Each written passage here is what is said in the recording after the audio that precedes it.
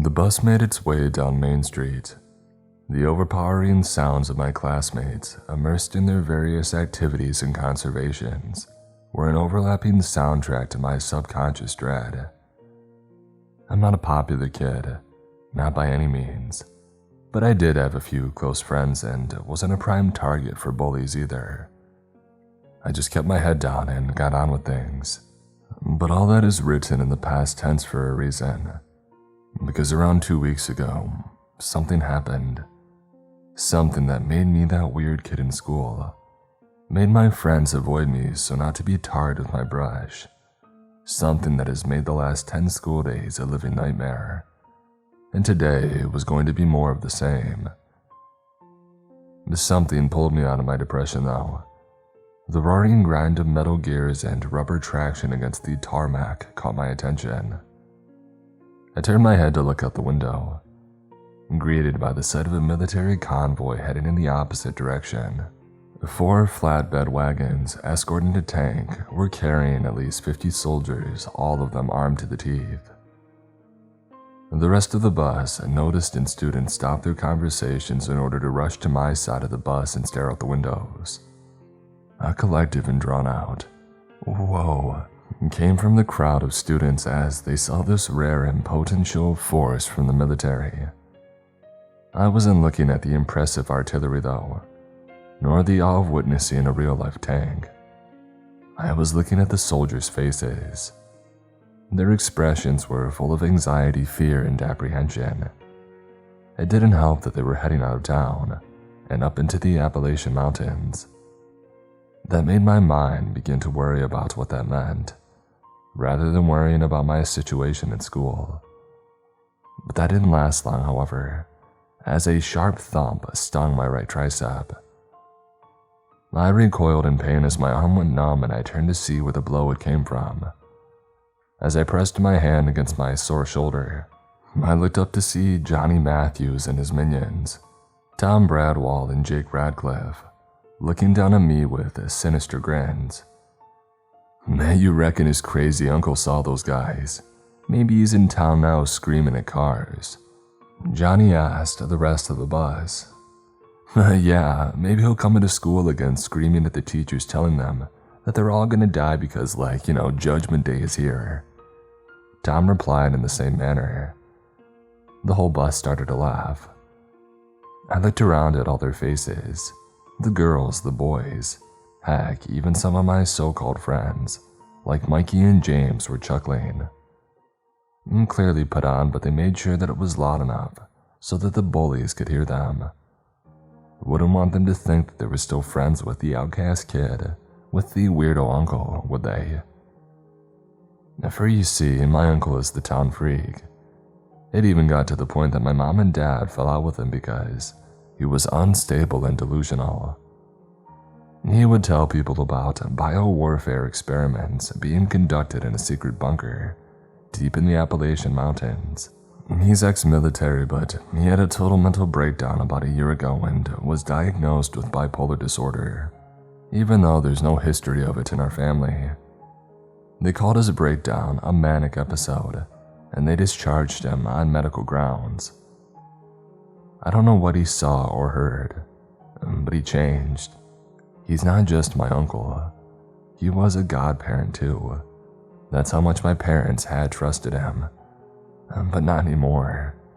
And the tip of the iceberg was Monday. I was in math when a teacher had informed me that my dad had come to pick me up. I felt that this was weird, as my father worked away as a long-distance trucker. But I hate math, so I didn't argue it. However, when I got to the front desk, I was greeted by the sight of my uncle looking frantic but hiding it under a facade of responsibility. "Oh, hey son, come on, we gotta get you to the dentist." I don't know if my confused face alerted the receptionist, or the fact that one of my English teachers was nearby and knew this guy wasn't my father. In fact, I think my mother and father had alerted the school about my uncle, because when they began to confront him on his identity, they indicated that he wasn't my father and they knew in fact that he was very ill and if they wanted him to call someone. He ignored them and began screaming at me that I needed to come with him. The commotion caused all the classroom doors to swing open. Students and teachers flooded into the corridors to watch the freak show that was unfolding. I felt my cheeks begin to burn and I struggled to hold back tears of embarrassment. My uncle just screamed back at the teachers that I needed to go with him because it wasn't safe in this town, and that it was only a matter of time before they escaped. He started rambling about some government experiment deep in the Appalachia, saying they were creating things that weren't meant for this world. He began to beg me to come with him and that he would get us out of here before everything went to crap. But when my teacher began to place his hands on my shoulders and pull me back into the safety of the office, my uncle lost his head.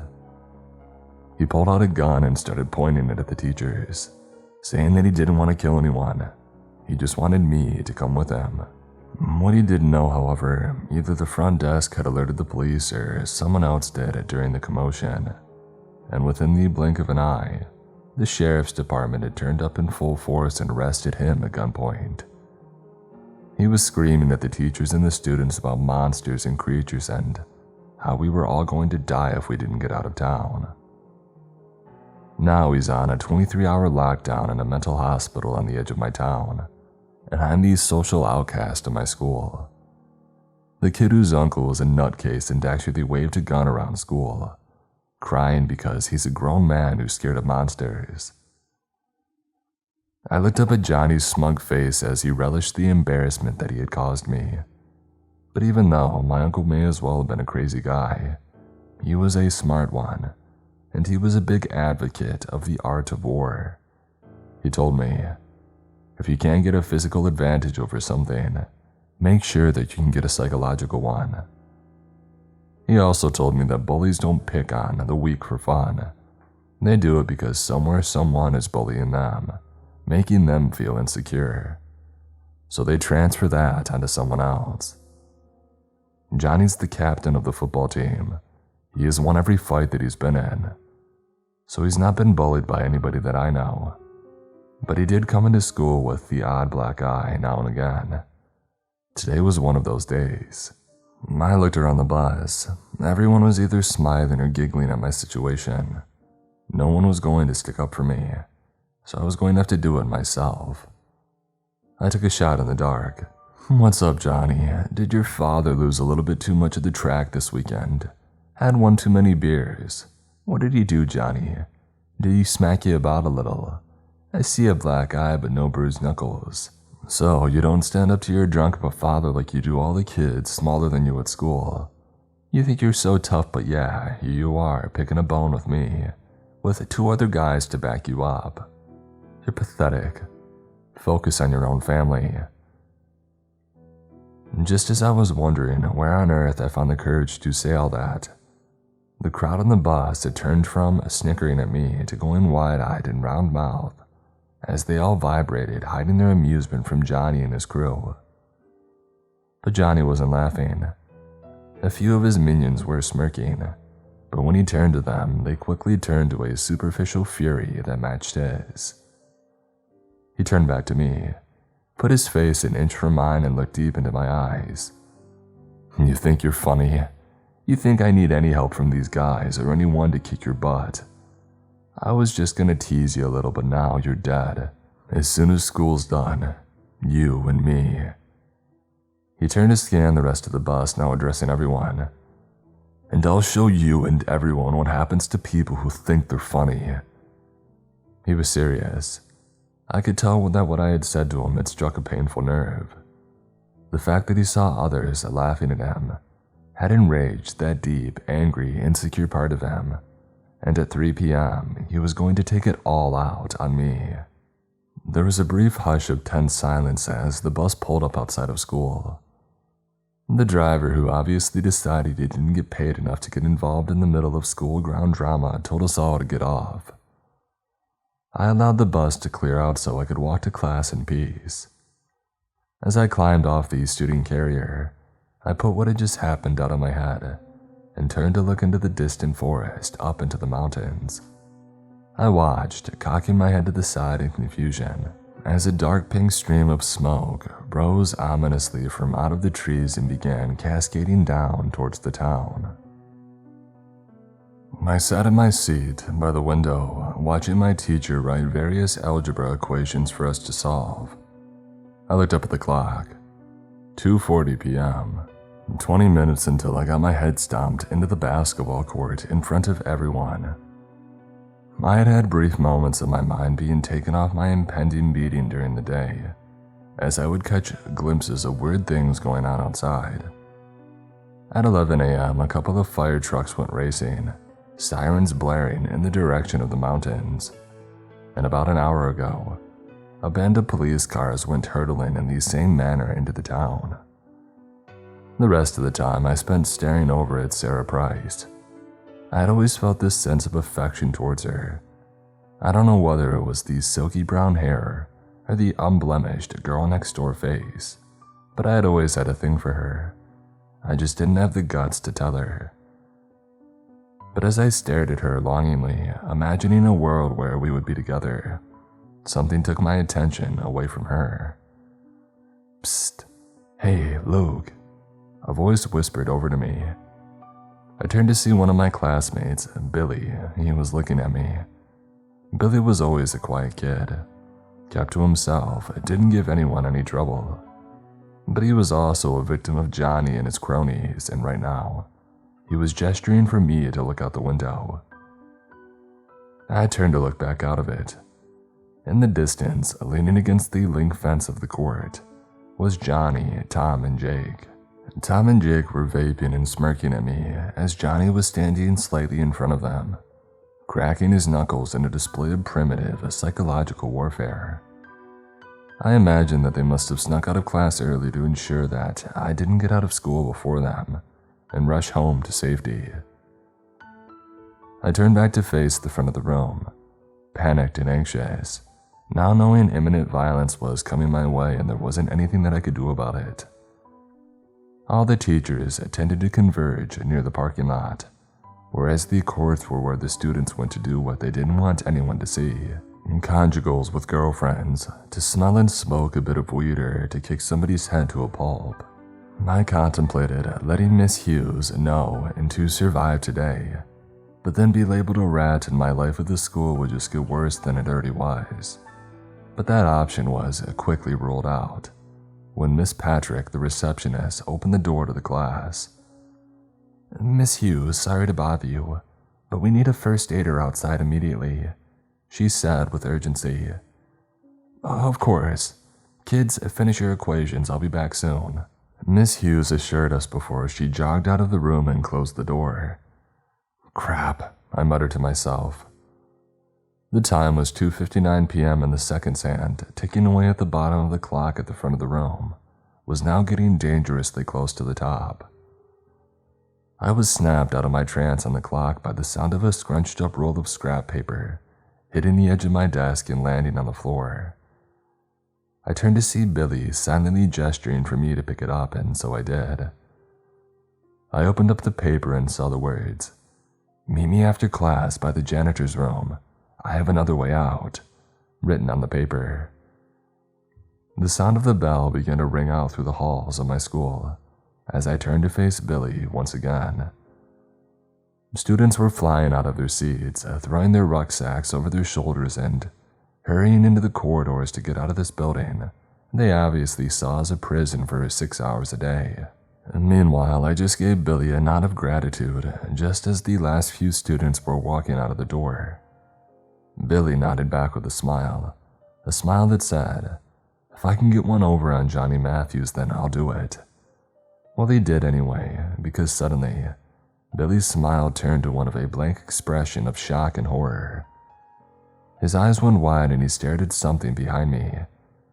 I turned quickly to the sight of Johnny, Tom, and Jake sprinting full force towards the classroom window where I sat. My eyes widened at the sight. I was expecting the trio to have looks of rage and violence in their eyes, but they didn't. Instead, their faces, their expressions, were that of pure, unadulterated terror. Tom and Jake both ran track, whereas Johnny was a quarterback. He was bigger and stronger, but they were faster. They were all screaming for me to open the window, periodically looking over their shoulders in panic.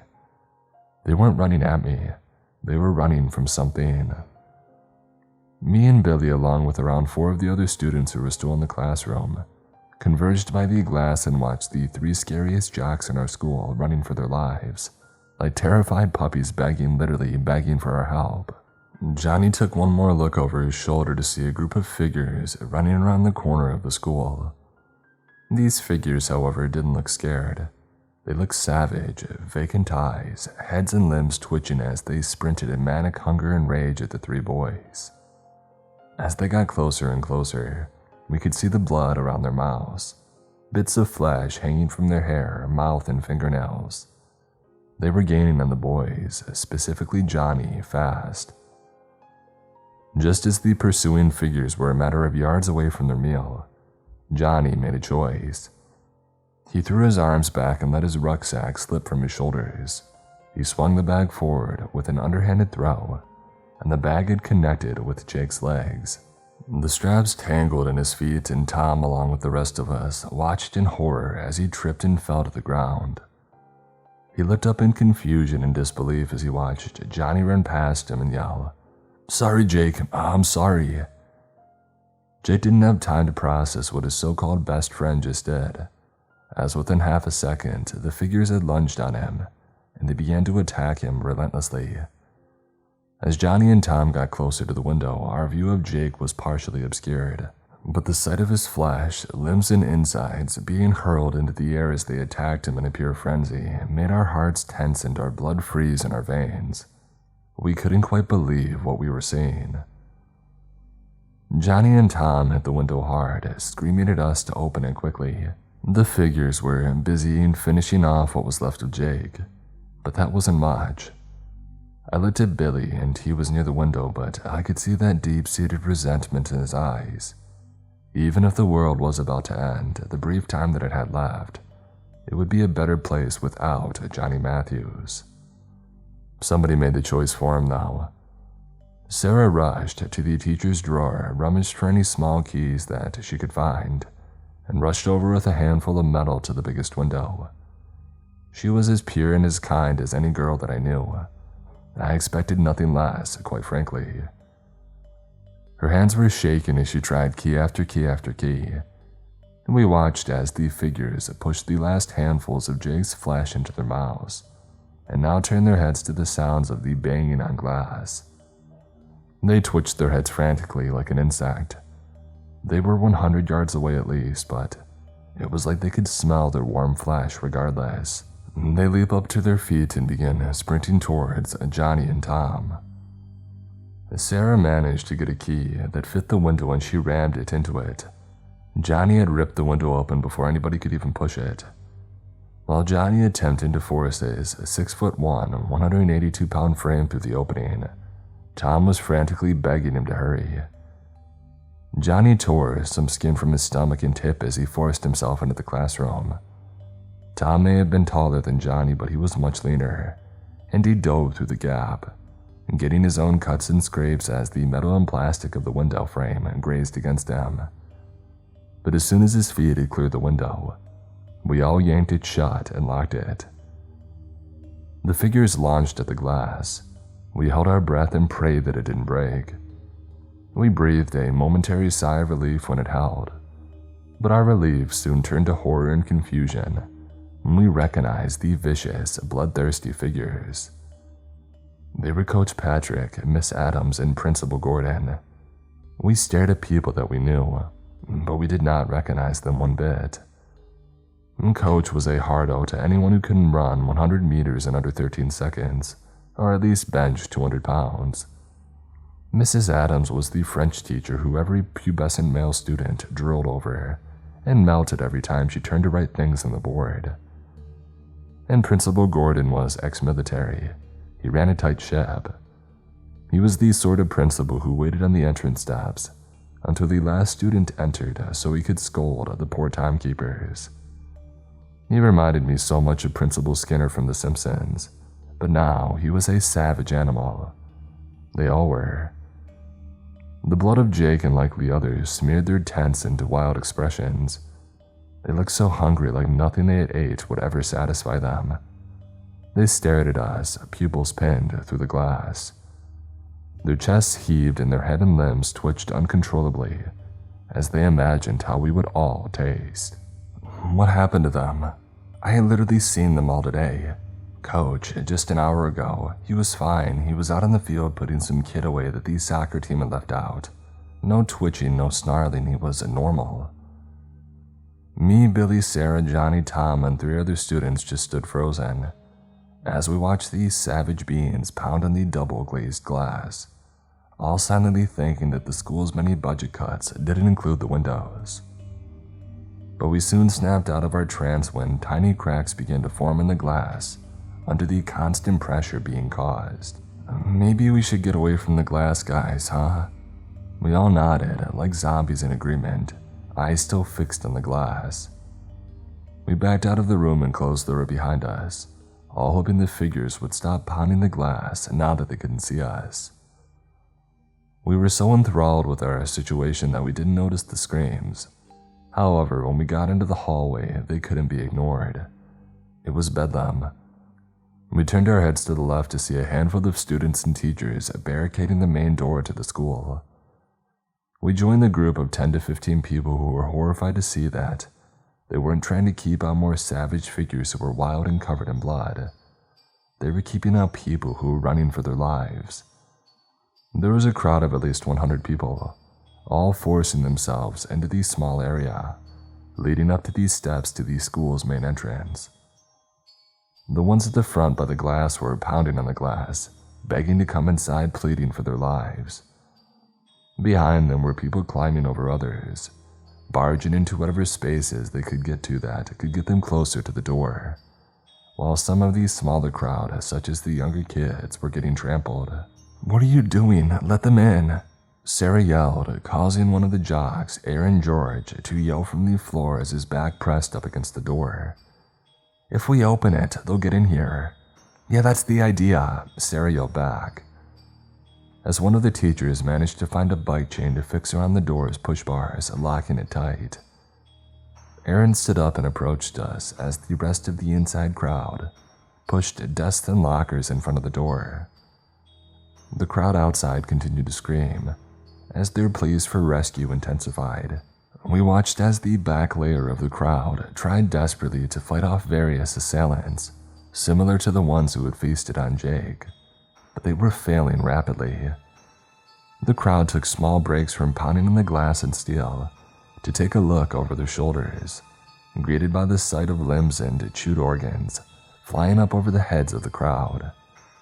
And then one by one, the assailants' heads started popping up and twitching side to side as they observed their next meal.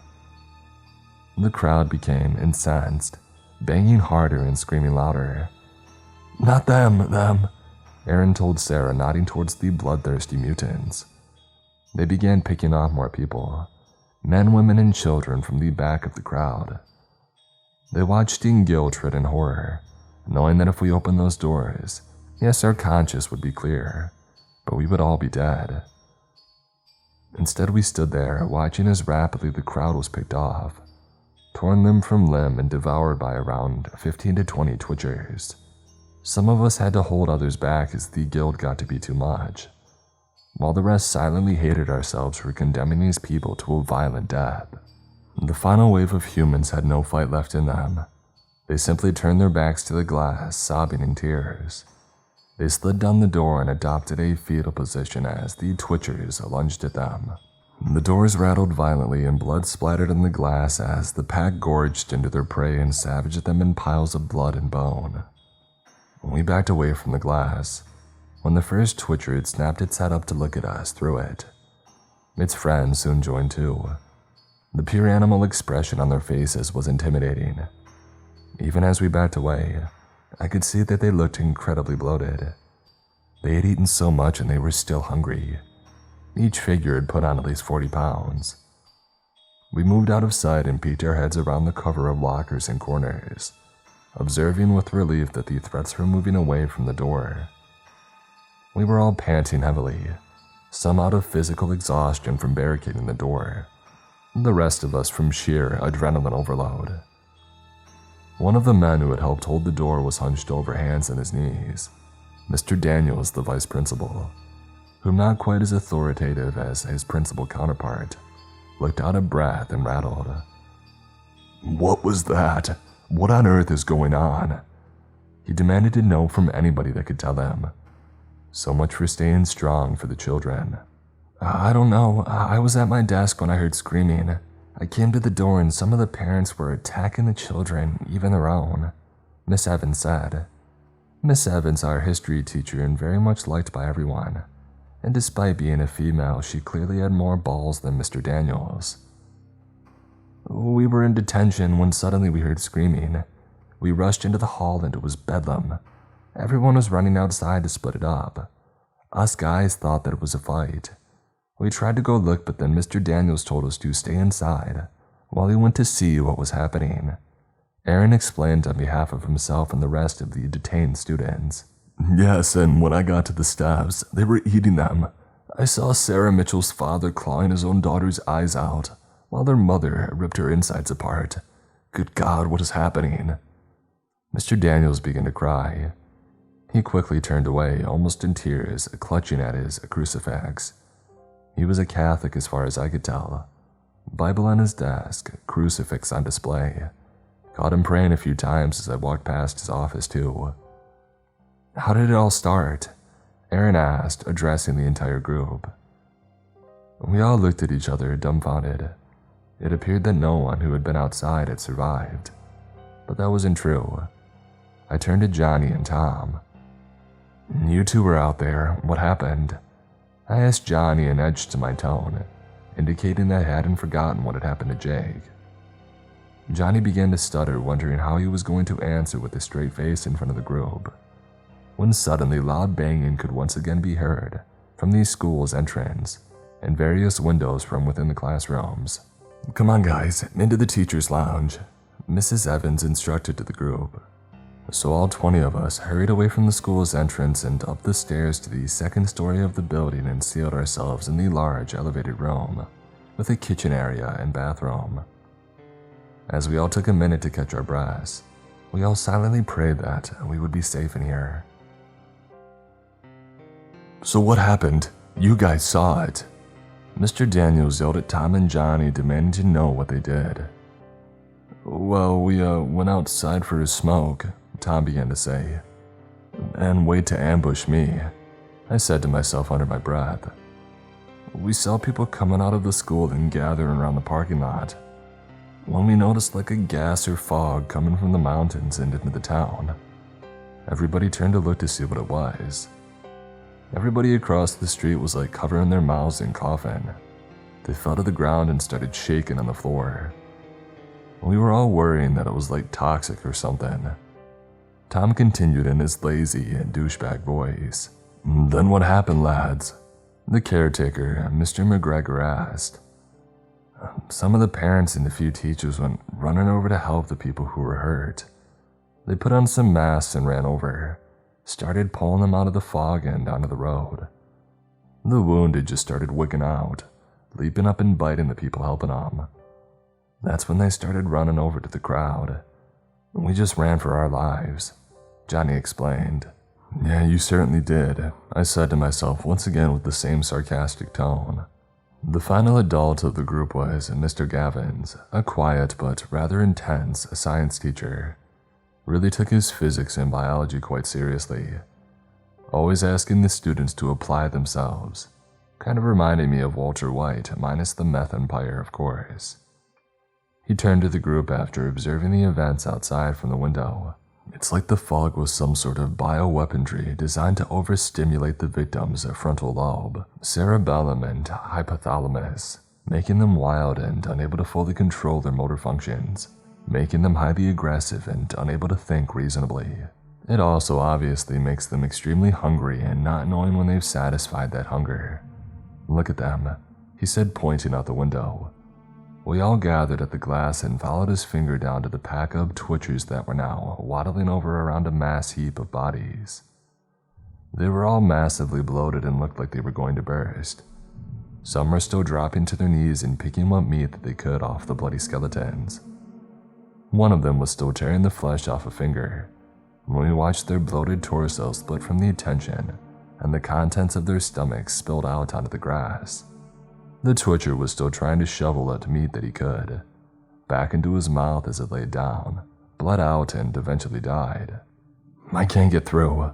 I can't get through," Mr. Daniels ranted inconceivably as he showed everyone the screen of his cell phone. His call to 911 was just a constant, repetitive tone as the call time ticked away. "Well, there's been a lot going on outside. They're probably just busy. I'm sure help will be coming soon," Miss Evans said, attempting to rationalize the situation and ease Mr. Daniels' anxiety. "I don't see no peelers out there, do you? If a load of people just got attacked and killed, where are the police? I mean, good God, where on earth are the rest of the town? Coming to see what happened?" Mr. McGregor pointed out. "Well," Johnny said, "the fog came from the town," I piped up. Everybody turned to look at me. I didn't need to finish the end of the sentence for everybody to catch on to my point. We all just looked at each other, trying to hide our panic behind our poker faces. Except Mr. Daniels. Mr. Daniels completely lost it. "Oh my God, this is the will of God. The day of judgment is upon us. I knew the school full of sinners and non-believers would someday draw some unholy wrath. We're all going to die, painfully and slowly. We're all going to..."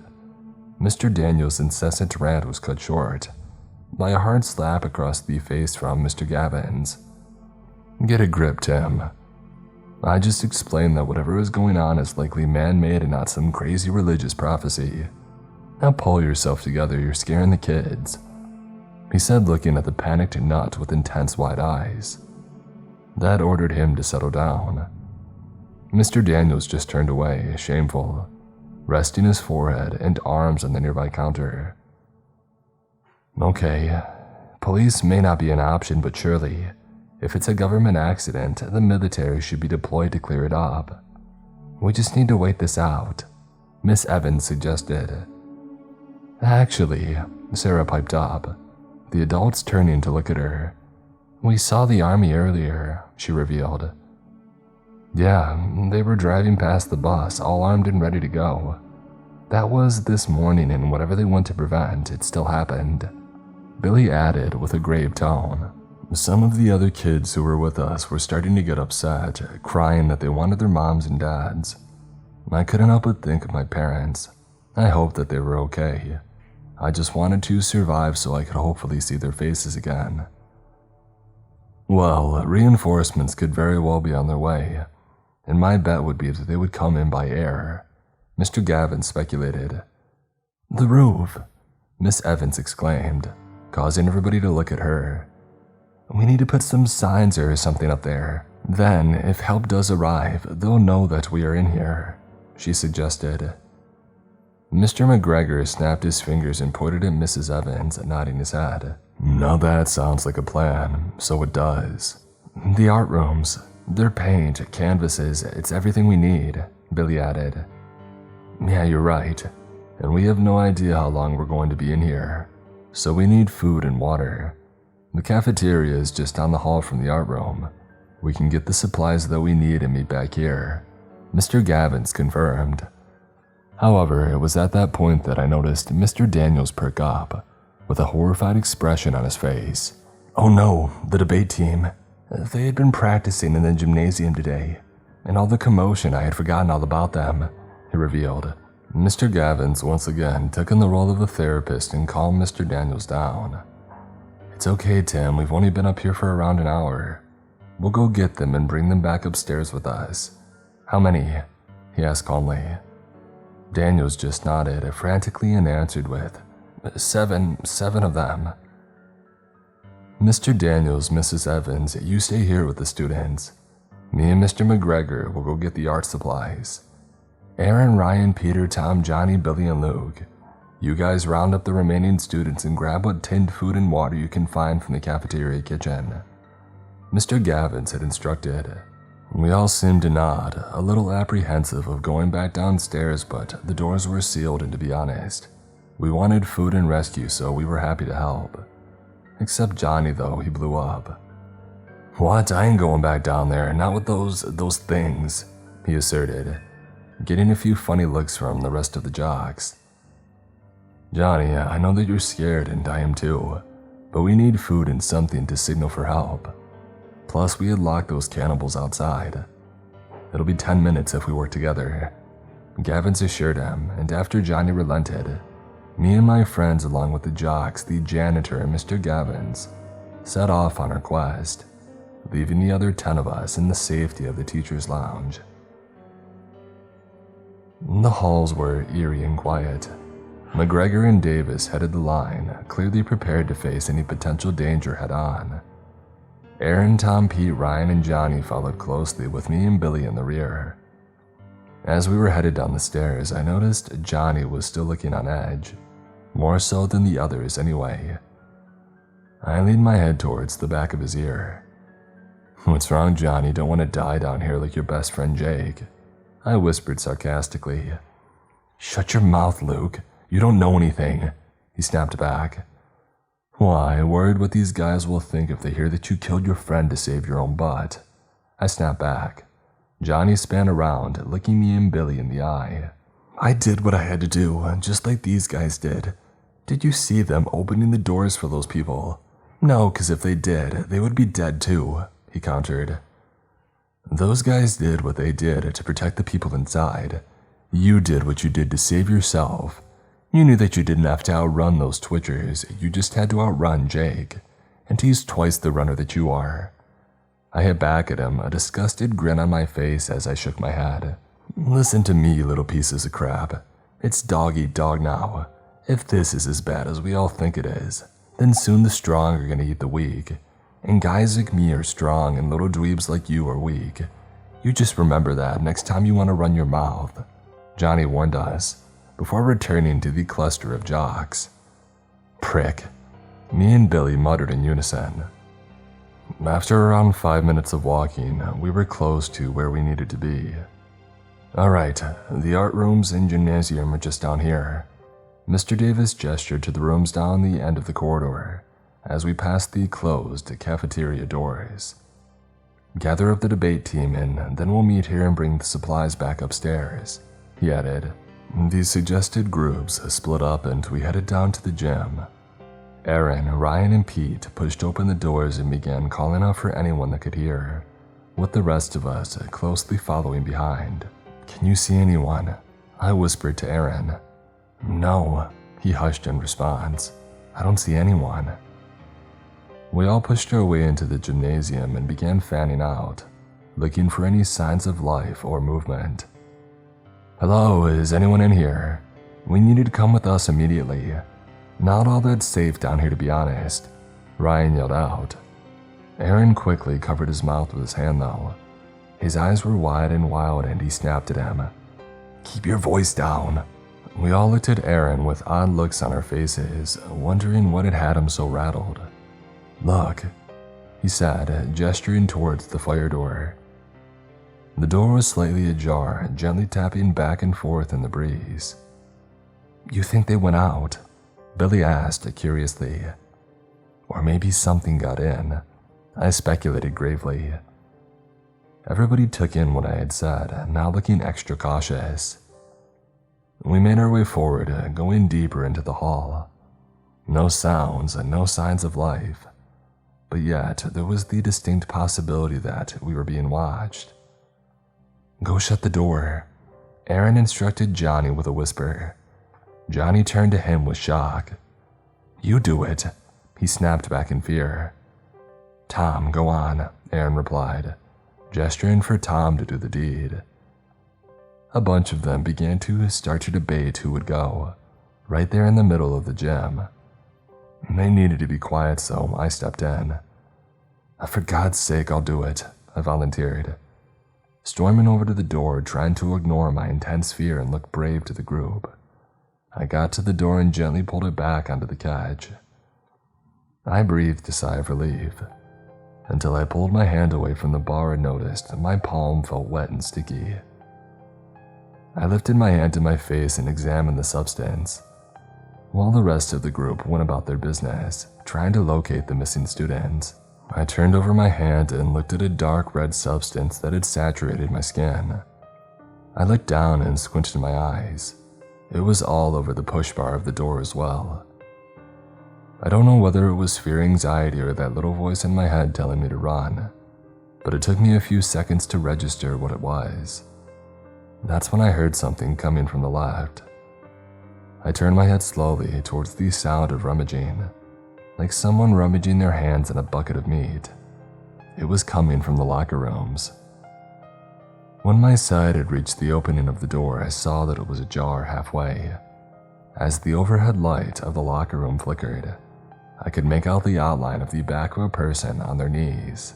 The light flickered once again, and that's when I saw the same substance on my hand in the push bar. It was splattered all over the locker room. It was an involuntary response that in hindsight was the worst thing that I could have done. "Oh crap," I exclaimed, loud enough and close enough for them to hear me. The figure snapped up in that familiar vacant, wild expression, accompanied by blood-soaked jaws and pinned pupils, stared a hole in me. I thought that my horror couldn't have got any worse. 3 more heads poked their heads around the edge of the door, and they all started to twitch their heads uncontrollably. One of them flung the door back, revealing a pack of 4 all hunched around a pile of 3 ravaged corpses. They launched out of the locker room and screeched as they sprinted towards me. "Twitchers!" I yelled out loud as I ran back to the group. The pack fanned out and lunged at their nearest potential victim. One had leaped onto Ryan's back and he fell to the ground, and the twitchers began to tear flesh from the back of his neck with ferociousness. His screams of pain reached a screeching pitch as I ran for my life, and as did the others. But they were track runners and I wasn't. And around 3 meters from the group, I felt something grab my leg. I fell to the ground and quickly turned over in panic, greeted by the sight of a twitcher lunging its way into a mounted position on my stomach. Its face was thrusting at mine, desperately trying to get a bite of my delicious, tender flesh. From this vantage point, I could see the hanging muscle tendons and torn skin hanging from its mouth. Its face and clothes were soaked in claret, and it was snapping away at me like a crocodile. The only thing stopping it from succeeding in its efforts was my hand pushed up into its neck. I held firm, desperately trying to squirm to freedom as it writhed and lunged harder and harder. My arms began to burn and ache as its teeth snapped closer and closer to my face. I closed my eyes, preparing for an agonizing demise, when suddenly a crack rang out near my hand and liquid splattered on my face and arms. The tension on my hands and limbs had slackened off, and I had opened them up to notice the twitcher wasn't twitching anymore. In fact, it was limp as a wet sock. I let it slump to the side, noticing the large archery arrow that had pierced its skull. I snapped my head around, only to see Johnny holding the bow from the school's archery kit. In the mayhem, it was as if time stood still. Johnny looked at me and I looked at him, and he nodded and so did I. "Johnny!" Aaron yelled. Johnny turned quickly, only for a twitcher to be mere yards from tackling him to the ground. Johnny froze. He didn't have an arrow loaded, nothing to defend himself with. He braced himself and waited to be torn to shreds. A wet thud rang out from the hall. The echo of the whack drew everybody's attention to the source of the sound. Mr. Gavins brought the baseball bat back to his shoulder, now dripping in brain and blood. The twitcher, now with half her head caved in, crumbled to the floor as Johnny opened his eyes slowly. Everyone was in stunned silence as we collected our breath, but there was no time. "Oh, watch out!" Aaron yelled out in terror. The other 2 twitchers were galloping towards us with intense hunger in their eyes. Mr. Gavins took another step forward, steadied his feet and pulled the bat back and swung for the cheap seats. One of the twitchers' head exploded like a watermelon, but the other leapt and tackled Mr. Gavins to the floor. He had managed to fend the fiend off enough to be able to use the baseball bat as a shield, driving it up into its throat as it snapped away at him. He struggled and grunted as the Twitcher began winning the battle. Its snapping jaws were inches from his face when I snapped out of my frozen state. I just didn't think, and instead, I acted. I ran towards the struggle and kicked it in the head as hard as I could.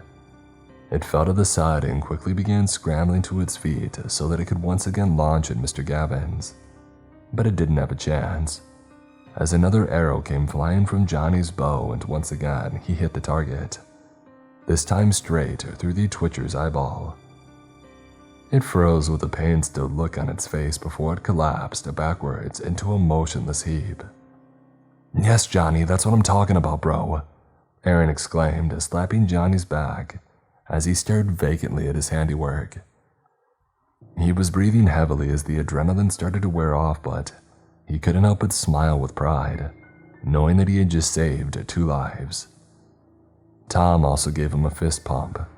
Now Johnny was beaming with pride. The good vibes were short-lived though, as we turned to see the corpse of Ryan. The 2 remaining Twitchers had made quick work of him. Suddenly the sound of screaming came from the hallway. It was coming from Mr. McGregor. We all rushed towards the corridor, praying that there were no Twitchers going into him. I had seen enough of that for one day. We burst through the doors and quickly scanned the area to see what all the commotion was about. What we saw froze us in our tracks. Mr. McGregor came spinning around the corner from the direction, desperately swatting and clutching at his neck and face. "Jimmy, what's wrong?" Mr. Gavins yelled desperately at his friend.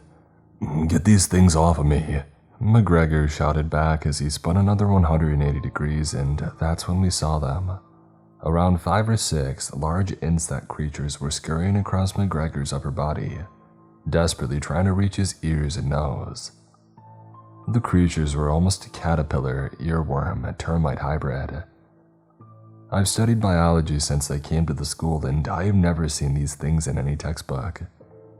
4 of the creatures had a yellow abdomen, whereas the other 2 had a blue one, but regardless of their appearance, they were equally as aggressive, nipping and scratching Mr. McGregor as they were bent on burrowing their way into any orifice that they could reach. Me, Billy, Johnny, Aaron, Tom, and Mr. Gavins all rushed over and tentatively swatted the creatures off his body. Everyone that fell to the ground, we stomped on them as hard as we could, causing their exoskeletons to crack like eggs and green gunk to splat across the floor tiles. "Are they all gone?" McGregor asked through deep breaths. Gavins checked him over and confirmed that he was clean. "What happened?" Aaron asked, totally rattled by what he had seen. "We were about to head into the art rooms when we heard you guys screaming. So we were running to help, but then I heard a groan. I thought that it was the missing kids, and I thought that someone might have been injured. So I went inside and well..." He trailed off and was unable to finish his sentence. "Well, what?" Gavins pressed. McGregor just looked over his shoulder at the door to the art rooms. "Take a look." We all cautiously went over to the door and pulled the handle. Bat and arrows at the ready. The art room was dark, gloomy, and Christ absolutely reeked of something god-awful. The only light penetrating the darkness was coming from these small windows on the far side of the room, which had been smashed. The fading daylight casting a bleak spotlight on what we came down here for. The missing students. The ones that got away from the Twitchers anyway. 3 bodies lay on the ground. Wide eyes, soaked red with burst blood vessels. Tense expressions of pain etched on their faces. Some had holes where their nostrils or ears used to be. Drying blood running down the sides of their mouths, noses, ears, and eyes. But as horrifying as that all was, the way all their rib cages and chest cavities had been ripped open, but it was clear that they hadn't been dug out from the outside. They had been burst open from the inside. Inside, there were no heart, lungs, liver, or kidneys, just bone and mineral flesh. We all looked down petrified with terror and shock at what we were seeing. "There," Gavin said, breaking the silence, pointing at a stack of canvases in the corner, a tin of red paint and a bucket of brushes next to it. Aaron, Tom, and Peter hurried over and began to load up whatever they could carry. 2 in the locker room, 4 in here. There were 7 students, I muttered to myself. As the jocks loaded up, I examined the scene, noticing the lack of glass around the broken windows. Something hadn't broken in here and done this. Something had done this and broken out. I scanned the other side of the room, discovering small portions of the drywall had been tunneled out, close to where the kids' bodies were. And that's when I noticed other small portions of the wall were starting to gently vibrate, and dust and chippings were falling off. "Guys, hurry up," I suggested with anxiety. The others began to notice the same thing happening, and as the jocks began running over with the art supplies, they joined the group in staring at what was coming through the wall. 5 of those mutant earwigs began protruding from the wall as they burrowed their way into the art room. Gavins, myself, and Billy quickly ran over, stomping the thumb-sized insects into mush before they had a chance to realize that we were there. "Okay, I think we got 'em. Come on, let's." Gavin's positivity was cut short as a whimpering, gentle groan came from behind one of the desks. We turned to look at what it was. It was the last student laying on the floor. Same vacant, glassy stare as the others. Similar grotesque entry wound in the left ear. But there was no blown apart torso. And more worryingly, he was alive. "Holy crap, Frankie, come on son, get up." Gavins ran over to a student that he clearly recognized and began cradling the wounded boy. The kid groaned and moaned, but it was clear that the lights were on, but nobody was home.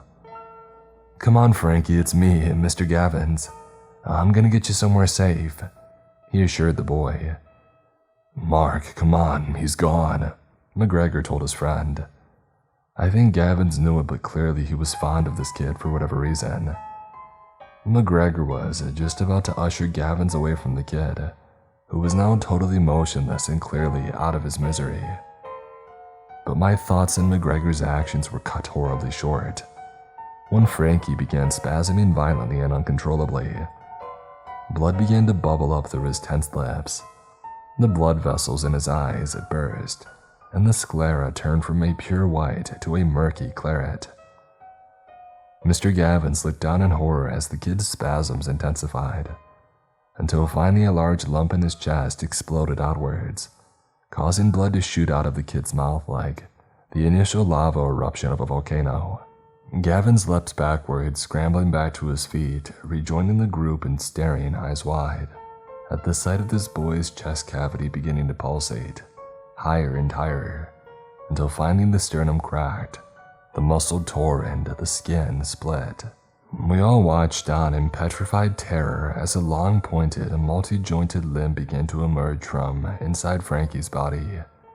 The black, hairy limb rose up into the air, before curling over and planting its tip on the ground.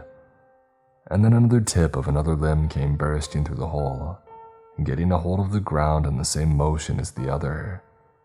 "Come on, let's go," Johnny suggested. "Yeah, come on," McGregor yelled in agreement. We all began to quickly retreat from the room. As I exited the threshold of the door, I took one quick look over my shoulder. There were 7 of these sinister legs now arching out of the open torso wound, with an 8th just finished piercing through and joining the rest. We slammed the door shut and McGregor quickly began frantically pulling out his master key set and finding the key that would enable us to lock that room. As he was desperately locating the key, I peeked through the glass to keep an eye on the creature that was birthing from Frankie's hollowed-out corpse.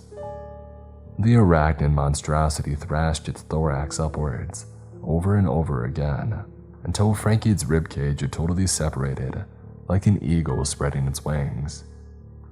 The abomination was black with a tint of blue in color, with a large striped and layered abdomen.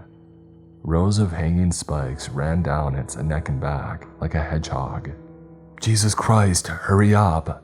I yelled as the spider-like creature exploded out of its makeshift cocoon and scuttled onto the tiles. The thing was the size of a husky pup, and after scanning its surroundings, it turned to notice me at the glass. I locked eyes with the terrifying gorilla-shaped skull for a split second. It had 4 black beady eyes with blood-red pupils that dilated when it locked eyes on its first potential food source. Its 4 huge fangs interlocked. Its upper fangs hung down at least 5 inches on the outside of its lower fangs that rose the same length upwards.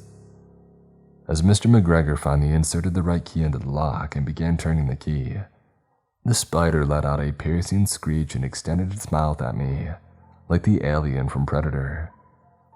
It launched like nothing any of us had ever seen before, and it slammed against the locked door with an unseen force as we all jumped back. Gavin's, Aaron, Peter, and Johnny quickly grabbed a nearby section of lockers and heaved them over to the door, blocking the entrance completely. "Come on, let's get the food from the kitchen and get back upstairs."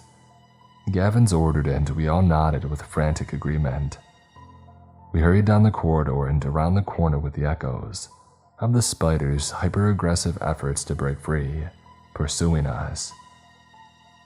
The cafeteria was about a 7-minute walk from the art room, or in this case, a 90-second sprint. We reached the doors to the dinner hall and took a brief moment to come up with a strategy before we entered, as well as catching our breaths. Okay, so the kitchen is behind the serving counters. There should be meat, fries, tinned goods, candy bars, all sorts. Just grab what you can and we can store it in the fridge of the staff room. We have a microwave and a kitchen, so as long as there's still power, we'll be good. We need enough rations for about 15 people, probably for at least a week, okay? Gavin's outlined to the group. We all nodded in unison. Tom, Aaron, Johnny, Luke, and Billy, you guys make the dash. Jimmy, you go in and watch their backs. Me and Pete will stay out here keeping guard.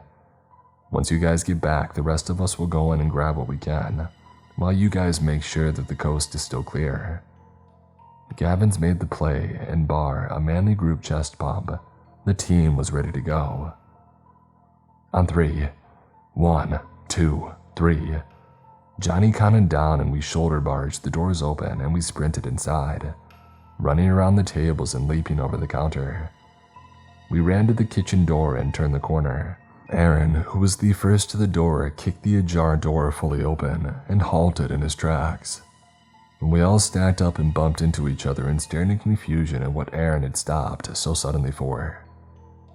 But that confusion soon turned to fear, as a pack of 8 heavily bloated twitchers were gathered in the trash kitchen, gorging into packs of raw turkey breast, frozen fries, and leftover chicken. One of them was literally shattering its teeth as it tore through a tin of baked beans.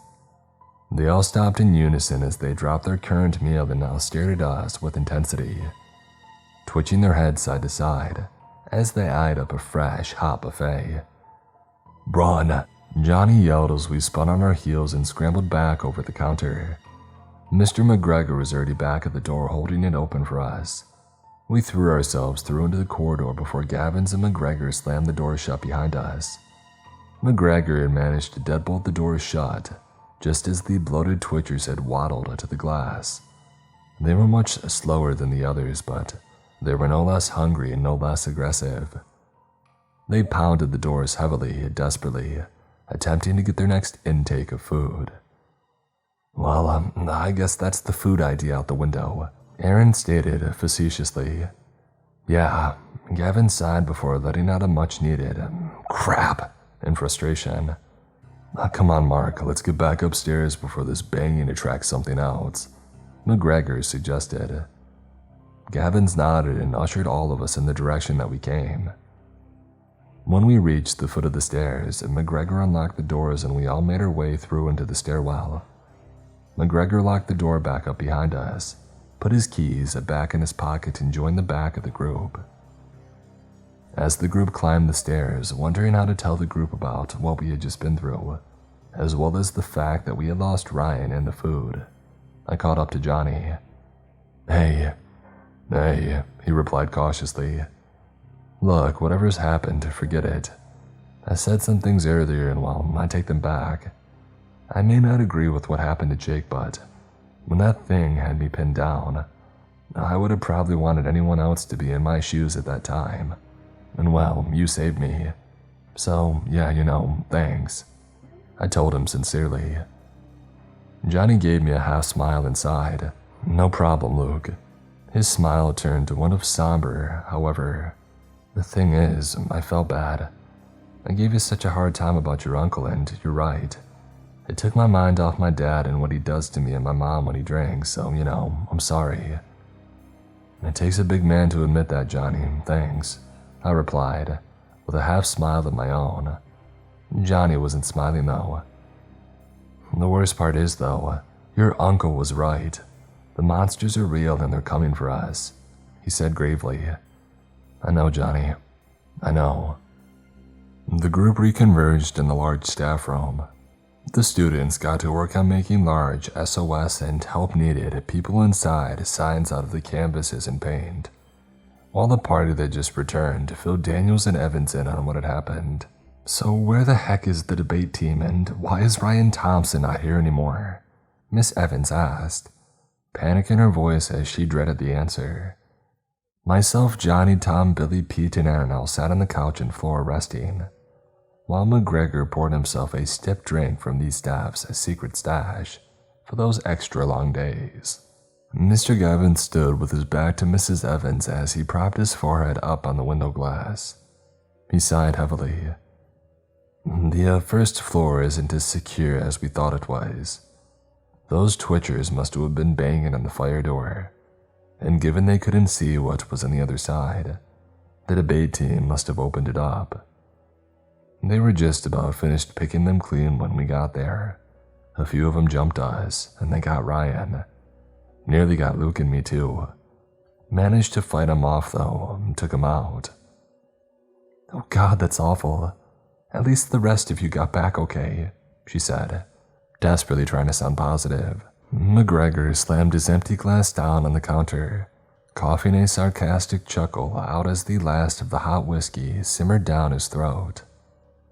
There ain't no silver lining here, darling. Not only did those head-cocking cannibals eat all the food in the kitchen, but a roided up millipede attacked me and tried to actually eat my brain. And then we watched a spider the size of my mommy's Labrador burst from a dead boy's chest, just like in that Alien movie. So yeah, we may have got back alive, but believe me, darling, that doesn't make us all any less than dead. Miss Evans was taken back at the toll recent events had taken on the usually friendly, Belfast-born caretaker. That's right, but we all worked together and we came away with our lives, thanks to Johnny and Mr. Gavins. They stood up to the monsters and they won. We all just need to keep strong and work together and we'll be okay, Pete exclaimed, the rest of us nodding in agreement. Johnny did his best to hide his pride over this praise, but you could tell that he wanted to smile. The kid clearly didn't get many nice words from his dad, and he was relishing this moment. It was nice to see this softer side to Johnny. Mr. Daniels, albeit still not quite got himself together, was much calmer than before.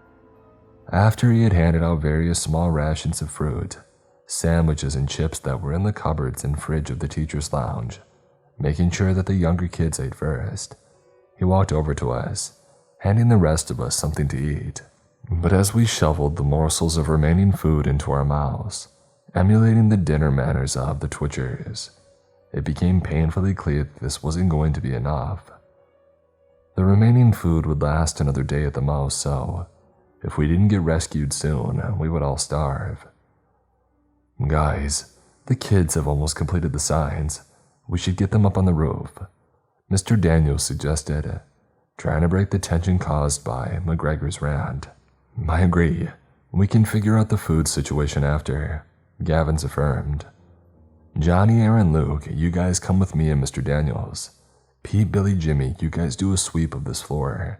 Make sure that it's safe and there's no other ways these things, whatever they are, can get inside. We all looked up at Gavins with hesitation. None of us wanted to leave the room, not again. Come on, guys. I don't want to go out there any more than you, but we need to let any potential air support that there are survivors in here. Otherwise, we're stuck here. No food, no heat, no chance of rescue.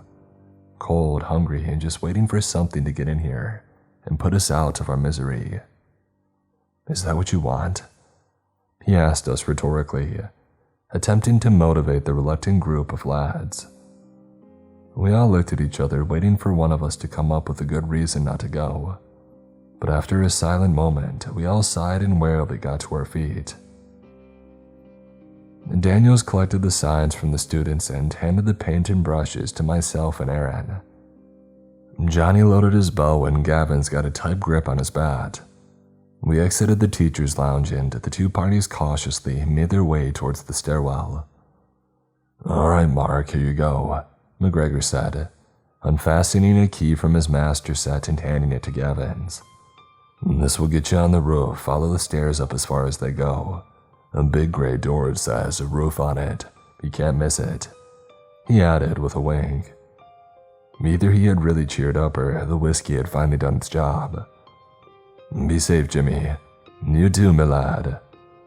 The two embraced and the selected groups parted ways. But as the group leaders led the way, Billy turned to me and placed his hand on my shoulder. "Make sure you make it back too, Luke. Don't leave me all alone with the jocks," he said with a humorous grin and a wink of his own. I responded with a gentle chuckle and we shook hands. "I'll try," I replied facetiously. As we parted and I joined the back of my group, I couldn't help but contemplate how weird it was that me and Billy, who had said no more than 10 words to each other in the past 4 years, now felt like we had been friends for years. It's amazing how an unexpected apocalypse can bring two people together who had nothing more than mutual respect and an equally mutual hatred of bullies. We reached the top of the stairs, and no sign of any twitchers or whatever else is lurking in the halls of this building. So far so good. As promised, the gray door branded with the word roof greeted us when we had reached the top of the stairs. "Okay guys, Luke, Aaron, you guys get the canvases in place on each face of these walls. Me and Mr. Daniels will write a message on the floor. Johnny, you keep watch. Fire an arrow into anything that twitches its head, you hear me?" Gavin instructed, placing a supportive hand on Johnny's shoulder, looking at him dead in the eye, making sure that he understood the instructions. Johnny gave an affirmative nod in return. "Okay, let's go." Gavin's turned, placed the key in the locker and turned. He pulled on the handle and pushed the old weathered door outward, and we all crept out into the night air. We all tiptoed, placing each foot gently in front of the other as we made our way into positions, making as little noise as possible. If there was anything up here, then we wanted to see it first, rather than the other way around. "Anything?" Daniels whispered loudly.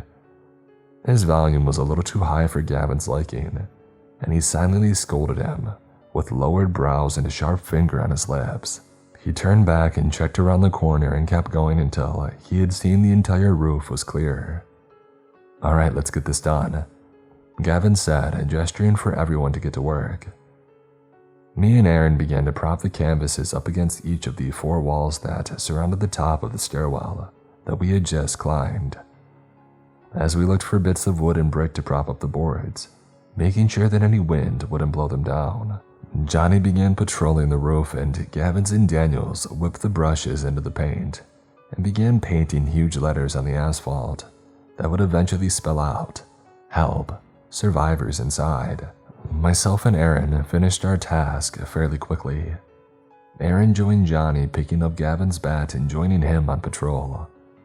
Aaron took the west side, Johnny the east, leaving me to wander towards the north side of the building, looking out over the front of the school and onto the site where this nightmare had started. Barring a few extremely bloated twitchers waddling around, their stomachs swollen to a painful size, the coast was clear. I watched as they stumbled between masses of moist skeletons, minimal meat left on the bones. Hundreds had died out here less than 6 hours ago, yet it looked like it had been 6 months. As the last of the Twitchers had collapsed on the ground, their stomachs splitting from the impact, I watched an obscene amount of blood and guts flow out of the wounds onto the grass. My eyes wandered from the scene to the road and into the town. I looked down to Main Street, literally no more than 500 yards from the school. It was the supermarket. Food, water, supplies. I continued to rapidly scan the rest of the area. No signs of life, human nor non-human. I squinted my eyes, peering hard into the streets. There were bodies, not too dissimilar to the ones outside of our school. A mixture of fleshless corpses and overweight zombies. They were all laid out though. Maybe the Twitchers had all expired and run their course. Was the coast clear? But clear enough to collect supplies anyway. I turned to let Gavins know about what I had seen when something caught my eye. It was hard to see in the now dark, early winter sky. Some odd outline was making its way from one of the rooftops in the town. The more that I looked, the more I couldn't see anything. But one thing was clear. It was as if the air was moving. I wish that I would have said something, Jesus, anything, but I was too mesmerized by the way the air dragged across the sky, making its way ominously towards us. As the blurry mass of air came within 25 yards of the school roof, a low and droning buzz could be heard humming as it stalked the air, above Gavin's and Daniel's. "Guys," I warned anxiously, looking up at the sky and pointing my shaking arm at the mass that was now lowering onto the tip of the satellite mast on the corner of the building. It perched on the tip of the erected structure as the two men turned away from their tasks to look at what I was pointing at. "What in the name of our Savior is that?" Daniels asked, an increase in the anxious confusion to his shaky tone. "I don't know, but I think we should leave. The signs will do for now," Gavin said as he stepped away from the half-painted message. Daniels quickly retreated behind Johnny and Aaron, who now had advanced forward, aiming and readying their weapons at the mysterious mass. Gavins began moving cautiously towards the entrance to the stairwell. "I'll get the door open," he whispered to us, careful not to make any loud noises or sudden movements. Johnny kept his arrow tight and aimed at the potential threat. Aaron crept slowly behind Mr. Gavins, covering his back against any attack from the entity that had us all spooked. Just as Gavins was putting the key in the lock and reopening the door, something started happening to the mass. The blurry air began to change in color and started to form a shape. As the night formed into a now obvious creature, a large black and red striped abdomen that was raised up like an angry cat's back formed first, right down to the obscene-looking thorn stinger that protruded from the tip of its rear. The stinger now arching over its thorax that was black as the sky night, and aimed at us like a loaded pistol. Johnny's arrow slowly lost its tension as he was taken in by the horror of what was unveiling itself to us. 8 thin, yet large, jagged, hairy limbs protruded from his body. 6 were heavily joined, curling round various perches on the metal tower, while the front 2, almost like the pinches of a scorpion, were in front of where its face should be, coiled back in what looked like an aggressive stance.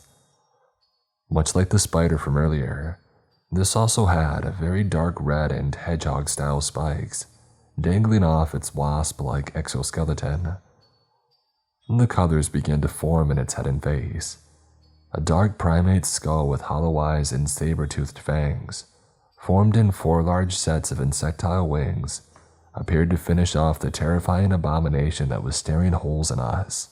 A clicking noise came from within its horrific chattering teeth that, bar the 4 fangs, were blunt like a human's. An almost gurgling chuckle came from the creature as it arched its back further, extending the sting on its tail closer to us. We all thought this was some sort of noise this thing made when it was hungry, and we all prepared to run or hide, but it quickly became clear that in fact the clicking noise was how this thing communicated. An even louder sound of that ominous buzzing began to hum from behind Mr. Daniels. We all turned to see, as did he, to see 5 more blurry masses hover up from behind the roof's edge, line up in formation and reveal their true form. Much like the Twitchers, their skull-like heads cocked their heads clockwise and anti-clockwise in a rapid motion. Their teeth did that horrible chattering noise as they clicked instructions to one another. Meanwhile, Daniels went from stunned silence to horrified screams of terror. He turned and ran for the door, but he didn't get far. The swarm of 8-legged freaks levitated up through the air before slicing the sky as they glided with terrifying speed right onto Mr. Daniels. The petrified Catholic collapsed to his knees in what I imagined to be some sort of Hail Mary praying to God to save him.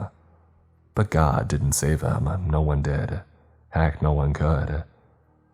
He covered up as 3 of them landed in a triangle formation around him, while the other 2, along with the Alpha that leapt from the satellite tower, hovered above him. Please, please God, no, help me. Lord Jesus, please. His prayers for assistance or mercy were cut short as the animal-sized insect hybrids coiled back and snapped forward at him. The screams, oh God, the screams, high-pitched and frantic with agony, as the pack began ravaging him with their stingers and pincers. Daniels rolled around like he was on fire, desperately trying to avoid each attack that was coming from all angles. He rolled onto his back at one point, when the Alpha of the pack had plunged his stinger in the left of Mr. Daniels. God, the image of him shaking and spasming with pain, as he fumbled with the flesh around where his eye used to be. They didn't let up though. They kept their systematic attack up for another few seconds. With each sting, we watched as around 2 pints of blood and flesh were sucked up through the stem. This savage ordeal lasted no more than 20 seconds, and by the time they pulled away, what was left of Mr. Daniels looked like no more than a torn sheet of skin covering a skeleton.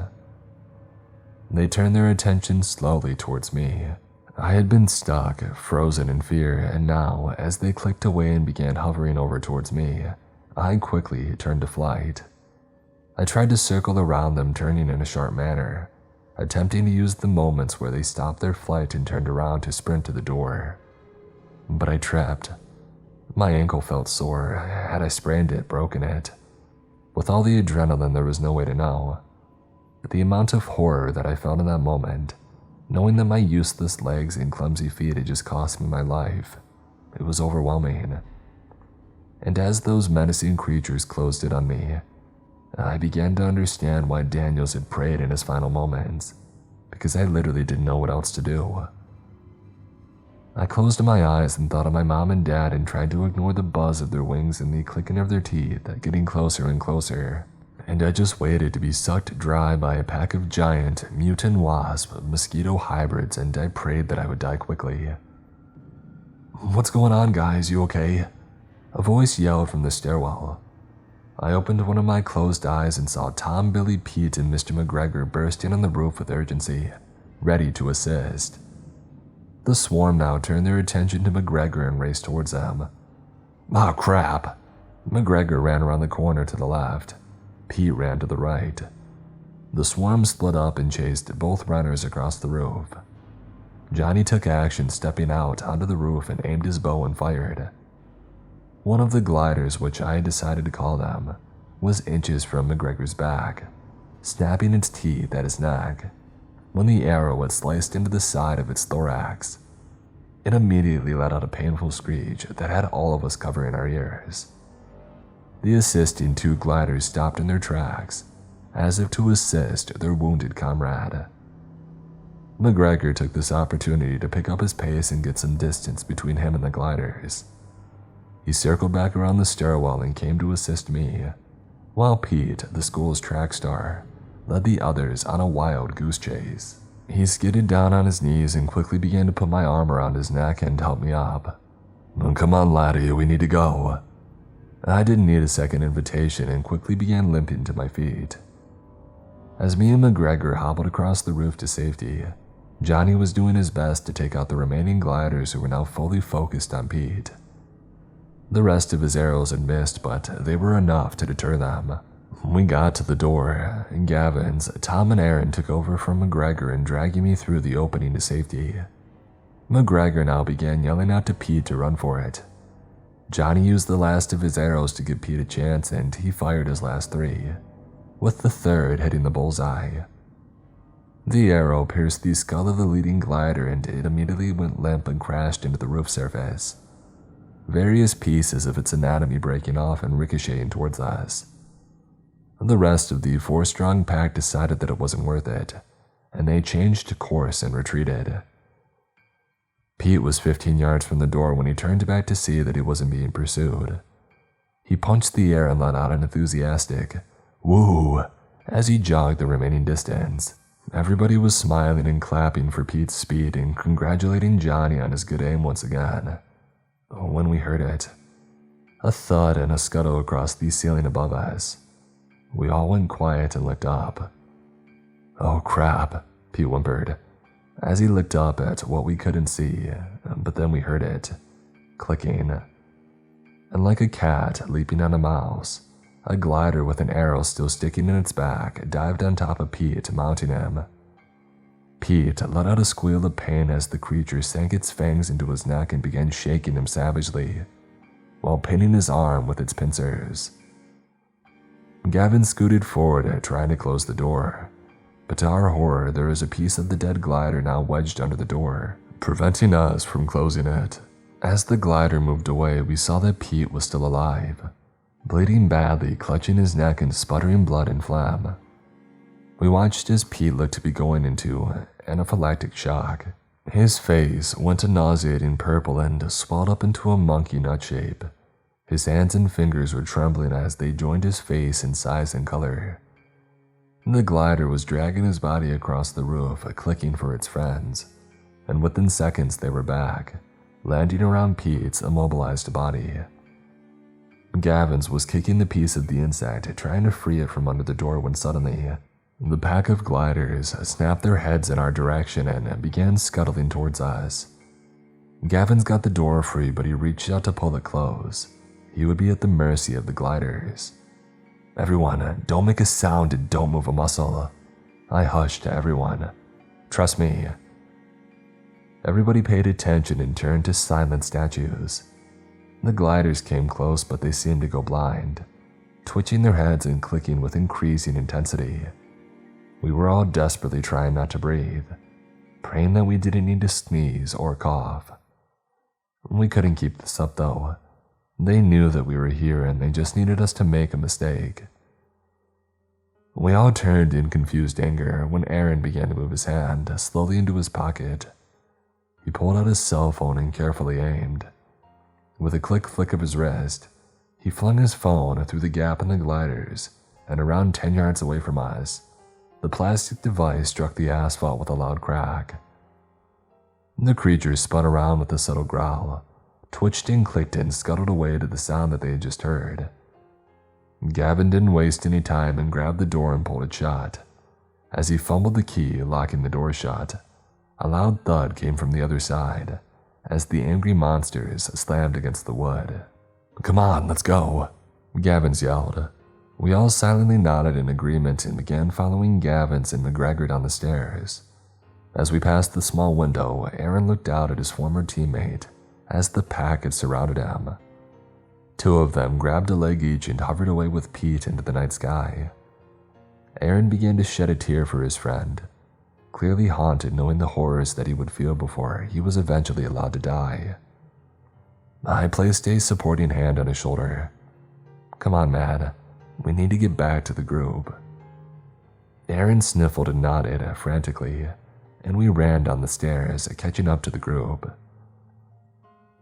Gavin swung open the door of the teacher's lounge and rushed inside, immediately shutting the blinds, taking one last peek between the shades to make sure that the coast was clear. The rest of us rushed inside after him and closed the door, gently but quickly. "What the heck is going on? What happened? Where are Peter and Daniels?" Mrs. Evans began to yell frantically. Gavins ran over to her and covered her mouth. "Shh," he hushed faintly. Mrs. Evans' wide eyes told the story of a woman who knew something terrible had happened, and more terrible things could happen if we made any noise. Myself and Billy ran over to Sarah and got her down on the floor, gesturing for her to not make a sound. The Jackson McGregor did the same thing with the other kids. "Everybody get your head down and get some rest. Me and Jimmy will take shifts," Gavins whispered to the group, McGregor nodding that he was okay with that plan. You could tell that the group wanted answers, but they accepted that they weren't getting them tonight. The kids in the unknown ate their piece of stale sandwich and 4 potato chips with a concerned confusion as they noticed that it was Miss Evans dishing out the rations this time and not Mr. Daniels. They also began to notice that someone else was missing too. They were all giving each other these wary looks as they all silently agreed that something terrible had happened. Everyone just ate their food, very slowly, savoring each small calorie. Once done, Evans collected the plates and stacked them on the counter. "Anyone have signal?" Evans asked, speculatively. Everybody got out their practically dead cell phones and checked. "Mine's dead," Tom said. "So is mine," Gavins added. "Mine has battery, but it's for emergency calls only, and every time that I dial 911 it's just dead," Evans informed the group. A few others who clearly had the same message on their phone tried the police themselves, but every one of them got the same outcome. While the taps haven't worked since around 5 p.m. last night, nor the appliances, our only light are the 2 torches, the sun and the moon, Miss Evans stated hopelessly. "Well, the rescue signs are up. Any air supports will now know that we are in here. We need to take shifts, 2 people every hour going up on the roof, watching for any sign of a plane or a helicopter. They may not come inside if they think that we're all dead," Gavin suggested, as McGregor slammed another empty whiskey glass down on the counter. "Aye, there's a lot of claret upon that roof now, laddie." His fresh outburst had everybody's eyes widening. Gavin shot him a look that scolded him for being so untactful. McGregor simply shrugged. "What, they're gonna find out eventually. Might as well let everyone know just how screwed we actually are," he muttered. "What is going on? What happened to Mr. Daniels? What's happening out there?" A collection of questions began yelling out from the other student survivors as they desperately demanded answers. Evans also folded her arms and her expression told Gavins that she also needed more information. Gavins had whispered something in her ear last night before we all went down for the night, but clearly it was a very brief explanation. "What's happening is, you all didn't listen." I accused the group with malice, gently raising my gaze from the floor to the group of 19 people, now all staring at me confused. Heck, maybe I didn't really listen either, but I didn't call him a freak, a whacked out weirdo, a crazy old guy. Not like everyone else all did. He tried to get me away from all this. He tried to protect me from what's out there. And what did he get? He was thrown in a mental hospital for his trouble, and he was telling the truth all along, I murmured. "Luke," Johnny said softly, and I turned to look at him. "You're right, I'm sorry," he said genuinely. "Yeah, me too," Tom added. More murmuring apologies came from within the group. A lot of these people had had a good laugh at mine and my family's expense, but now they were all sorry, and the rest were dead. Gavins came and knelt down in front of me, placing a supportive hand on my shoulder. "Son, what did your uncle say exactly? What was he so afraid of? What is out there?" I looked up at him, reluctant to try to make sense of the many crazy rants that I'd heard. "Oh, come on, Luke. Any idea of what we're up against? It could really help us." Gavins prompted it gently. I sighed heavily, as everybody leaned in with intrigue. He told me a lot of things. They were ramblings, mainly a lot of theories and speculation. But he told me that he was posted to a select part of the military, one that was assigned to guard a facility up in the Appalachian Forest, not too far from our town. "What kind of facility?" Miss Evans asked curiously. "I don't know exactly, but he talked about biological weapons, warfare, I don't know. He didn't make much sense a lot of the time, and when he had come to the house and start shouting in the garden, having these rants, my dad would kind of cut them short by threatening to call the police. Everybody seemed to look at each other with a mixture of confusion and fear. Apparently something about there was a high risk of break-ins to the facility, so my uncle's unit was posted as guards. Well, one day the security alarm was raised, a false alarm by all accounts, but my uncle and some of the other guards went inside to do a sweep. He said that he saw things that shouldn't be allowed loose on this earth. I said, letting the weight of my words hang in the air. Things like the Twitchers, Aaron asked with panicked urgency. I shrugged my shoulders and shook my head gently. I don't know, he didn't go into specifics, but he did say something about mutating and re-engineering species for the whole purpose of eliminating enemy troops without risking their own soldiers. And after the things that we've seen over the past 24 hours, I think that fits the bill, doesn't it? I asked, aiming my question at Gavin's and the rest of the rooftop survivors. They all just nodded their heads somberly. Why? What exactly took Daniels and Peter Mark? Evans asked, demandingly towards Gavin's. He looked away from her gaze, walked over to McGregor, snatched the whiskey glass from his hand before he could swallow it and neck the spirit himself. Ah, he hissed as the hot Jameson burned on his dry throat. He wiped his mouth and handed the glass back to McGregor. Something attacked us on the roof. It camouflaged. Gavin's begun. Yeah, like Predator. Tom added, addressing Miss Evans in the group. Gavin's raised an eyebrow at Tom, causing him to hold his hands up in an apologetic fashion. By the time we knew what was happening, it was on us. Thing was like a giant wasp, Gavin said, rubbing his temples. Wasps have 6 legs. That thing had 8, McGregor added. The thing had pincers too and an arched back, like a scorpion. Scorpions don't suck blood with their stings though. That's mosquito stuff, bro. Tom chimed in with his usual douchey tone. The thing had a freaking skull though, Johnny exclaimed. Everybody began arguing about what it actually was, so I stepped in. Like I said, a mutated and re-engineered species, designed to sneak into enemy camps and destroy anything in their path. Remember how they communicated, how they got into formation, how they had coordinated their attack. That's what's out there, I yelled. Everyone was taken aback and the room was quiet. Gavin's cleared his throat. We call them gliders and they hunt by sound. We were nearly their next meal, but Luke here had the great idea to stay silent and they were as blind as a bat. So we just need to stay as quiet as possible and we should be like a bat, I yelled, meaning to think in my head, but instead coming out of my mouth. Gavin shot me a befuddled look. Sorry, but you just said blind as a bat. Well, bats hunt by sound, just like the gliders thing did, I exclaimed. What are you getting at, youngin'? McGregor probed.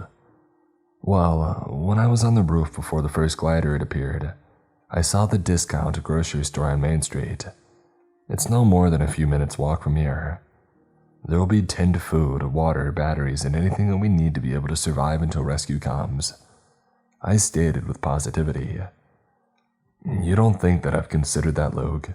After the kitchen was emptied by the Twitchers, I contemplated making the trip after we got the signs up on the roof and the Twitchers perished.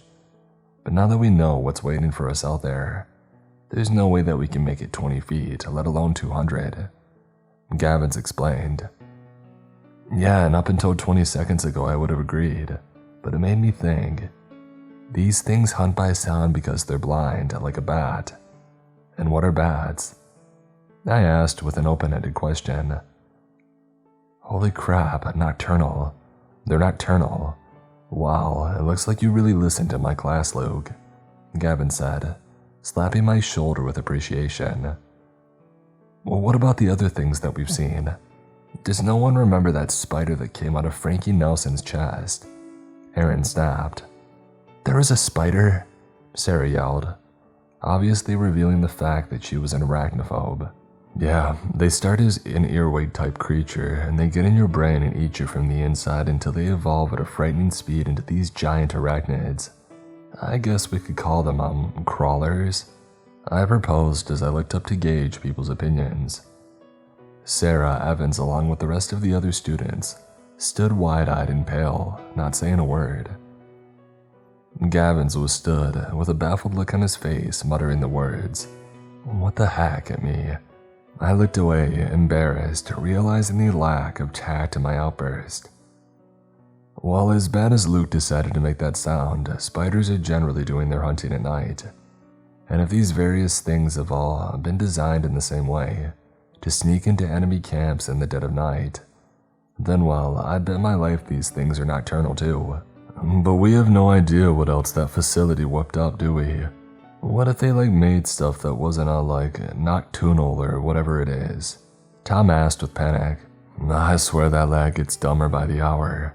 McGregor muttered quietly into his whiskey glass as he threw another much-needed double down his neck.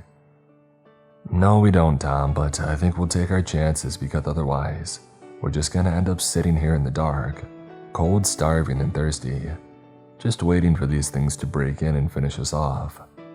No, if we have a chance of making it through this, then we need to go get food, batteries, and weapons, Gavin stated firmly as he approached the window that looked outside the front of the school and into town. Discount groceries on Main and then the rifle store on the second, and the pharmacies on the corner. We need food, water, medical supplies, and weapons. We've got about 6 hours of daylight left, so... He turned to look at me, Billy, the jocks, and McGregor. We all shared reluctant looks as Gavin exclaimed 2 words that made us all gulp down a massive dose of anxiety. Let's go. This everything? Gavin's asked the group. Everything that we could find, yeah, Aaron confirmed as he looked down at all the empty backpacks piled in the middle of the room. 1, 2, 3, 4, 5, 6, 7. 7 backpacks, Gavins muttered, mulling over whether this was enough. We raided what lockers we could, without venturing into parts unknown, McGregor informed him. Well, if this works, no reason why we can't come back tomorrow, I ventured. Generally, people seemed to nod in agreement. Aye, lad, but what if it doesn't? McGregor asked, his usual sober negativity coming through. Well, then we're no less dead than we would be in here, with no food. Gavins replied, letting his statement hang in the air as he looked McGregor in the eye. It'd be a lot less painful. McGregor huffed and muttered under his breath. Saddle up, boys. We got around 4 hours of daylight left. Myself, Billy, Aaron, Johnny, Tom, McGregor, and Gavins all grabbed a backpack each. Johnny picked up his bow and the 8 arrows that he, Gavins, and myself had fetched from the gymnasium, while the others had raided lockers for backpacks to carry supplies from town. Meanwhile, Gavins picked up a baseball bat and began to lead the way. Mrs. Evans approached Mr. Gavins just before we left the room. She put a hand on his shoulder and told him to wait. He turned to her, and she seemed to be apprehensive of what she was going to say. But just as she was backing out, Gavins grabbed the back of her neck and passionately kissed her. The leaving group all stared wide-eyed and looked around at each other with childish smirks, while the younger group began making faces and vomiting gestures. For a few seconds, the 2 teachers engaged in clearly some unspoken and long overdue show of affection. After their lips had pouted and they didn't know what to say to each other. Yeah, Miss Evans stuttered awkwardly. Gavins rubbed the back of his neck, sheepishly avoiding her gaze. I'll see you when I get back. He managed to stammer out. Yeah, and while you're gone, I'll get something to cover these windows, she replied gracelessly. Sounds like a good plan. Now, if you 2 lovebirds are done playing tongue war, then maybe we can hurry up and get this over with. McGregor scoffed as he necked his final whiskey and marched towards the door. Some of us even chuckled before we remembered where we were going. As I joined the back of the line and walked closer to the door, I started to think about what I would regret if I was wrong about this, and we all died a horrible death on our mission into town. Sarah, no more staring at her longingly across the room. No more fear and rejection. I have seen and felt true fear. I may not get another chance. I turned to her and took a step forward, immediately stopping in my tracks. Billy had the same idea and he hadn't hesitated. Listen, Sarah, we've known each other for a long time. Heck, we were in preschool together and, well, I think I would regret it if I didn't say this and never got the chance to so. As Billy began to finish his sentence, I looked away awkwardly, pretending to make sure my backpack was secured, as my heart began to pound with envy. And I hope you do, Billy, because I would hate to lose a good friend like you, I heard Sarah reply. My heart calmed its rapid beat when I heard Billy reply with, "A friend? Oh, yeah, of course, friends. That's what I was gonna say, is that I really value your friendship. So, stay safe, pal," he stammered, keeping up his pretense of a fake smile with an awkward jab to her shoulder, which had the toes of everyone who saw it curl. Billy, with his tail between his legs, quickly rejoined the group and we exited the room. Just as I was closing the door behind me, I caught Sarah's gaze by accident. She smiled and waved me goodbye. I gave her a warm smile in return and I closed the door. We made our way to the roof, all of us having terrible flashbacks for the last time that we made this climb. But McGregor had informed Gavins of the fire escape that descended the east wall of the building. They agreed that it would be safer if we could scout any potential threats from the initial vantage point of the roof, and then climb down to street level, which is what we did. Gavins took the north, McGregor the east, Johnny the west, and Aaron took the south. Bar one twitcher who looked like he had eaten half the town and was slowly rocking back and forth on his back, like an obese turtle, the coast was clear. We all took turns making our way down the rusty old staircase, until we were all on the ground and dusting ourselves off. "Everybody okay, yeah? Good to go?" Gavins asked as he checked to make sure that nobody had injured themselves, dropping the final few feet to the ground. We all gave him a thumbs up and he nodded once, to confirm that we were set. We turned to face our destination, the town. Gavins checked his watch, pressing a few buttons, and the device continued to bleep as he did. "Alright, it's just after 2:45. We have around 3 hours of solid daylight left. When the alarm goes off, we leave, no matter what," he commanded, to which we all murmured in agreement. We started jogging over the school car park, wading in between all the skeletons that had been picked clean by the twitchers, all silently thanking God that we caught the bus to school. Otherwise, these would be all of our parents. However, it didn't stop all of us wondering what other horrors had been bestowed upon them. My dad was away on the road in his truck, but my mom was the stay-at-home wife, and while I had no idea how far this situation went, I knew that she was at definite risk. But I pushed on, trying not to think about it, as it didn't help me now. We crossed the street slowly, carefully taking each step and rotating our heads left to right, checking for horrors lurking behind corners or objects that could race out at us when we weren't looking. Thankfully, there were none. "Eyes peeled, guys. We're entering the unknown here," Gavins warned the group in a whispered tone. We didn't answer him, didn't need to. He knew that we knew. The nocturnal thing was an educated guess at best, but we knew from personal experience that loud noise was a bad idea. We tiptoed carefully down the middle of the road, scanning each storefront. A scene of various storefronts, all quiet and gloomy with most of their windows smashed. A plethora of cars were left abandoned, some even warped around lampposts. Sometimes the drivers were missing. Sometimes the door was hanging open with a pile of flesh, blood and bone by the driver's side. We found twitchers too. Thankfully, they had all expired. For every bloated, motionless twitcher laying on the ground with their stomach gaping open, there were around 4 cadavers next to it, torn open and their flesh and organs ripped away. There was blood everywhere, drying thankfully, but still a little too fresh for our liking. We kept up the pace until we had reached the storefront of Discount Groceries. We stepped on the front of the store.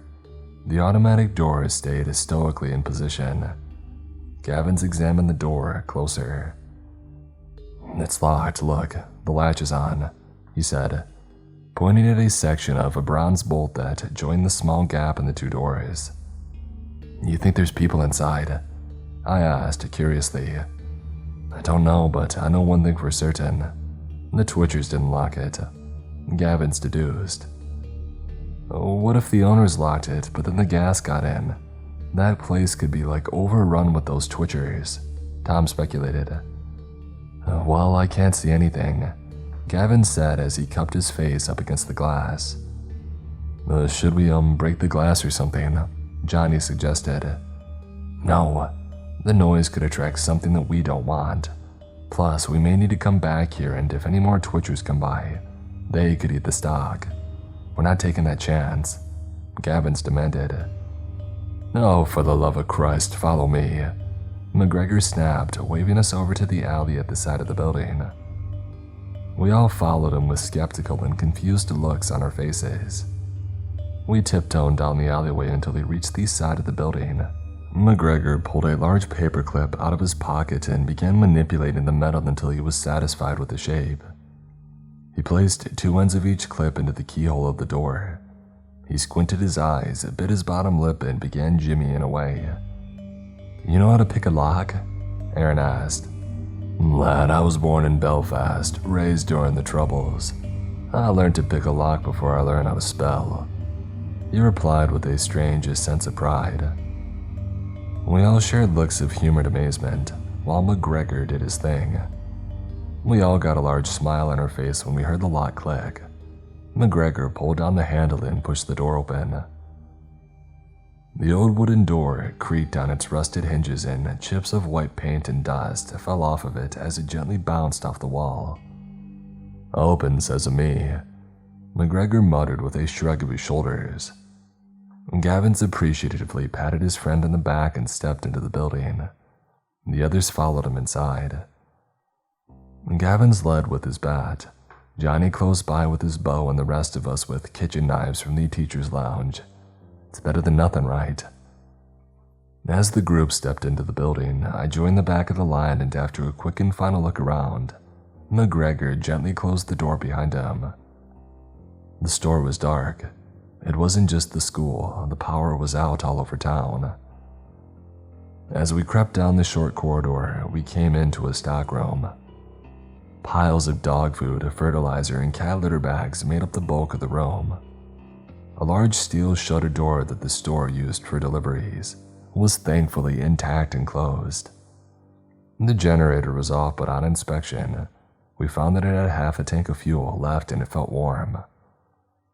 We pulled back the plastic strips, separating the stockroom from the shop floor, and we made our way into the store.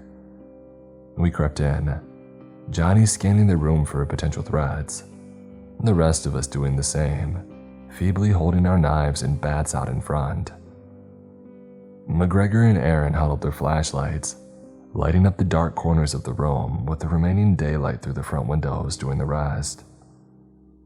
The first thing that we noticed was blood, and lots of it towards the front of the store, mainly against the doors and soaked into the mat. The rest seemed to have been mopped up, or attempted to anyway. As we approached the scene and turned the corner of the vegetable island, we saw the blood trailed over the mat under the door and two dead Twitchers lay outside the store. Except these weren't bloated.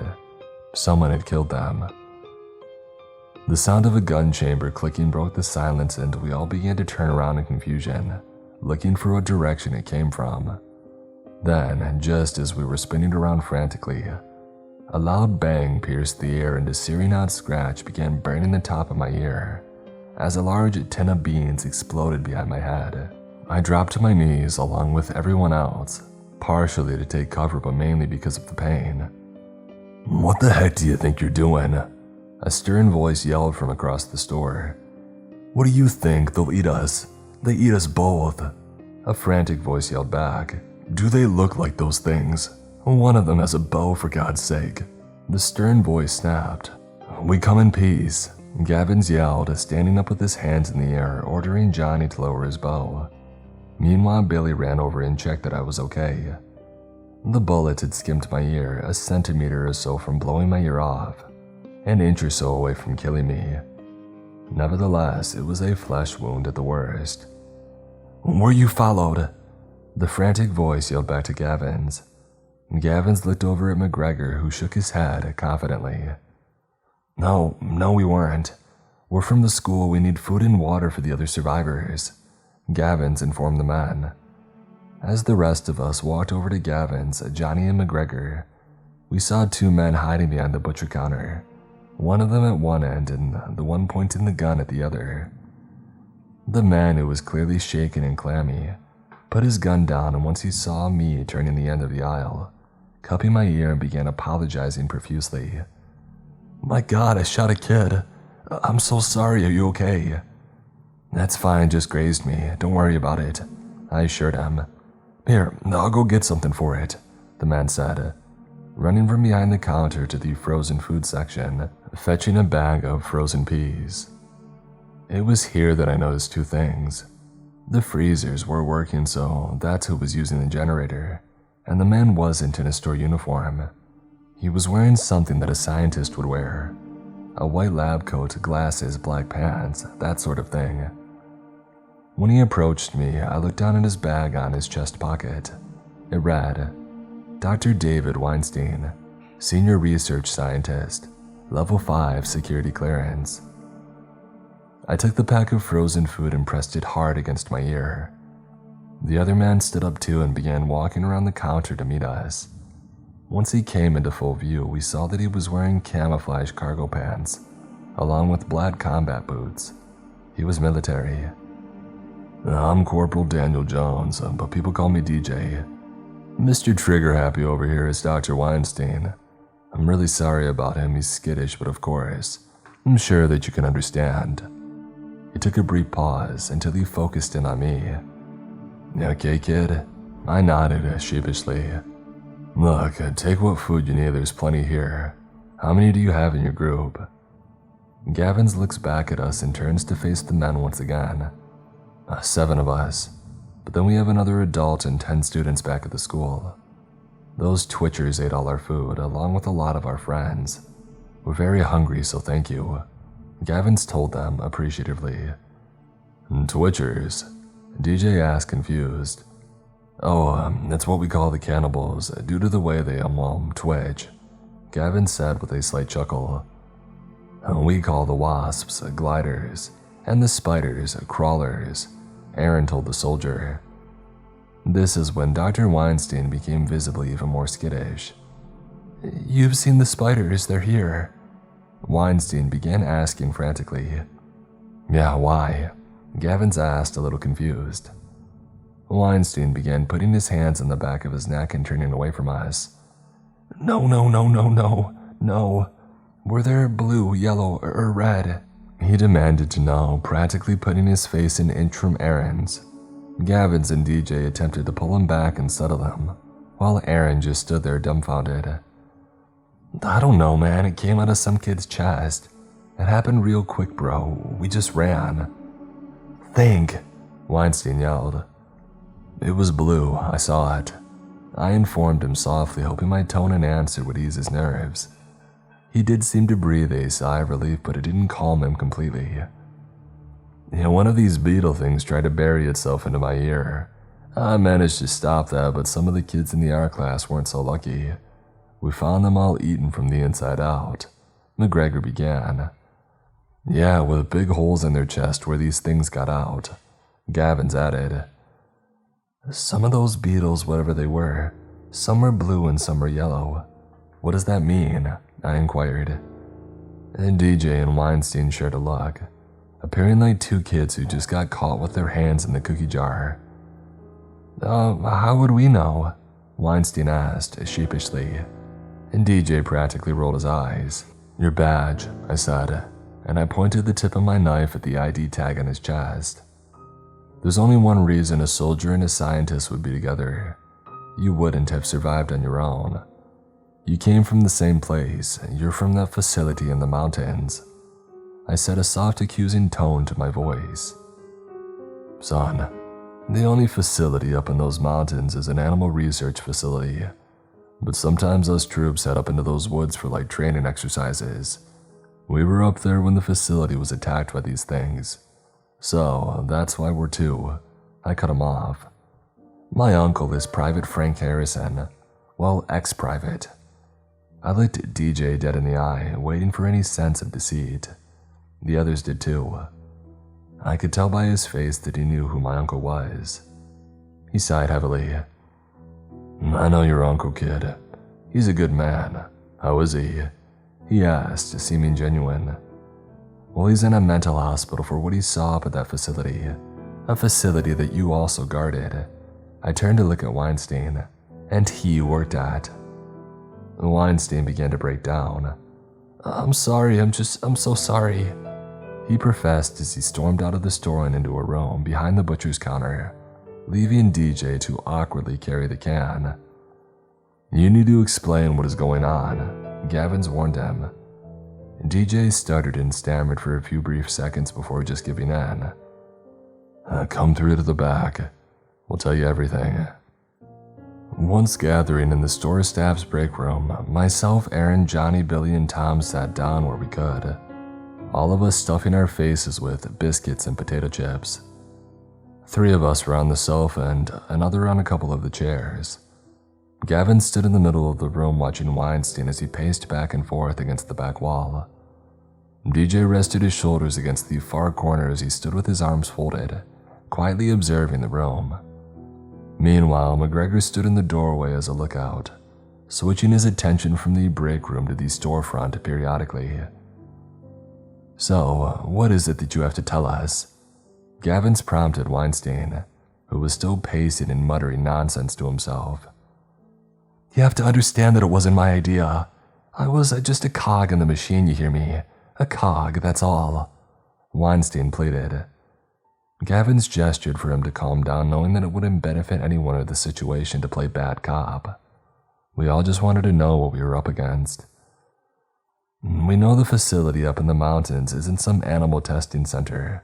Luke's uncle has been telling the town for months that the facility is actually some secret lab for the government, cooking up all sorts of stuff to aid the American war effort by making things that can take out enemy forces without a single soldier having to be deployed. So we just need to know what those things are, Gavin said, placing a hand on Weinstein's shoulder, lowering his head to meet his gaze. He gave him a subtle nod, assuring him that he could tell us. Weinstein looked at Gavins and then us too, before his head collapsed into his hands. Gavins gave him a minute to collect himself. Weinstein inhaled deeply through his nose before sighing and taking a seat on a stool in the corner.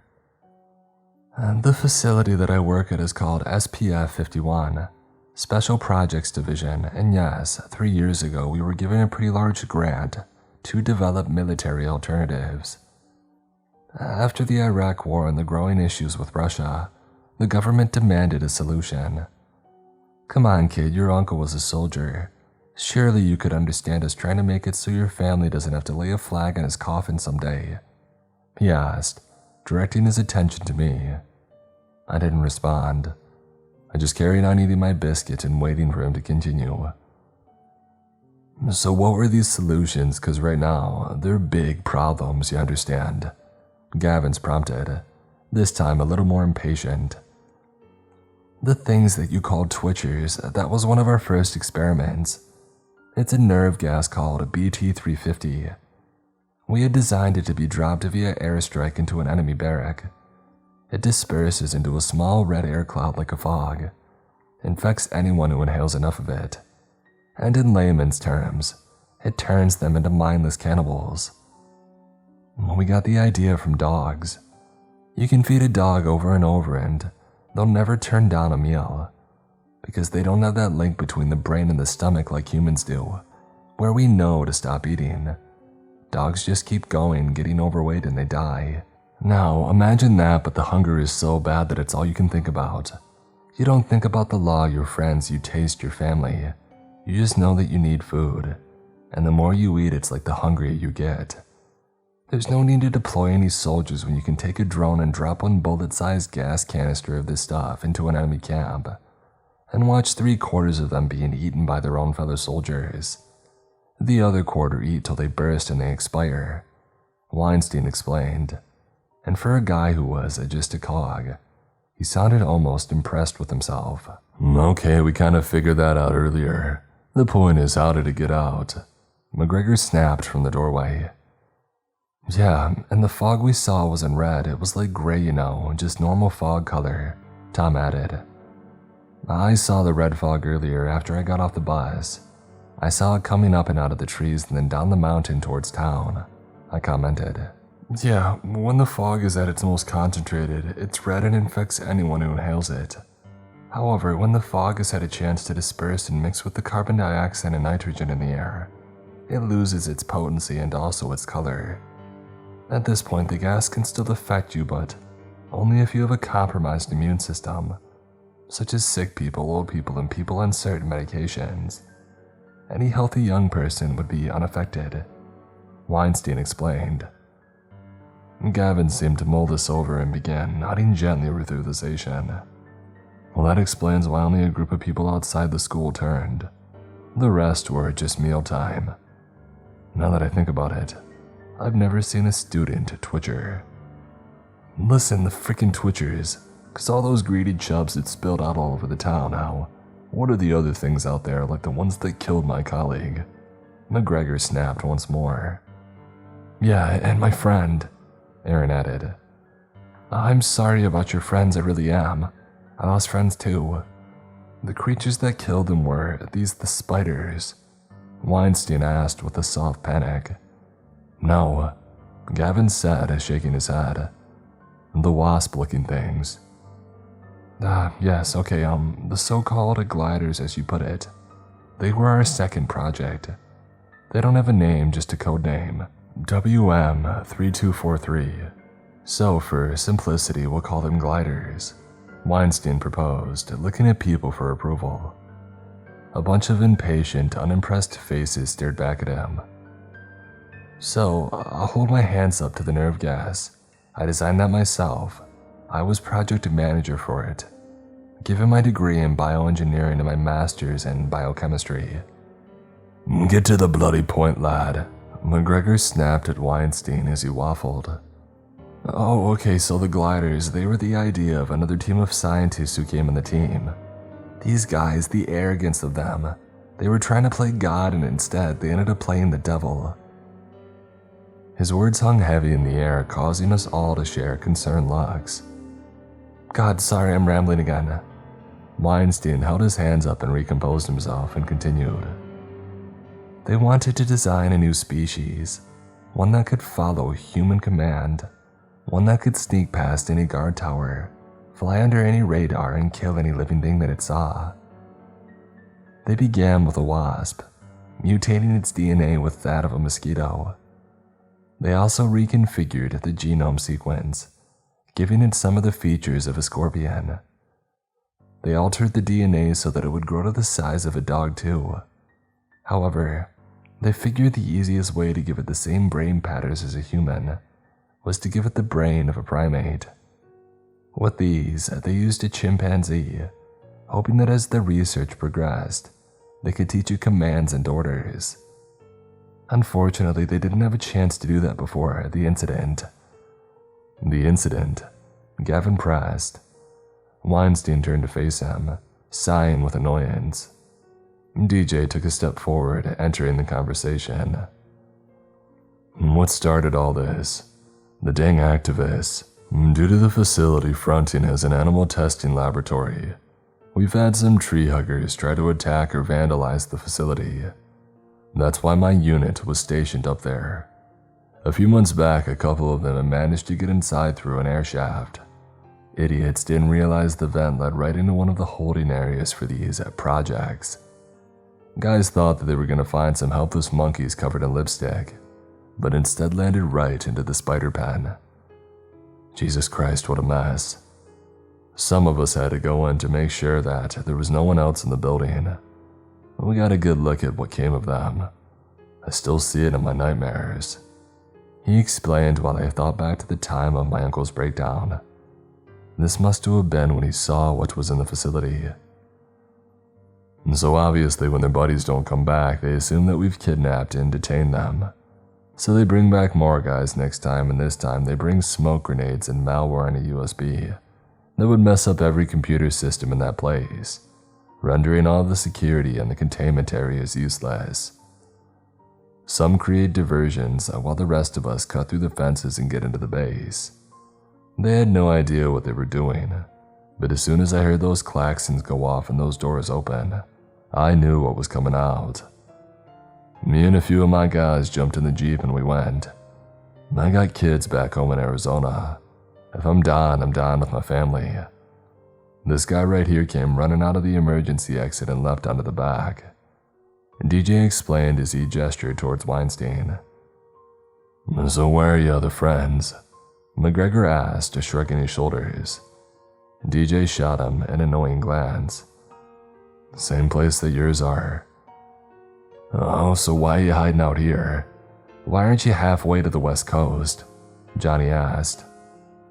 The fuel ran out just on the edge of town.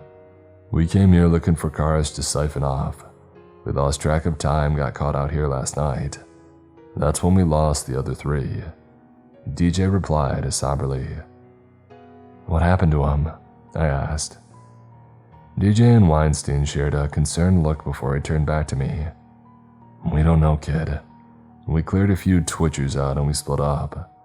They went to collect the fuel for the Jeep and we cleared out this place to stock up on food. They never made it back, BJ said, dropping his head to the floor. Weinstein, meanwhile, looked to lose it, throwing his hands up into the air. We heard screaming though, and these guys said the spiders had bred. It's obvious what happened to him, he exclaimed. Gavins kicked the table in front of him hard in anger. Enough. Now after the things I've seen, zombies, giant scorpions with wings, why are you so uptight about the spiders? He demanded to know. I think we all did, to be honest. DJ opened the floor for Weinstein to tell us. He sighed and reluctantly began. After the success of the gliders, these new scientists began to think of what else they could cook up. So we had an aerial threat. We needed something on the ground. Using the same techniques and using the membranes of a gorilla this time, they began creating 3 new species. The beetle, earwig creatures that you encounter what we call weedlings. They are essentially the young of the creatures that we created. They come in blue, yellow, and red. When they find a host, they bury into the victim however they can. Nose, ear, mouth, you know. Once inside, they devour every bit of organ and tissue that they can, until they grow into the creatures that we designed. Their DNA is so enhanced that they hatch in a matter of hours and fully develop in 12. McGregor began shuddering as he realized how much of a sickening ordeal that he had come close to enduring. So what do they grow into? Gavin asked sternly. Well, the base species for the blue ones, which you all saw at the school, were golden orb weavers. Male mixed with a few other species' DNA to enhance their abilities. These spiders can be aggressive and violent, but the blue ones were essentially designed to capture enemy soldiers, not kill them. Tie them up in webbing and retrieve the target. However, the base species for the yellow ones were giant huntsman spiders, mixed with golden orb weaver, female. These spiders are the warriors. They're extremely aggressive and command the blue ones and are much bigger. They also used jumping spider DNA to give them an extra edge in the battlefield. And now finally the red ones. Oh, Jesus Christ, the red ones. Weinstein began cringing and writhing as he tried to get his words out. What about the bloody red ones? McGregor yelled impatiently. I didn't have any part of their creation. You have to understand that. I just heard rumors, and they... Weinstein was just about to speak when a sound came from outside the storefront. A voice that sounded hurt and in pain. It was a groan bordering on a plea for help. We all looked at each other confused, each of us counting to make sure that we were all here. DJ, on the other hand, recognized the voice. "Quincy, is that you, soldier? I'm coming, hold on," he said, snatching the gun from the table and sprinting out of the room towards the storeroom where we had entered. The voice didn't specifically answer any of his questions, though. Instead, it just continued to plead for assistance. DJ ran out blindly into the now late evening, quickly going to assist his friend. We watched from the store as we watched him appear in front of the store, looking around in confusion, yelling, "Quincy!" over and over, hoping his friend would reply and reveal his location. "If he keeps screaming like that, Lord knows what he's going to attract. That gunshot earlier was bad enough," McGregor said, turning his back to the front of the store to address us. We were all looking at him and agreeing when suddenly, Billy looked over McGregor's shoulder in confusion. "Where did he go?" Billy asked, a little shook. We all spun and looked towards the storefront window, staring in confusion at the space where DJ was literally just stood not even 2 seconds ago. "He was right there," Weinstein professed, scanning the entire view of the outside street, as was everyone else. Suddenly another sound caught our attention and brought us back into the room. A little sharp beeping noise came from Gavin's wrist as he pulled his watch up to his face. "Crap, guys, load up your backpacks with everything you can find. Tin food, chips, pasta, biscuits. Come on, we need to move. Only 30 minutes of daylight left." "Whoa, whoa, whoa," Weinstein exclaimed, blocking Gavin's path. Gavin looked the man up and down in confusion. Meanwhile, we pushed past and began loading up what we could. "You said that we could take what we needed." "You can, but that was when I had a soldier here. He's just gone out there and disappeared, just like his buddies. Our whole plan was to wait for daytime and get fuel from that Jeep. DJ had the keys, so without him, what? You expect me to live here by myself, when you have a 50-foot fortress just a few yards from here?" Weinstein pleaded, grabbing Gavin's by the collar in a desperate plea. "Okay, come with us. Grab what food you can and hurry up. We've still got to hit the gun store and the pharmacy before it gets dark," Gavin's ordered. "What? You want to go digging around this place? After 4 soldiers have gone missing for literally doing the same thing." "We got kids back at the school who are asthmatic. They need inhalers, and we also need antibiotics and painkillers in case anybody gets injured. And if the corporal is missing, then we don't have a gun anymore, and I would prefer something more than a Louisville Slugger and some hand-carved arrows when I next bump into the things that you and your friends had whipped up." Weinstein hung his head in shame. "I'll grab a bag," he said in a sulky voice, grabbing a few large grocery bags and stuffing food inside, before following everyone else out into the street. Everyone gathered at the entrance to the alleyway and we all began looking around for DJ. Weinstein and Gavins called out his name in hushed but audible tones. We all focused our hearing and eyes, but he was nowhere to be seen, and neither were the cries for help that we had all heard. "Come on, the pharmacy's this way," McGregor hissed at the group, and we all jogged over to the end of the street where Gavin stopped and turned to face us all. "We don't have long, so we're gonna split up. Johnny, Luke, Billy, you guys grab what you can from the gun store. Handguns, rifles, anything you can carry. Do you know what ammo you're looking for?" he asked, aiming his question at Johnny. "Yeah, my dad owns a 44 and a 25 Remington. I know my way around a gun store, sir," Johnny affirmed. Gavins nodded and instructed him to fetch anything that he could carry, knowing that he would know the corresponding ammo. "Jimmy, you go with them. The rest of us will hit the pharmacy," he ordered, directing McGregor over to us. "Okay, meet back here in 10. Johnny led the way to the gun store, bow drawn. He nodded towards the door that was slightly ajar, blood all over the handle, gesturing for Billy to kick it open. "Go ahead, lads. I'll stay here and watch the door," McGregor insisted as his attention seemed to be on something to his right. Nevertheless, we agreed. Billy puffed out his chest and kicked the door open. We stepped inside on the floor were empty magazines, shell casings and more blood, and lots of it. I held the flashlight steady and began scanning the room. "Clear," I stated. Billy quickly ran behind the counter and began picking up what guns that he could find, stuffing a mixture of small handguns into his waistband and the pockets of his backpack. "Okay, so what ammo do I need?" Billy asked, frantically looking around. Some 9mm should be fine, but get some 10s too." Billy was looking around under the counter looking like a dog trying to solve a jigsaw. "They all look too big," he replied back in a panic. "If there's none under the counter, there should be some in the back," Johnny instructed as he lowered his bow. He turned his attention to a large rifle that was laid on the floor. "Yeah, this will do nicely," he hushed to himself with a gun lust.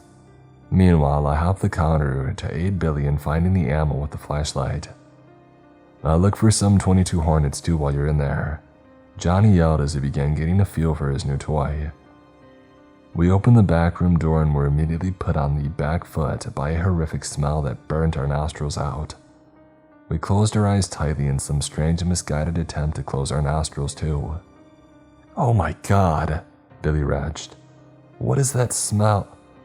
My question was cut short by a sound that I had heard before. Meat, bucket, rummaging. We peeled our eyes open to be greeted by a twitcher with the store owner's intestines entangled in his hands, his blood dripping from its mouth and the rest of it spread out all over the floor. The twitcher cocked its head in that familiar and horrifying manner before screeching and quickly darting to its feet. "Crap," I yelled, as the cannibal lunged towards us, only for it to be sent flying backwards to where it started. Head splattered all over the room after a loud bang split our ears. We spun around to see Johnny still aiming his new toy at the creature before relaxing the rifle back to his side. He grinned with satisfaction as a faint smoke rose from the barrel of the gun. "I found the Hornets," Johnny said with pride. "Yeah, we got that, thanks," Billy said, with the twitcher still dripping off his face. "Quick, grab some 9s and 10s and let's go," Johnny commanded. Billy quickly grabbed a couple of boxes of the ammo and stuffed them into his backpack. We ran out in the street just outside the store looking around in confusion. "Where the heck is MacGregor?" Billy asked in bafflement. We all began to fear that he had disappeared in the same manner of DJ and his soldier friends. But then we heard something. It was coming from 2 stores down. The Dog and Gun was our little town's local tavern, a home for the daytime drinkers and nighttime chancers. The sound of muttered curses was coming from its arched doorway. We approached the tavern to investigate, only to discover our so-called lookout, Mr. MacGregor, attempting to pick the lock of the door. "What are you doing?" Johnny demanded to know. "What do you think I'm doing, laddie? Trying to make sure I don't die in that school sober. I picked the lock, but it's dead bolted from the other side." "Crap," he yelled, kicking the brickwork in frustration. "Mr. MacGregor, we really don't have time, we have to go," Billy asserted as he and Johnny began pulling him to his feet, much to MacGregor's dismay. The three were tussling and arguing amongst themselves when something sprung in my mind. "Hold on, did you say that it's dead bolted from the inside?" I asked, looking for clarification from MacGregor. The trio looked at me with curious eyes. MacGregor answered cautiously in the affirmative. "Think about it. We said that about the store. Twitchers, the wasps or the spiders. None of them can lock doors, so if they didn't, who did?" "It was probably closed when the fog came," Billy speculated. Johnny and MacGregor immediately shook their heads in disagreement. "No way, laddie. This place is open from dawn to the wee hours every day," MacGregor persisted. "Yeah, he's right, my dad practically lives in this place," Johnny added. I jolted my head forward with wide eyes, palms out in front of me, trying to get the penny to drop for them. "Holy crap, there could be survivors," Billy clicked. Johnny's eyes immediately began to bulge, realizing what we were saying. We ran to the door and began pounding on it. Dad, you in there? It's me, Johnny, can you hear me?" He was yelling frantically with no consideration for anything other than saving his obviously deadbeat father. "Johnny, you need to be quiet, the sun's almost down. Those things could be close by." Billy exclaimed, but Johnny was having none of it. "No, Luke's right. There must be people in there. My dad spent more time in here than he did at home. If there are any survivors in there, he's one of them. I need to get in." He ranted, now shoulder barging the door, which did not move an inch. I could see that there was no convincing him. Part of me understood not why Johnny cared so much about a guy who did nothing but drink and beat him up, but I understood the love for her parent. I decided to compromise. Okay, we'll help you get inside, but no more shouting, and we obviously aren't getting in this way. My pleas seemed to get through to him. He relented his attack on the door and we both began scanning the building for another way in. Guys, watch the front, we're gonna try to get in round back, I informed Billy and McGregor. Billy wasn't keen on the idea as he kept casting an eye to the ever-lessening daylight. On the other hand, McGregor seemed happy. Absolutely, boys, I'll keep an eye out for you, as long as you bring back a bottle of Jim Beam or two. Me and Johnny both shared a look, wondering how on earth this guy held a job down at a school for all these years, and we made our way down the side alley of the building. There, Johnny exclaimed, pointing at a steel trapdoor on the floor at the side of the building. That's where they deliver the barrels, we can get in that way. We ran over where Johnny immediately grabbed the two handles on the steel grates and began deadlifting with all his might. Dang it, Johnny spat with frustration. These things are usually activated with an electric circuit, and with no power, we weren't getting in this way either, I said, looking around for other options. Johnny, with his hands on his hips and tired anger, looked upwards and his eyes lit up. Look there, that window is open. He buzzed, pointing up at a small, slim, rectangular window that ran just under the edge of the roof. It was part of a pair and the other was in place and latched closed. This one, however, was resting on the latch but on the outside of the frame. If we could get up to it, we could just pull it open. Before I had the chance to even look for something to boost me up, Johnny was already pulling the dumpster over to the wall just below the window. I won't get through there, I'm too big, but you'll be fine. Just get inside and lock the deadbolts on the door, okay? Johnny ordered. I looked at the window, apprehensive that I wouldn't find an empty room or survivors in there and instead something else. But when I looked into Johnny's eyes, the desperate look of a little boy who just wanted to know that his dad was safe no matter what went on between them. The Johnny I knew was dead, and like this Johnny, who had saved my life more than once now, so despite my reservations, I agreed. Johnny and I climbed in the dumpster, but despite this, the window was still out of my reach. Johnny leaned back against the wall and made a platform by interlocking his fingers. Here, I'll boost you up. As Johnny dropped his hips and I placed my left foot in his hands, he extended his legs as I pushed off his shoulders and I got my face level with the glass of the window. I pulled the window open and propped it up with the top of my head. I grabbed the edge with both hands tight. The curtain that was drawn prevented me from seeing what I was about to climb into, but I didn't have any spare hands to move it, and with one big pull of my hands and one big thrust of Johnny's legs, I dragged myself through the window, my torso balancing like a seesaw on the edge, as I tried to swat the curtain back and shine my torch into the room. But as I pushed the fabric aside, I overextended, and I went head over heels, tumbling into the darkness. I seemed to fall for a brief second before something flat and firm broke my fall. Whatever was elevating the surface seemed to buckle into the impact, and I was soon being thrown to my right, rolling me into the middle of the room. The sound of plastic cracking didn't quite register at first, but when I realized what it was, I couldn't help but curse under my breath. I fumbled around in the dimly lit room. Despite my efforts, the curtain was still blocking the window, so no matter what tiny amount of daylight was left, it couldn't get into the room. I could see the faint outlines of shapes in the room, but the darkness coated any detail of what they were. I fumbled around on the floor, finally getting my hand on the flashlight that had slipped out of my pocket as I fell. As I examined it with my hand, I winced, as I felt the bottom had popped off and both batteries were missing. Luckily, one was close by. I quickly retrieved it and pushed it back into the cylinder, and I began my search for the second battery. "Luke!" shouted Billy from the direction of the door. "You okay?" Johnny yelled from the direction of the window. "Yeah," I winced, as I climbed to my feet and felt the pain beginning to radiate in my back. I decided that it would be like looking for a needle in a haystack, so I deduced the best thing would be just to follow the sound of Billy's voice to the door, get it open, and let some light flood into the room. "Come on, Luke, hurry. Gavin's will be back soon. We need to leave," Billy urged frantically. Johnny's voice, now also at the door, began to argue with Billy. "Hey, my dad could be in there. This can take as long as it has to take. Gavin's can take a walk if he doesn't like it." With the now continuous audio aid guiding my way, I quickly stumbled over towards the door, until something stopped me dead in my tracks. What felt like a wall of a sticky silk substance blocked my path and clung to my face, my chest, and hands. I had to tug and thrash around it to tear it and become free. In doing so, I tripped backwards and fell on my butt, adding a soreness to my list of ailments.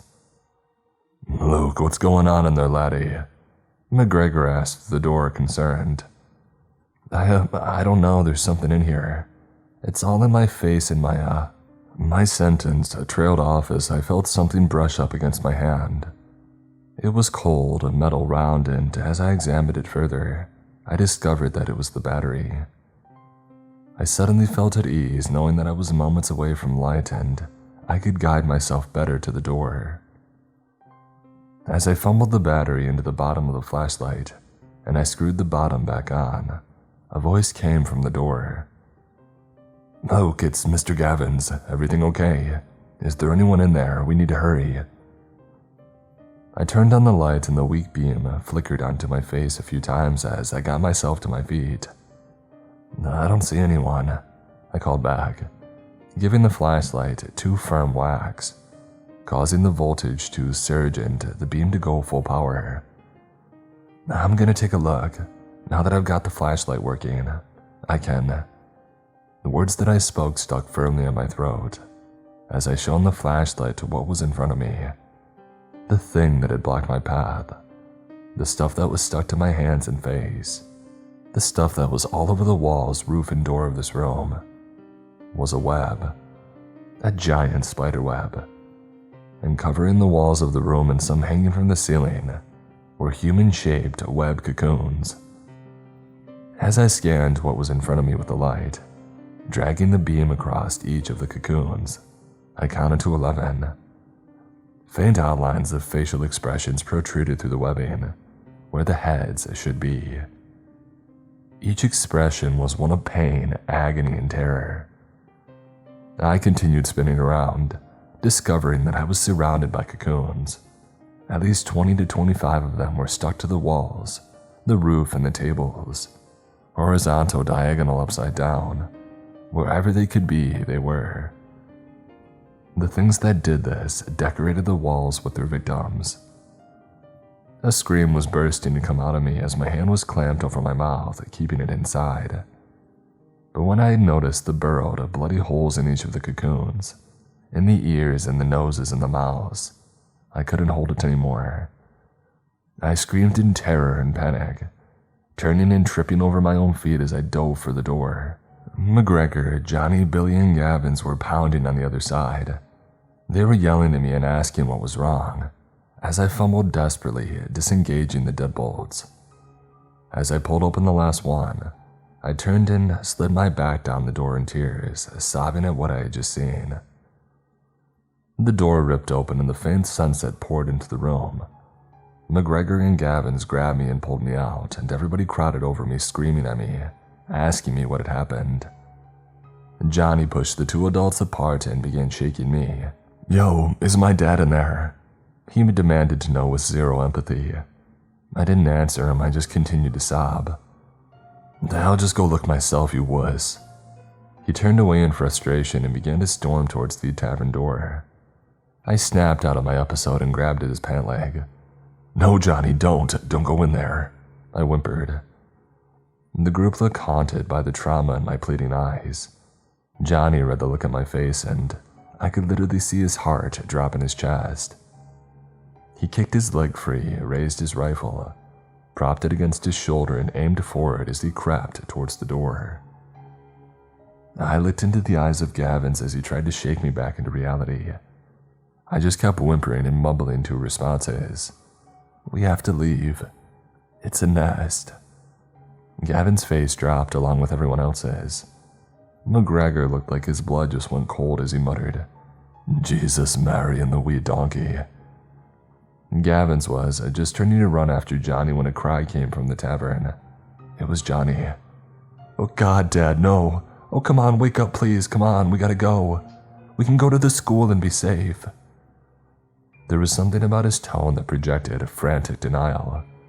He wasn't having a rational conversation. He was having a complete psychological breakdown. The others began to run and assist Johnny. Just as I laid there and watched the last ray of the sun lower behind the tips of the mountains. As the night sky washed over our small Pennsylvania town, menacing sounds of malevolent screeches were heard calling out from the upper parts of town, and I began to panic when they seemed to be getting closer. I snapped out of my trauma and ran to the tavern door. I swung around the door, ready to warn the others, but instead, I couldn't help but stay quiet as I watched Johnny shaking one of the cocoons. He had torn the webbing away from the head and chest. A barely conscious man was hanging out of the web. He had a horrific-looking wound on his right ear, with dried blood streaming from his mouth and nose. Johnny was trying to get him to wake up, but the man looked like he was having a seizure. The whites of his eyes were heavily bloodshot, and he was groaning and trembling as foam began to bubble up through his lips. "Dad, what's wrong?" Johnny began yelling frantically. Gavins and McGregor began pulling Johnny, telling him that they couldn't help him and that they needed to leave. "Guys, we need to run. The sun is down and I hear something. It's coming," I warned them with urgency. Johnny wasn't having it though. Whatever violent relation those two had, I guess it was the only dad that Johnny had, and by God he was going to save him. He fought free of Gavins and McGregor, shrugging out of their grip. His rifle fell to the ground as he ran over to his father one more time. He grabbed his shoulders and began to shake him, begging him to come around. Gavins and McGregor shared a look in his eye, before now grabbing Johnny with less sympathy and more purpose. Johnny kicked back, screaming for them to let go, as they dragged him back towards the door. Aaron and Tom assisted as they both could see the danger that we were in, and that Johnny's dad was dead, or as good as. But then just as the struggle was reaching fever pitch, and things were about to turn violent, Johnny's dad snapped upright, so tense that he looked like he was going to snap. Fresh blood splattered up his throat onto his chest, and he began convulsing aggressively. Even Johnny took a step back in horror as his father grabbed his shirt and tore it open, unveiling his bare chest and the pulsing lumps that were pressed against his sternum. We all watched with horrified wide eyes as the bone cracked and the skin split, and one of those mutant spiders began tearing its way free. This one had a similar appearance to the one in the art room, except this one had a yellow striped abdomen. It was hairier, more spikes, and its skull looked like a large primate's wrapped in bat skin. It leapt from its human incubator and onto the ground in front of us. As soon as it got its bearings, it turned to face us. A horrible, gurgling growl, full of aggression and malice, was emitted from within its sinister jaws. "Oh crap," Aaron whimpered, as the creature reared itself ready to attack. As it cocked back, it let out a pant-wetting screech. We all stood frozen, unable to move. The spider launched at us with a terrifying agility, ready to tear and go at us at its leisure. Time seemed to stand still as this thing glided through the air, literally moments from tackling Johnny to the ground, when a large flash lit up the room, accompanied by an ear-ringing bang. The spider blew apart with green gunk splattering all over the place.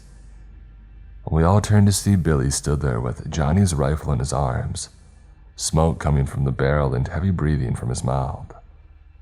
Johnny had half a smile in his face, nodding in appreciation. Billy returned it. For a brief moment in time, any history between these two didn't exist. The good vibes didn't last long, however, as when Johnny turned, he saw the blast had ripped through the spider and also through his father's head. For a brief second, he began panting with grief and horror, but again, this wasn't long-term, as every other cocoon began convulsing. "Crap," Aaron whimpered. "There's gonna be more of them," Tom added in terror. "Come on, let's get out of here," Gavins yelled. "Wait," McGregor snapped. He didn't wait for anyone's approval or objection. He just sprinted in between a handful of the cocoons as they began to throb and split. He leapt over the bar, grabbing 2 bottles of Beam and leaping back over. "This one's for me," he said, as he stuffed it in his backpack. "And this one is for you 8-legged freaks." He began dousing the cocoons in the Kentucky bourbon before throwing the last few fingers at the top shelf of the bar. The bottles smashed, coating the other bottles in highly flammable alcohol, just as all the cocoons burst open, and various blue and yellow spider ewes began emerging from the chests of the cocooned victims. Tom pulled a lighter from his pocket and threw it to McGregor. McGregor snapped it open, creating a naked flame. The spiders were halfway out when he launched the lighter into the tavern. The flames spread quickly, engulfing the bar, then the cocoons, and then the half-born spiders, as Gavins and McGregor pulled the door closed and jumped back. Johnny just stared with a vacant somberness as he watched the place that he had associated with his father, along with his actual father, burn, all to the soundtrack of the mutant creatures screeching in agony. "Come on, Johnny, we gotta go, bro," Tom insisted to his friend. He nodded slowly in acceptance, and we turned around to run. But something halted our escape, however. It was a sound that most of us knew well. It was a humming, a buzz, and clicking. And that's when we saw 5 blurry patches of air surrounding us. 2 were on the roof of a car, 1 on the ground in front of us, and 2 perched on a couple of lampposts. We watched in horror as their camouflage had faded, and we were greeted by the sight of a pack of ravenous gliders. They were coiled back, stings drawn and fangs raised. There was no way out. Weinstein looked at us out of the side of his eye. "Guys, don't make a sound, they hunt by." His whisper was cut short by one of the gliders leaping from the ground to the hood of a car no more than a meter after him. It hissed at him with venom as it readied to lunge at him. Weinstein closed his eyes and tensed up. The attack never came, though. Not on us, anyway. Something launched at the glider, tackling into the ground. Something much bigger than it. We watched as a fully grown, yellow spider creature savaged the glider. Ragged that thing around like it was nothing. The other gliders didn't attack the spider. They weren't angry that it had just killed their friend. No, you could tell they were alarmed and began to retreat. But as 2 began to fly away, 2 more of those large, hairy yellow spiders came leaping from the shadows, picking the gliders out of the air and destroying them in the same fashion. With the 2 remaining, they began to scurry away, but I counted 8 blue spiders come scuttling out of the darkness, surrounding the 2 remaining gliders. They hissed in defense, but it was no use. The spiders fired webs at them and began wrapping them into cocoons, before dragging them off back into the shadows. We were all frozen in fear, unsure whether to use this moment to run but to risk drawing the attention of the predator horde. Or do we stay still? It had worked so far. But our nerves began to get pushed to the limit when the large arachnids turned their attention to the tavern. They had observed the hot flames bursting from the door and the windows of the building and listened to their young burning alive. Their heads tilted from left to right as they listened to the screeching and wailing of their babies, and they slowly turned to face us. They gurgled a deep, seething growl as the brow above their 4 eyes furrowed with irate malice. "Oh, screw this," Aaron exclaimed before he made a run towards the school. We reached out, trying to grab him, but he was no use. Aaron sprinted as fast as he could towards a vehicle pileup in the middle of the street, weaving in and out of the cars. The spiders leapt from their current positions with enormous power and agility, and they were on top of his position in the blink of an eye. They blocked his exit, his retreat, and any other chance of escape. He screamed in terror as 5 of them advanced on him. They scuttled around the cars, climbed over the hoods. He spun around, desperately looking for assistance, but he fell to the ground as the predacious arachnids overwhelmed him. Our view was obscured by the vehicles, thankfully, but Aaron's squeals of abject pain as these spiders screeching like baboons as they tore him to pieces, the image of the cars rocking due to the brutal violence, and Aaron's blood spraying on the glass of the windows, as bits and pieces of him were flung into the air in every direction. "For the love of God, run! We can cut through there to get to the end of town," Weinstein yelled, pointing to an alley half between us and the spiders. We didn't waste any time. What was left of Aaron was still keeping the spiders satisfied, so we sprinted as fast as we could, following Weinstein. As soon as we hit the alley, a few of the blue spiders noticed our escape and quickly began galloping after us. We hopped over trash cans, empty boxes, zigzagging through the maze of alleyways, praying the 300-yard dash to the school was clear and achievable. The sound of these spiders' firm, almost acrylic tips of their legs tapping the hard asphalt as they scurried after us truly haunted us, and it kept our pace very honest. We reached the end of the alley, greeted with the wonderful sight of a clear path to the fire escape, but we couldn't outrun those things in a straight dash, and we all knew it. Johnny grabbed the rifle from Billy and screamed at him to pull out more weapons. Billy was digging into his backpack, pulling out 2 revolvers and handfuls of rounds. McGregor and Gavins quickly began forcing the rounds into the chambers, as the horde of blue spiders came scurrying around the corner, some on the ground and others along the walls. Johnny shouldered his rifle and began firing at the advancing arachnids. McGregor and Gavins finally got the gun chambers full and they joined the firefight. Me and Tom were on bullet duty, reloading weapons when anyone was out. They got closer, but between the 3 guns and our desire not to be killed, we fought them off. The bulk of the spiders lay in heaps in the middle of the alleyway, while the others decided that it wasn't worth it and they retreated. We breathed a sigh of relief, but only for a second, as a loud screech came from our left. We all turned in panic to see one of the bigger yellow ones in mid-jump, hurtling through the air towards us, fangs drawn, legs recoiled back. We all screamed, wondering which of us it would land on, latch itself to, and tear to pieces. Thankfully, we didn't have to find out, because a bang rang out through the evening air and a bullet blew a hole right through the spider. It crashed hard on the ground, laying on its back like a turtle, but the thing was still alive, and it soon got its bearings together and flipped over onto its feet. It was hurt, but it was still bent on killing us. Another shot rang out. The spider's skull exploded and we all just began looking at each other to see who had just saved our butts, but we found no one taking credit for the shot. We then turned to look behind us, only to see a DJ walking towards us. He was hurt, but the tough guy was alive, and he had just saved all of us. "We thought you were dead," Weinstein exclaimed with relief. "Where did you go?" Gavins asked curiously, as DJ hobbled over. Deep wounds to the top of his arms and calves were visible.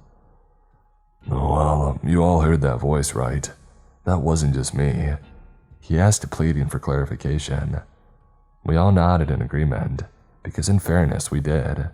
"Well, I swear to God that was Danny Jones, one of the trio of troopers that went missing once we all got to town. When I got outside the store, his voice seemed to be further away. I began running after it because, well, it seemed to be moving. Even he sounded confused by what he was saying." Weinstein looked panicked and seemed like he was trying to get everyone's attention in a passive way. They just got ignored by the group who were focusing on DJ. DJ stepped off the sidewalk and into the road, taking a central view of his audience. "Well, I ended up running into a group of twitchers in an alleyway. A few of them, and gave it a good go, but I got them all in the end.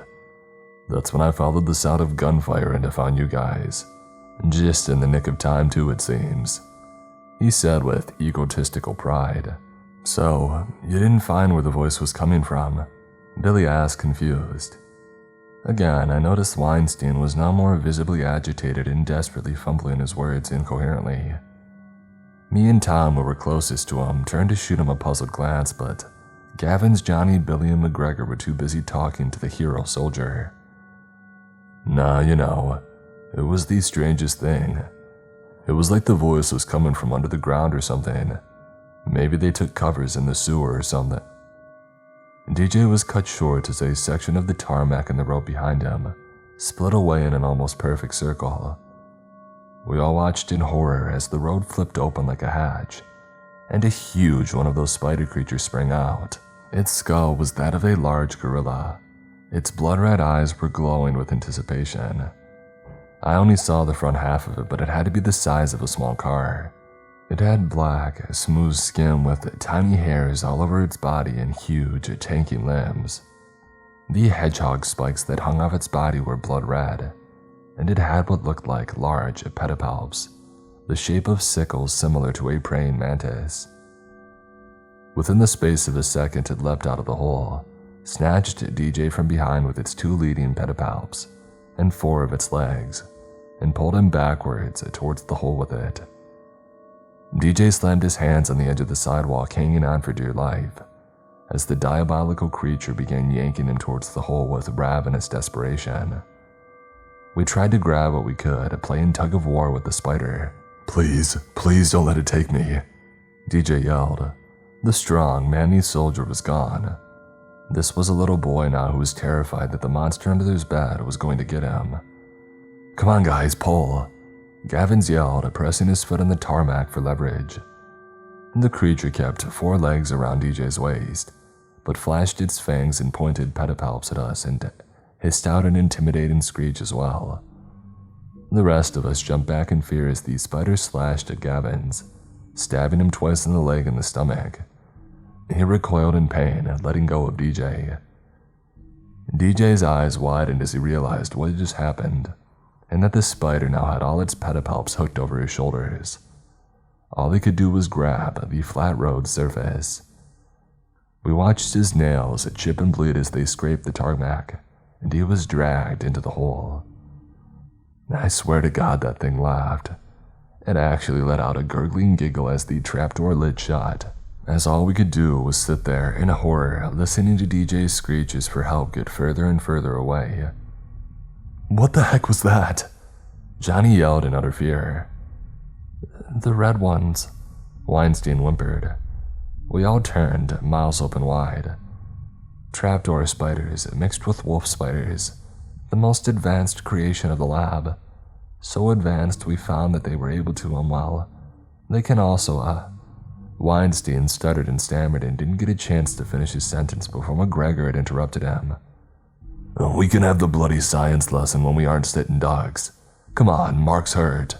We need to get him inside, let's go," he exclaimed, as McGregor and Johnny acted as crutches for Gavins, and we all began sprinting across the street and crossed the front lawn of the school. As we jogged across the grass and gathered on the concrete that led up to the steps of the school's front entrance, Billy turned to me and had a sincere look in his eyes. "Look, Luke, I like Sarah, but it's clear she doesn't like me in that way." I looked at him confused as why he was bringing this up. "But I think she likes you, man. So, when we get back in there, feel free to make your move," he assured me, and I chuckled in a disagreement. "Nah, I don't think that I should." "Luke, you didn't see the way that she looked at you when she turned me down." "No, I didn't want to have this conversation in there, so yeah, go for it," he said, with a smile. I returned the gesture and nodded with appreciation. Our heartfelt moment, though, was cut short by a yell from the front of the group. "We'll have to go through the main doors.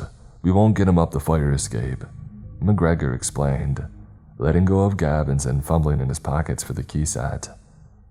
Tom ran over and took over, helping me hold up a barely conscious Gavins. He was bleeding bad. Come on, Mr. Mac.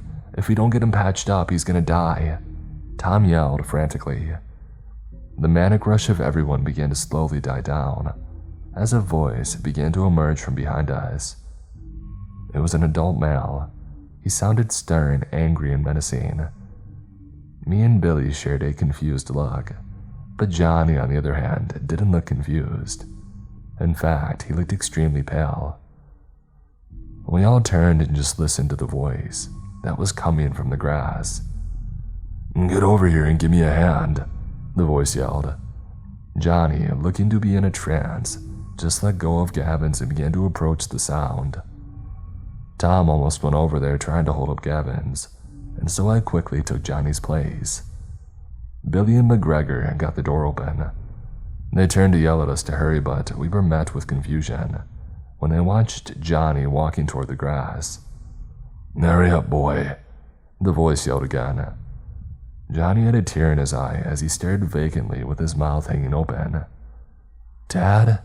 Johnny mumbled as he stepped closer and closer to the grass that was now subtly beginning to rise and break in another circle. But Johnny didn't notice. He just kept walking to the sound of his dad's voice, or what was mimicking it.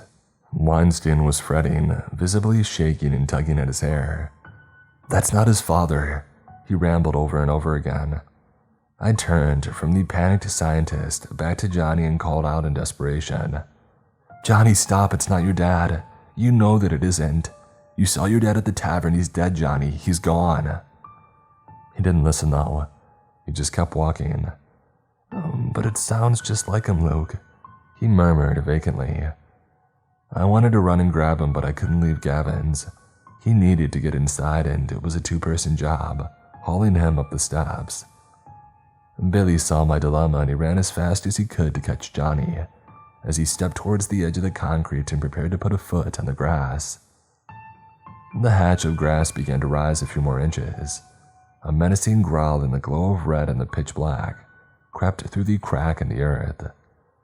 Thankfully, Billy got to him just in time, clutching at his backpack and yanking Johnny away. This seemed to snap Johnny out of his trance, and the two took a few more steps away from the trapdoor, which now slowly lowered back into place. Billy breathed a sigh of relief, while Johnny just stared at the grass, as if still unable to let go. Billy turned to him. "Come on, Johnny, let's get inside," he told him softly, like a guy who finally cared about the other. No bad blood, no deep-seated hatred. It was all over between them. Johnny sniffed up, let out a deep breath, and nodded. He turned to join Billy on the middle of the steps, when suddenly the grass snapped open and another huge trapdoor spider came lunging out of the burrow.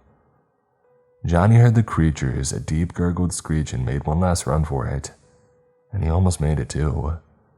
But the spider wrapped around what it could. In this case, its pedipalp swiped at Johnny's leg, knocking him to the ground hard.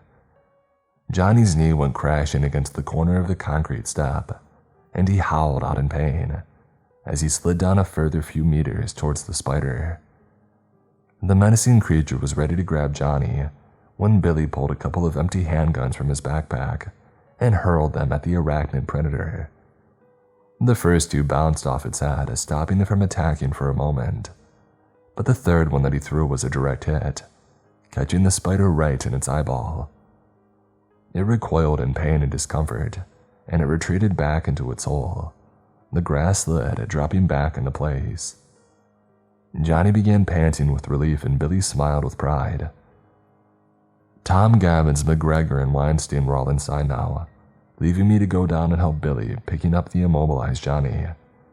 I got halfway to them as Billy was trying to get a good footing and grip to help Johnny to his feet, when I noticed the grass lid beginning to slowly rise one more time. My face went white. My expression was pure terror. Billy noticed and began pulling at Johnny more frantically. Johnny looked up, noticing the urgency, and turned back to see the glint of those red savage eyes glaring out of the darkness. He began panicking, desperately trying to kick it up to his feet, but it was no use. His knee was either sprained, locked, or worse, and he knew it. I was frozen. Stupid me just froze, and I didn't help them. I just watched as how Billy tugged and writhed, screaming for Johnny to run. Johnny just looked at Billy, completely dead-eyed, with no emotion, no panic, just clarity. He pulled Billy's knife from his pocket and took a tight grip, and brought it towards his own neck. "Johnny, don't do it. Just get up and run." I yelled with encouragement, desperately trying to convince him to not plunge the knife into his own neck. I wouldn't blame him, though. Anything would be better than being dragged down into the dark by that thing. Just you and it, all alone in the ground, where it could do whatever it wanted to you for however long it wanted. But it turns out Johnny had the same thoughts, because he aimed the knife and he plunged it into Billy's thigh.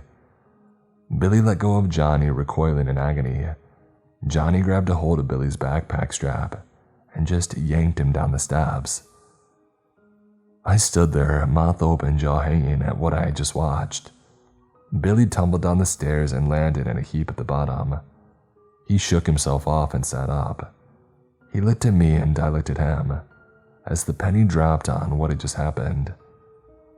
He looked at Johnny, who simply looked back, still totally dead behind his eyes. He wasn't even sorry.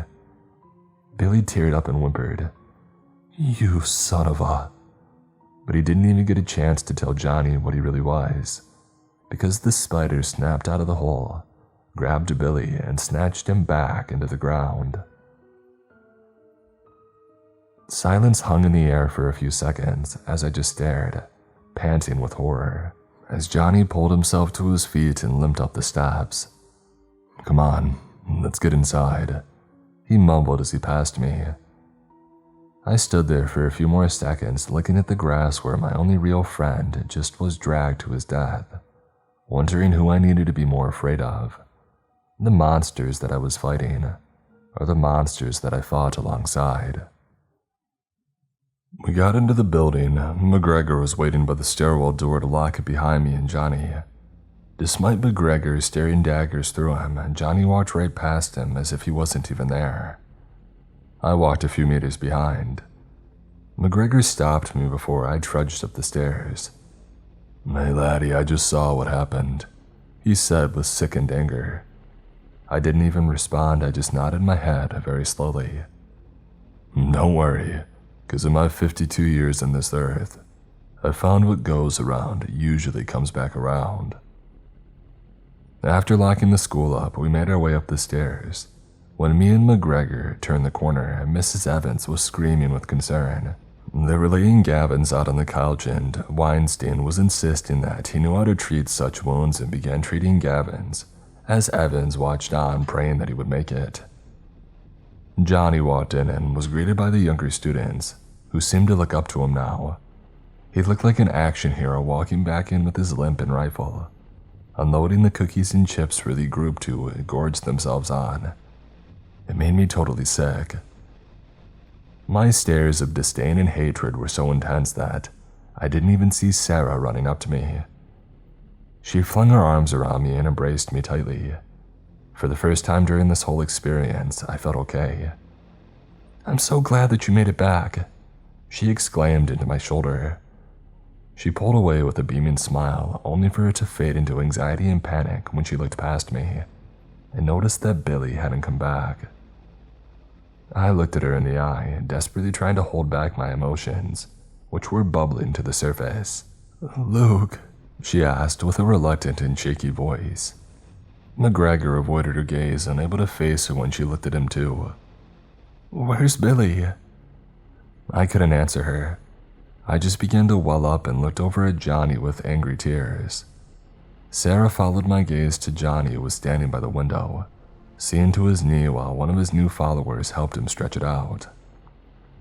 I didn't have the chance to confront him or tell Sarah what he did, because like something from a horror movie, we heard a series of thuds coming from outside, directly on the ground below the staff room window. We all turned to face the window that was being pounded with rain. The room was silent and we all began cautiously approaching the glass. The sound of raindrops on the glass were the only thing to mask our pounding heartbeats. The three of the other students, Matthew, Rice, and Owen, approached the window with reluctant caution, tiptoeing towards the glass. Without a second to react, the glass smashed inward with an explosion, and a yellow spider creature came with it, tackling Reese to the ground. It began sinking its pedipalps into his shoulders and tearing his jugular out with its teeth. Sarah, Miss Evans, and the rest of the group all backed into the corners, terrified of the arachnid predator. Reese writhed in agony as his blood began to spray around the room. My worry was that the spider would turn on Sarah next. Thinking with my heart, I grabbed a nearby broomstick, snapped the end off to create a makeshift spear, and began haphazardly poking and stabbing at the spider's eyes. It did groan, but more so an annoyance than the actual pain, and it wasn't deterred and continued to savage Reese's neck and face. After Reese stopped struggling and went limp in the spider's fangs, the monster dropped him to the ground and he just lay there, spasming in his own blood. The creature then turned to me, McGregor, Mrs. Evans, and Sarah. It coiled back, ready to launch at us, when Johnny put 2 rifle rounds in its head. The spider screeched in pain as its green blood spluttered from the holes that the bullets had made. Johnny put 1 more in its skull for good measure. The monster had been slain. Johnny simply turned to the onlooking students and ordered them to help him move the bodies and get the windows boarded up. They didn't even question him, they just simply obeyed. As some students ran to fetch a sheet to help move Reese and the spider, and the others began moving furniture towards the broken window, Johnny simply stared at me, a sly, egotistical grin on his face. I narrowed my eyes at him and turned back to Sarah, who was shaking like a leaf. What was that thing?" she demanded to know as she held me tight. I didn't even answer her. I didn't really know what to say. "Is that what killed Billy?" she whimpered into my neck. "No, another monster killed Billy." I awoke in the staff room. A few were still asleep, but some were up. It was still dark in the room, but that was due to the cabinets and shelving units that had been pushed up against the window frame. The morning light was peeking through the gaps where it could, and it was freezing. The spider had been disposed of. They dismembered it in the shop class, using hacksaws and other tools, and then dumped it in an unused room on the lower level of the building. I assumed that Reese's body received an equally lavish send-off. There was still a faint yet dark stain in the middle of the carpet, but on the whole of it, I guess they did a good job at cleaning it up. Johnny was still asleep, and so was Tom. Meanwhile, McGregor sat in the corner, nursing a whiskey. I didn't know how many he had had by this point, but the bottle that he took from the tavern was about 3/4 empty. I didn't blame him. However, I've never drank in my life, and I felt like I really needed one. I turned over and I looked at Sarah. She was still sleeping. The tears that she shed last night when I told her about what had happened to Billy, they were still drying on her cheeks. Gavins was asleep in the corner, with a shaken Miss Evans nursing his forehead with a cold, wet flannel. He was taking deep breaths as the penicillin and Oxycontin took effect. Fair play to Weinstein, who had done a great job in patching up his side and leg, but you could see that blood was still soaking through the bandages. It was clear that he was out of the woods for the moment, but last night, it was really touch and go with him. I watched Johnny sleeping like a baby. I felt my eyes drawn to the knives on the kitchen counter, thinking that if I could get to him and cut his throat before he woke, or anyone stop me. "I wouldn't blame ya." A soft voice came from my left. I turned to see McGregor crouching down, placing a hand on my shoulder. "I like Billy. He's a good kid, and he didn't deserve that," he added with congruence. "He was helping him, trying to save his life, and he just sacrificed Billy to save his own sorry butt. He doesn't even care. Just threw Billy down like a dog. And I've got that image of Billy's face burned into my mind as that thing came out of the hole and took him. He was so scared, so aware of what Johnny did and what that meant for him." McGregor hung his head with somber empathy. "Aye, laddie, 'twas a fate worse than death." "Is it wrong that I hope he died quick? Like I hope that thing tore his head off before he even knew what was going on?" I asked. McGregor shook his head. "No, 'cause I hope the same thing. Rather that than the thing taking its time with him down there in the dark, and the mercy of that thing, it doesn't bear thinking about. And before I came to Pennsylvania, I worked at a golf course in Florida. One day, this young caddy goes to collect an errant ball from by the lake. He was by the water's edge when this big bloody gator comes out of the water, grabs the lad's leg and starts dragging him onto the lake. Oh, we ran to try and help him, but we just weren't fast enough. It pulled him under and started to death roll him. And once he went under the water, we knew that it was no use. I prayed every night that the gator snapped that lad's neck in the roll before he knew what was happening, before he had to suffer the pain of drowning and being devoured. So it's perfectly normal, Luke, he told me supportively. I shook my head in disgust. I just wish that he had left Johnny on those steps and it was him that thing grabbed, I growled. Me too, he's a real piece of work. His daddy must have messed him up, something chronic. You've always just had a problem with Billy though. For you see, son, Billy had a family who loved him. Nice people. Always had parents' evening and sports day. Johnny didn't like that. Resented him out of pure envy. So he just took it out on him all the time. Made the poor lad's life horrible. I felt bad for him. Got to the point where I even used to help Billy sneak out of school while Johnny boy was out front waiting for him. It gave me a bit of satisfaction, so it did. McGregor said with a slight chuckle, before shaking his head at the sleeping bully. Scum. Pure scum. No one seems to care though. I mean, look at them, they're treating him like a king. I exclaimed quietly as I pointed to Matthew and Owen, who were bringing Johnny a bottle of water and some painkillers for his knee, as he awoke from his deep sleep. I know, son, but they weren't there. Aaron's dad, Weinstein, is a newcomer. Mark is totally out of it, and Tom's just a bloody buttlicker. There's only me and you who know the truth. And to the rest of these lot, he's the guy who stepped up and slayed the beast who came to kill them. He's the guy who brought them back food and medicine. And he's the guy with the gun. With Mark out of commission, people are looking to someone else to lead the group. McGregor speculated. No, he cannot take charge of this group. He's a total sociopath.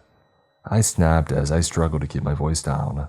I know that, laddie, but when these guys see the truth, they'll see the light. McGregor assured me gently. I stared, unconvinced at the group as a panicked murmur came from beside me. Sarah snapped awake and quickly rose from her slumber. She seemed to frantically look around upon opening her eyes, quickly checking her surroundings. I grabbed her to settle her, and when she saw my face, she breathed a sigh of relief. Oh God, I just had the worst dream. I was running through the school and the floor opened up and that spider thing pulled me down into the floor. As I was going down, I saw Billy and Reese, or bits of them anyway, she said, jittery. I just looked at her, guilt-ridden. I'm sorry, Sarah, I shouldn't have put that on you. I shouldn't have gone into detail, I confessed. For last night, when we both lay next to each other in the dark, she asked what had happened to Billy, and I just unloaded on her. Every detail, every emotion, but at the same time I felt that I really needed to. So what are we going to do about Johnny? She asked with venom. Now she had yawned away her tiredness. Well, when Gavin's back on his feet, we can fill him in. He'll know what to do. We can't have someone who will sacrifice someone for their own safety. We can never trust him, I asserted, and McGregor and Sarah murmured in agreement. We were all gathered around Gavin's as he came around from his slumber. He was sore, but a dang tough son of a gun, and he was gonna make it. He began to sit up, groaning in discomfort. He moaned, soft as he propped himself up on the couch. Aye, you're a tough knot, Mark, laddie, McGregor said, raising his whiskey glass to his friend's awakening. Gavin smiled at being reunited with the booze-hound Irishman and tipped his hat at him.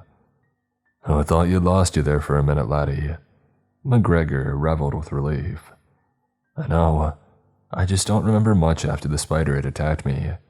Right after it took DJ, everything just went black. But God, I remember his face. Right before I dragged him down that burrow. I don't think I'll ever forget the look on his face. He confessed as the recollection took his breath away. I couldn't help but empathize as I thought of Billy. I mean, Dr. Weinstein, what the heck was that thing? He asked, focusing his attention on the man replacing his bandages. That was what I was so afraid of. The red ones, he exclaimed. Mrs. Evans began looking at all of us frantically for an explanation. The red ones, what are those? She asked with a baffled stutter. So, as I've explained to these guys, the lab that I work for is a secret facility assigned and funded by the American government to create bioweapons that would one day replace human soldiers on the battlefield. I thought that I would just be, creating tear gas or something, like putting miniguns on drones, I don't know. But the men that I worked for made things they thought they could control or train. But they escaped before those steps could be reached. He explained as Mrs. Evans listened, intently with shock plastered on her face.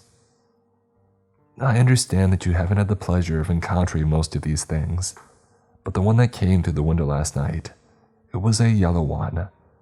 Second in command in the spider hierarchy chain. They're the boots in the ground. They're fast and they can jump over 30 meters from A to B, and they are savagely aggressive, as you unfortunately saw. The blue ones, much smaller but still as deadly. They will incapacitate their enemy with a neurotoxic venom stored in glands of their pedipalps, and once you're as stiff as a board, they cocoon you in a web and drag you off. They were intended to capture high-profile war targets, but now that they're in the world, they seem to be taking the victims back to a den, where the spiders can either feed on them later or... His speculation trained off, causing Miss Evans to ask, or what? Or the spiders young use them as incubators for their young, to breed more of them, Weinstein revealed, causing Miss Evans to be speechless. And those are those beetle-looking things? Gavins asked with a gruff voice as he coughed and spluttered with pain. Weinstein nodded. Exactly. The spiders reproduce asexually through parthenogenesis. This wasn't by design. They use small extracts of DNA from large snakes like boa constrictors to aid the spider's size and strength. They shed their skin and exoskeletons as they grow, but their ability to reproduce was kind of an unexpected feature. So once the spiders have consumed sufficient food, they will go into, labor, and cough up 2 or 3 of their young, kind of like a cat coughs up a hairball. Their young start as small termite-like creatures, who quickly find a live host with warm blood and fresh organs. They bury themselves into their victims. They feed on the flesh, brain, heart, and lungs, until they grow and evolve into their parent species and hatch from the cocoon. His explanation hung in the air as the weight of it truly traumatized Mrs. Evans' imagination. Jesus Christ, so what are these red ones you guys keep talking about? She asked.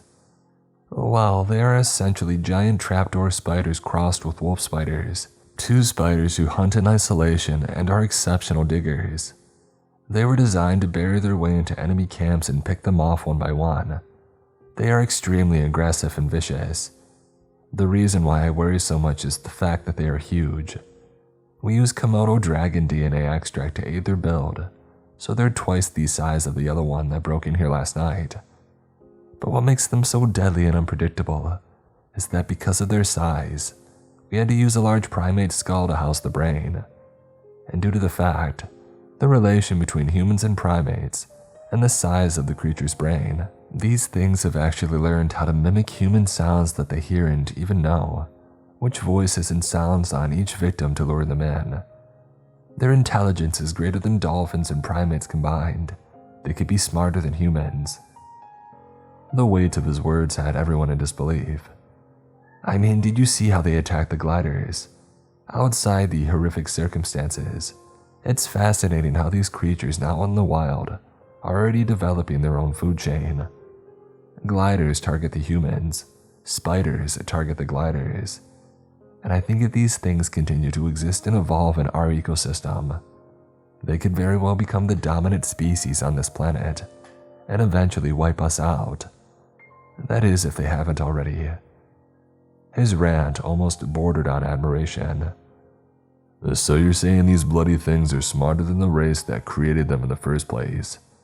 McGregor asked, unable to believe what he was hearing. Yeah, I mean, look at the evidence. Even us humans can't mimic other humans' voices after hearing them once, and then know when to use them to gain an advantage over something. That's how they lured DJ out of the store, using his friend's groans of pain, for likely when it had him in its burrow. And that's how they lured Johnny outside the school, using his father's voice, likely from listening underground to these survivors in the tavern, before the others got inside. Weinstein's explanation caused Gavins to look past him, and noticed that Johnny was alive and had survived. He looked confused, likely wondering how he was the only person to survive these creatures when no one else had. He began scanning the room and noticing that somebody was missing. They used what they've heard to lure a related victim into striking range, and then they come out of the ground and pull you under where they devour you, potentially even using your screams to lure another victim.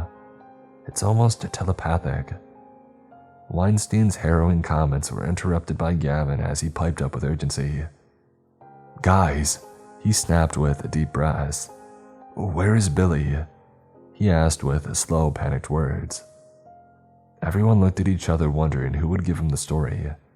I had no qualms in being the one. "Johnny killed him," I revealed bluntly. Gavin split a shocked look directed at me and a disgusted glare directed in Johnny's direction. I spent the next few minutes going into detail on how Johnny took a knife to a good kid who was trying to save his life and pushing him into the clutches of a giant trapdoor spider just so that he could live. Gavin's just sat there speechless, taking it all in, anger building inside him as I gave more and more details about Billy's last few moments. When I had finished the detail, Gavin slowly turned his furious expression from me towards Johnny, watching in disbelief as he barked orders at the other students, who were nailing wooden boards over the broken window that they had retrieved from the shop class. Gavin's hobbled to his feet as Johnny stood there with his rifle like a king using a scepter, as he continued to order the students around as they got on with their manual labor. "Guys, you don't have to take orders from this piece of crap," Gavins exclaimed, causing the whole room to go quiet and to stop what they were doing, everyone staring awkwardly at the confrontation about to unfold. But despite all the tension that was now in the room, Johnny just shrugged off Gavin's remark and nodded at the students. They too immediately disregarded Gavin's and continued with their task. This infuriated Gavin's to the next level. Despite his agony and discomfort, he rose to his feet and he pointed at Johnny. "Really, you guys are gonna ignore me and take orders from this murdering idiot?" he asked with venom. Now this got everybody's attention. Some of the boys even dropped their tools and one even hit the tip of his thumb with the hammer. Johnny got a hint of rage on his face that he tried to mask with a sarcastic scoff and a grin. "Why don't you tell these guys what really happened to Billy, huh, Johnny?" Gavin suggested with intent. The students began to look at each other with shocked curiosity. "Nah, don't listen to this old prick. Just keep boarding up that window. It'll be nightfall soon, and those things will be back to hunt," Johnny ordered as these students looked in two minds. "You want to know what this piece of crap did? You guys wonder what happened to Billy Nixon. Why don't you ask Johnny here what happened to Billy? Why he didn't make it back?" Gavins asked provocatively. The students all looked at Johnny now, silently demanding an answer. Johnny for a minute looked rattled, like he didn't know what to say. I felt satisfaction watching his face turn red with anxiety, and his ability to look at anyone in the eye was gone. After a few awkward seconds, Johnny snapped his head up. He had tears forming in his eyes as he began to shake gently as the rage built up inside him. We all waited for him to crack and admit what he did, waiting for his admission to the group so we could turn on him and then give Billy the justice that he truly deserved. "Yeah, that's right. I stabbed Billy in the leg. I was about to be eaten by a giant spider and it was me or Billy," Johnny confessed with no remorse whatsoever. The students all gasped at the admission, but Johnny wasn't done. But I did what I did for the good of the group. Just like when you guys locked out all those helpless people who were getting attacked. Y'all remember that? Johnny's rhetorical question got the students thinking. They all quickly realized that they had done things that they weren't proud of. But surely they couldn't forgive something as cold-blooded as what Johnny did, right? Wrong. I did what I did because I know that I needed to get back here. Because you guys need a real leader, one who has your best interest at heart. Last night when that thing came in here, who was the one who saved y'all? Certainly weren't this broken-down traitor over here. He exclaimed, using his rifle to point at Gavin's. Traitor? Me? Are you kidding me? I snapped. You sacrificed to Billy so that you could live. You're the traitor. Yeah, that's right, Gavin snapped, along with us backing him up, muttering, deluded under our breath, as we chuckled amongst ourselves. Johnny nodded with confidence. Oh, you mean the kid who was going to leave me and Tom outside, refusing to open the window? Yeah, I remembered. I shook my head at how deluded this guy was. I was speechless. There was no arguing with him. Gavin stepped forward, grunting in pain but keeping his cold, tough exterior. Who you calling a traitor, Johnny? He demanded to know. That's right, you are a traitor. Because newsflash, everyone. I didn't kill Billy, I didn't kill Aaron either. Or Reese, or Peter, Ryan, or Mr. Daniels. Or anyone else for that fact. No. Those things out there killed those people. Oh yeah, and Johnny, where do you think those things come from, you might ask? Mars, the fifth dimension, our nightmares. Wrong, and wrong. No, I'll tell you where they came from. It became evidently clear where Johnny was going with this. Weinstein began to sweat and his heart started to pound through his shirt. The students all turned to look at him, as Johnny menacingly raised his rifle and pointed out the scientist. This guy right here. The guy who our illustrious leader, Mr. Gavins, has invited into our midst with open arms. His delivery was one of confidence and purpose. All the students turned to look at Weinstein, now with disbelief and resentment. I didn't. I just worked there, Weinstein stuttered. Johnny shook his head, toying with the nervous scientist. No. You told us that you created the gas that turned half the town into ravenous zombies. And you were part of the team that made the things that killed my father. Johnny's smile had disappeared now, and it made sense to me now. Why he did what he did to Billy. He wanted to live so that he could get revenge on Weinstein. Oh, that's right, guys. You want to know if your mommy and daddy are alive? Well, sorry to be the one to tell you this, but they ain't. They either were torn apart by zombies or sucked dry by giant wasps. Or, as my father was, cocooned and eaten alive by giant spiders. And it's all because of this guy, Dr. Weinstein, Mr. Gavin's new best buddy. Johnny quipped cynically. Is it true? One voice asked. Mr. Gavins, how can you be sitting there sharing what food and water we have with this guy? Another asked. The rest murmured in resentment and anger. Weinstein began frantically trying to argue his case as the sun grew ominously low outside of the school. No, these things were never meant to see the outside world. They were meant for this country's enemies. It was those activists. They didn't know what they were doing and they unleashed them. Weinstein yelled, tears forming in his eyes. We were trying to get Weinstein to retreat and stand behind us, but he was too busy explaining himself that he didn't see Owen in his peripheral vision, storming over to him.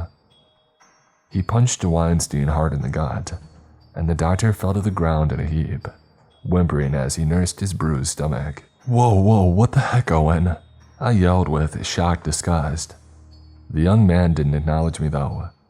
He simply looked at Weinstein, breathing heavy with satisfied rage. He turned slowly to face Johnny and they both shared a mutual tip of their heads at one another. Who thinks Johnny should be our new leader? Somebody who has saved our lives on multiple occasions. Somebody who has fought these things multiple times and lived. Someone that we can trust. Tom yelled as he came up from behind Johnny, grabbing his shoulders and squeezing them as he rallied the others. Yeah, yelled Owen. Johnny is our leader, yelled Matthew. The others were just as enthusiastic and began chanting Johnny's name. I was baffled how these people could be turned and manipulated so easily. It was like I had just walked into a cult meeting. But in fairness, they were a little younger than I was, and a lot of them looked up to Johnny being the toughest and most popular kid in school. Johnny's ego and narcissism was at a fever pitch, as he relished in the group's approval of his claim, and his coronation was going to be a memorable one. Now was my first act as a group leader. It's to sentence all traitors to death. His words hung heavy in the air, as the gravity of what he just said hit us all. Weinstein stopped sulking and caressing his stomach. Instead, now looking up at Johnny, a pleading look washed over his face as a beg began to form on his lips. But as the sun completely set and the darkness began to fill the gaps in the wood, Johnny looked away from the scientist as he begged him to be reasonable. He turned to Tom and the others and said 4 words that made our jaws drop and our hearts sink. "Take the traitor outside," he yelled as he pointed his gun at us, and the others cheered. Tom and Owen stormed over and laid into Weinstein, roughing the passive scientist up further before hoisting him to his feet, and they began to drag him outside to the staff room. Gavins quickly rose to his feet and attempted to lunge past Johnny, but he was stopped dead in his tracks, however, as Johnny stabbed the butt of his rifle into the wound of his side. Gavins curled over in pain as Mrs. Evans rushed over to him and frantically embraced him as he groaned in pain. "Please, Johnny, stop," she pleaded, attempting to appeal to his good side. But that's where we were all wrong. He didn't have one. "Take these 2 as well, the other traitor and his lady," Johnny commanded, as he stared menacingly at Mrs. Evans, who stared back in equal parts, horrified. 5 of the other students mobbed up on Gavins and Evans. They yanked Mrs. Evans upright by her hair, holding a knife to her throat. Gavins was in agony. Matthew chicken-winged his arm and began forcing him through the door, with Mrs. Evans in tow. Myself, Sarah, and McGregor instinctively rushed to help them, but Johnny shoved the barrel of his rifle in our faces and advised us to not do what we were thinking. "You 3 come with me," he ordered, gesturing for the rest of the group to escort us. Before we knew it, the others had knives at our throats and we were following Johnny out into the corridor. They gathered us at the school's entrance, throwing Gavins, Miss Evans, and Dr. Weinstein to the ground. Johnny gestured for McGregor to unlock the main door, but he refused, shaking his head with defiance. "I ain't opening that door, laddie, just so you can throw my friend out. You can go eat my crap, so you can," he snapped in his fiery twang. Before Johnny could even reply, Tom knew what to do, and he cracked McGregor in the knee with Gavin's bat. He yelped in pain as his knee buckled. Mark and Owen rummaged through his pockets while Johnny aimed the rifle at him. Owen retrieved the keys and threw them at Johnny, who snatched them out of the air. The "did I do good, Johnny" look that Owen was giving Johnny made me sick, and probably would have felt pity for him too, if I didn't have a gun pointed at me. Johnny unlocked the main doors and turned to Weinstein. He was crying and praying for Johnny to show mercy, but even I knew that it would be in vain. He was angry, grieving, and drunk on his newfound power. He opened the doors and took one last vacant look at Weinstein. The stark contrast between the two was horrifying. Weinstein was crying, blubbering, and begging. Johnny was stone cold and dead behind the eyes. He looked as the students stood behind the scientist, and with a simple nod of his head, they knew what to do. He became frantic and panicked as they hoisted him to his feet and began forcing him through the entrance. Any attempt of ours to rescue him resulted in being reminded of the fact that we could be shot, stabbed, or beaten. With a final kick in the back, Weinstein went tumbling into the darkness. He quickly got to his feet and began running back to the school. Johnny threw his rifle up, shouldering the butt, instantly, and took aim, and he blew a hole in Weinstein's shin. We all winced and recoiled in horror as Weinstein collapsed in agony. The blood began to pour out of the wound as Johnny and Tom closed the doors and locked them back up. "Please," Weinstein yelped in pain, "Don't leave me," he sobbed loudly, as we all stood gobsmacked at the callousness shown. The sound of the cries and gunshot, coupled with the smell of fresh blood rising into the air, it caught the attention of those who dwelt in the night. Screeches, clicks, and gurgling roars emerged from the shadows. Weinstein became more panicked as the malevolent sounds grew closer and closer. He begged and pleaded and apologized frantically, but Johnny and his crew just stared back at him through the glass, no emotion bar a few, who were eager to watch the symbol of what had caused this whole nightmare. The person who had got their loved ones killed, die in the same manner as them, and they didn't have to wait long. We watched 6 blue spiders begin to crawl slowly down the sides of the walls that flanked the school's entrance. Weinstein had seen them, but he didn't look at them. He just kept looking at Johnny. He knew the spiders would have no mercy, but there was a chance that Johnny would. Maybe, just maybe, if he saw the pleas of a dying man, he would change his mind. It was foolish in hindsight, but I don't blame him trying. One of the spiders made its move, leaping onto Weinstein and sinking its fangs into his shoulder as he howled in terrified distress. The venom got to work almost instantly. Weinstein went from thrashing and writhing to going as stiff as an ironing board, foam forming at his mouth as he continued to whimper and look around frantically. It was like he was alive but trapped in a Dr. Weinstein-shaped coffin, fitted with eye holes that he could look through. The spiders got to work, 2 of them firing webs out of their spinners, coating Weinstein's stiff form, as 2 others span him around in midair like a hog roast. When he was totally cocooned, the spiders turned their attention to us. Johnny and the others now looked worried. Part of me thought that I would be happy for them to kill us, just so that I knew Johnny suffered the same fate. But it didn't come to that, because these spiders seemed to communicate to each other with clicks and other insectile sounds. They turned back to Weinstein's cocoon. They scurried over and hoisted him up. Like a team of pallbearers, they carried him off into the night, and the sound of Weinstein's haunting muffled groans faded and faded as they scurried off into the darkness. "Holy crap, did you see that? They left us alone," Tom exclaimed. Johnny had a really big smile as the adrenaline pumped through his veins. "Get the others," he ordered, gazing down at Gavins and Evans.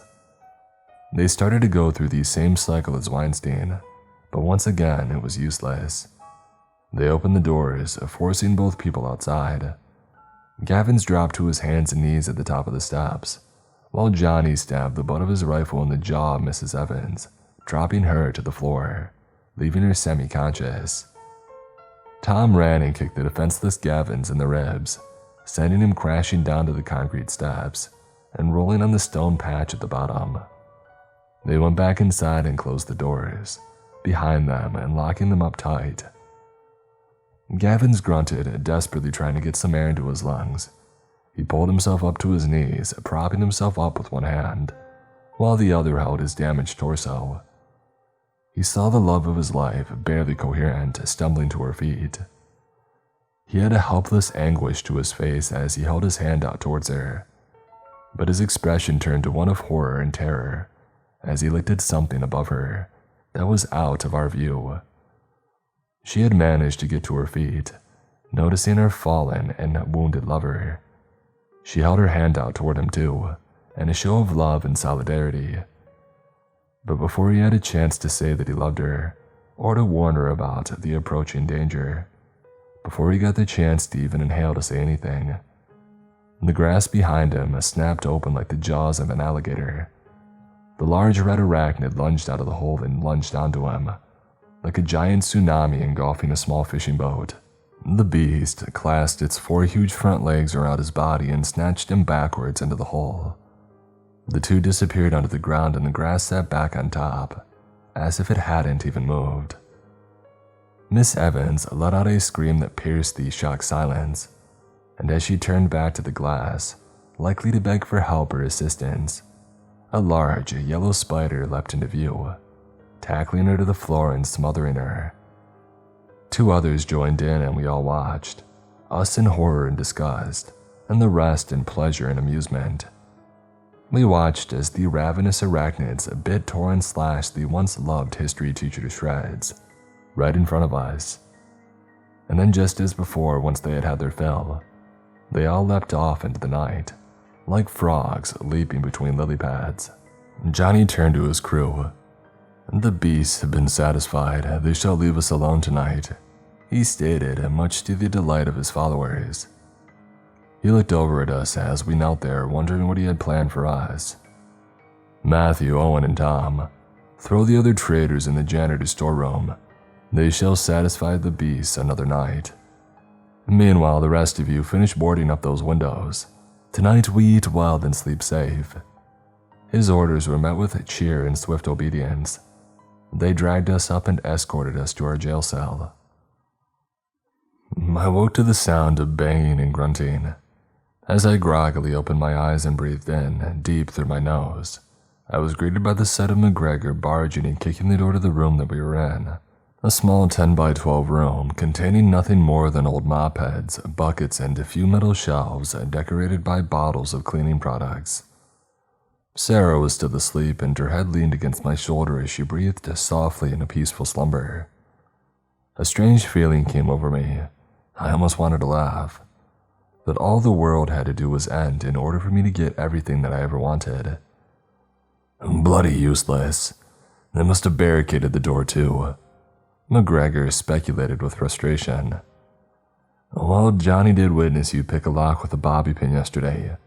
Doesn't strike me as a guy who leaves much to chance these days, I remarked. Aye, laddie, McGregor replied, out of breath and defeated. So what do you think they're going to do with us? I asked softly, careful not to wake Sarah. Quite frankly, it was a miracle that McGregor's escaped tents didn't do the trick. But nevertheless, I didn't want to bring Sarah out of what peace she had at this moment. Well, I'm guessing it's one of the two things, lad. They'll either use us as some sort of sacrifice to keep those things happy and fed, so they will. Maybe buy themselves a few days of peace in the hope that rescue comes, McGregor ventured. Well, what's the other? I asked reluctantly. Aaron and Billy both never made it back from town with their packs. Gavin's, Tom, their packs were mainly medicines. So how long do you really think that the food we brought back is going to last? You saw how they were all gorging on it the other night, did you not? So why are they going to go trek back into the death town and risk being dragged into a spider pit for cheese and biscuits, when they can just roast us and carve us like a Christmas turkey? McGregor exclaimed. His tone was loud enough to stir Sarah, who had begun to come around. What? You really think they're planning on eating us? That's insane, I snapped. Sarah, upon hearing my remark, shot upright. What? Who's gonna eat us? Johnny and the others? Sarah said, panicked. I shook my head in disagreement. No way, that's just As I struggled to find the word to finish my sentence, McGregor scoffed. A savage? Hey lad, it is. Just like watching 3 people be murdered by monsters while they all watched. Believe me when I tell you that nothing is off limits anymore, boy. They've all snapped. They are the monsters too now.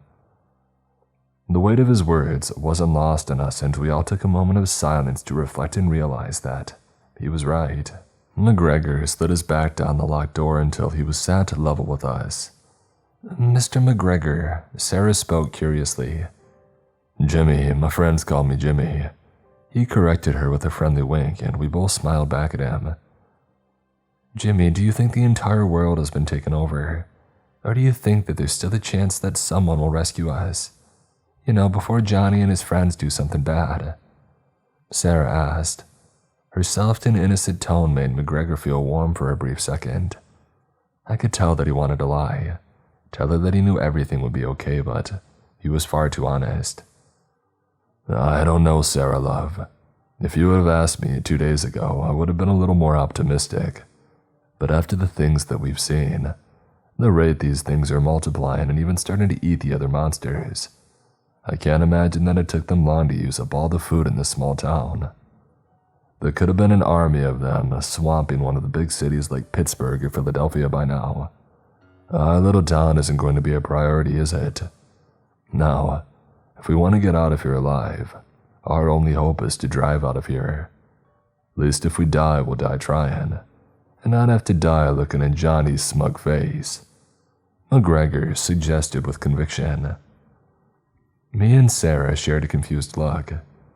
"Huh? Drive out of here. What are you talking about?" Sarah asked, totally lost. So was I for a moment, but then it hit me. "Holy crap, DJ's Jeep," I realized with a snap of my fingers. "That's right, laddie. It's sitting just on the edge of town, where the highway leads up to the mountains. Just needs a wee bit of fuel and we could hop in and see where we get," McGregor proposed. For a minute, I actually had a bit of hope, before a crushing realization came to mind.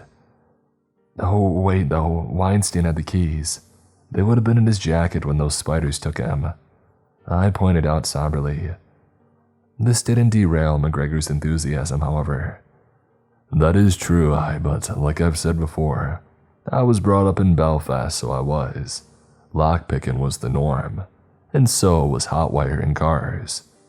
He bragged with another wink. Me and Sarah began to get excited. "Yeah, we could siphon off the fuel from the generator at the grocery store," I suggested, and McGregor was beaming with excitement. "You're a bloody smart lad, so you are, Luke," he remarked with a friendly jab to my shoulder. We all felt a sense of hope and belief now that we had a plan. But one problem hung over our heads, like a rain cloud floating over a parade. The question is, though, how do we get out of this room and how do we get out of the school? Johnny has the keys, and even if we got outside, those spiders will come out on the grass and snatch us before we even get halfway to town. Sarah's question was a good one, and it seemed to suck the air out of McGregor's lungs. His enthusiasm was gone, and now his frustration was back. "What about the fire doors in the gymnasium?" I suggested, thinking back to the mission to save the debate team.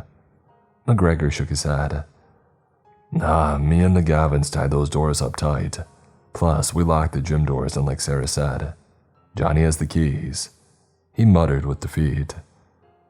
We all sat there heads down, awaiting Johnny and his crew to come back to either drive us outside to our death or to carve us up and eat us themselves. I wasn't precisely sure which one I preferred. I brought my knees to my chest and embraced them as I rocked back and forth. A sound that caught my ear as I did so, a material crinkling from coming from my pocket. I reached in and pulled out what it was. A scrunched up piece of paper sat in my hands. I unraveled the scrap stationery and was greeted by a message written in thick black ink. "Meet me by the janitor's room after class. I have another way out."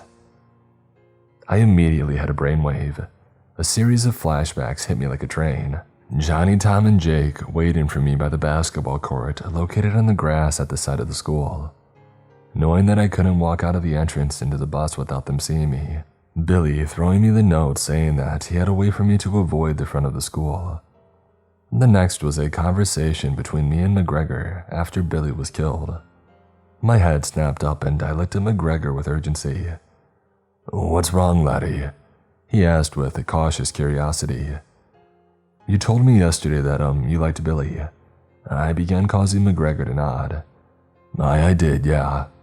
And you said that you liked him so much that you used to help him sneak out of the school to avoid Johnny. You said that right?"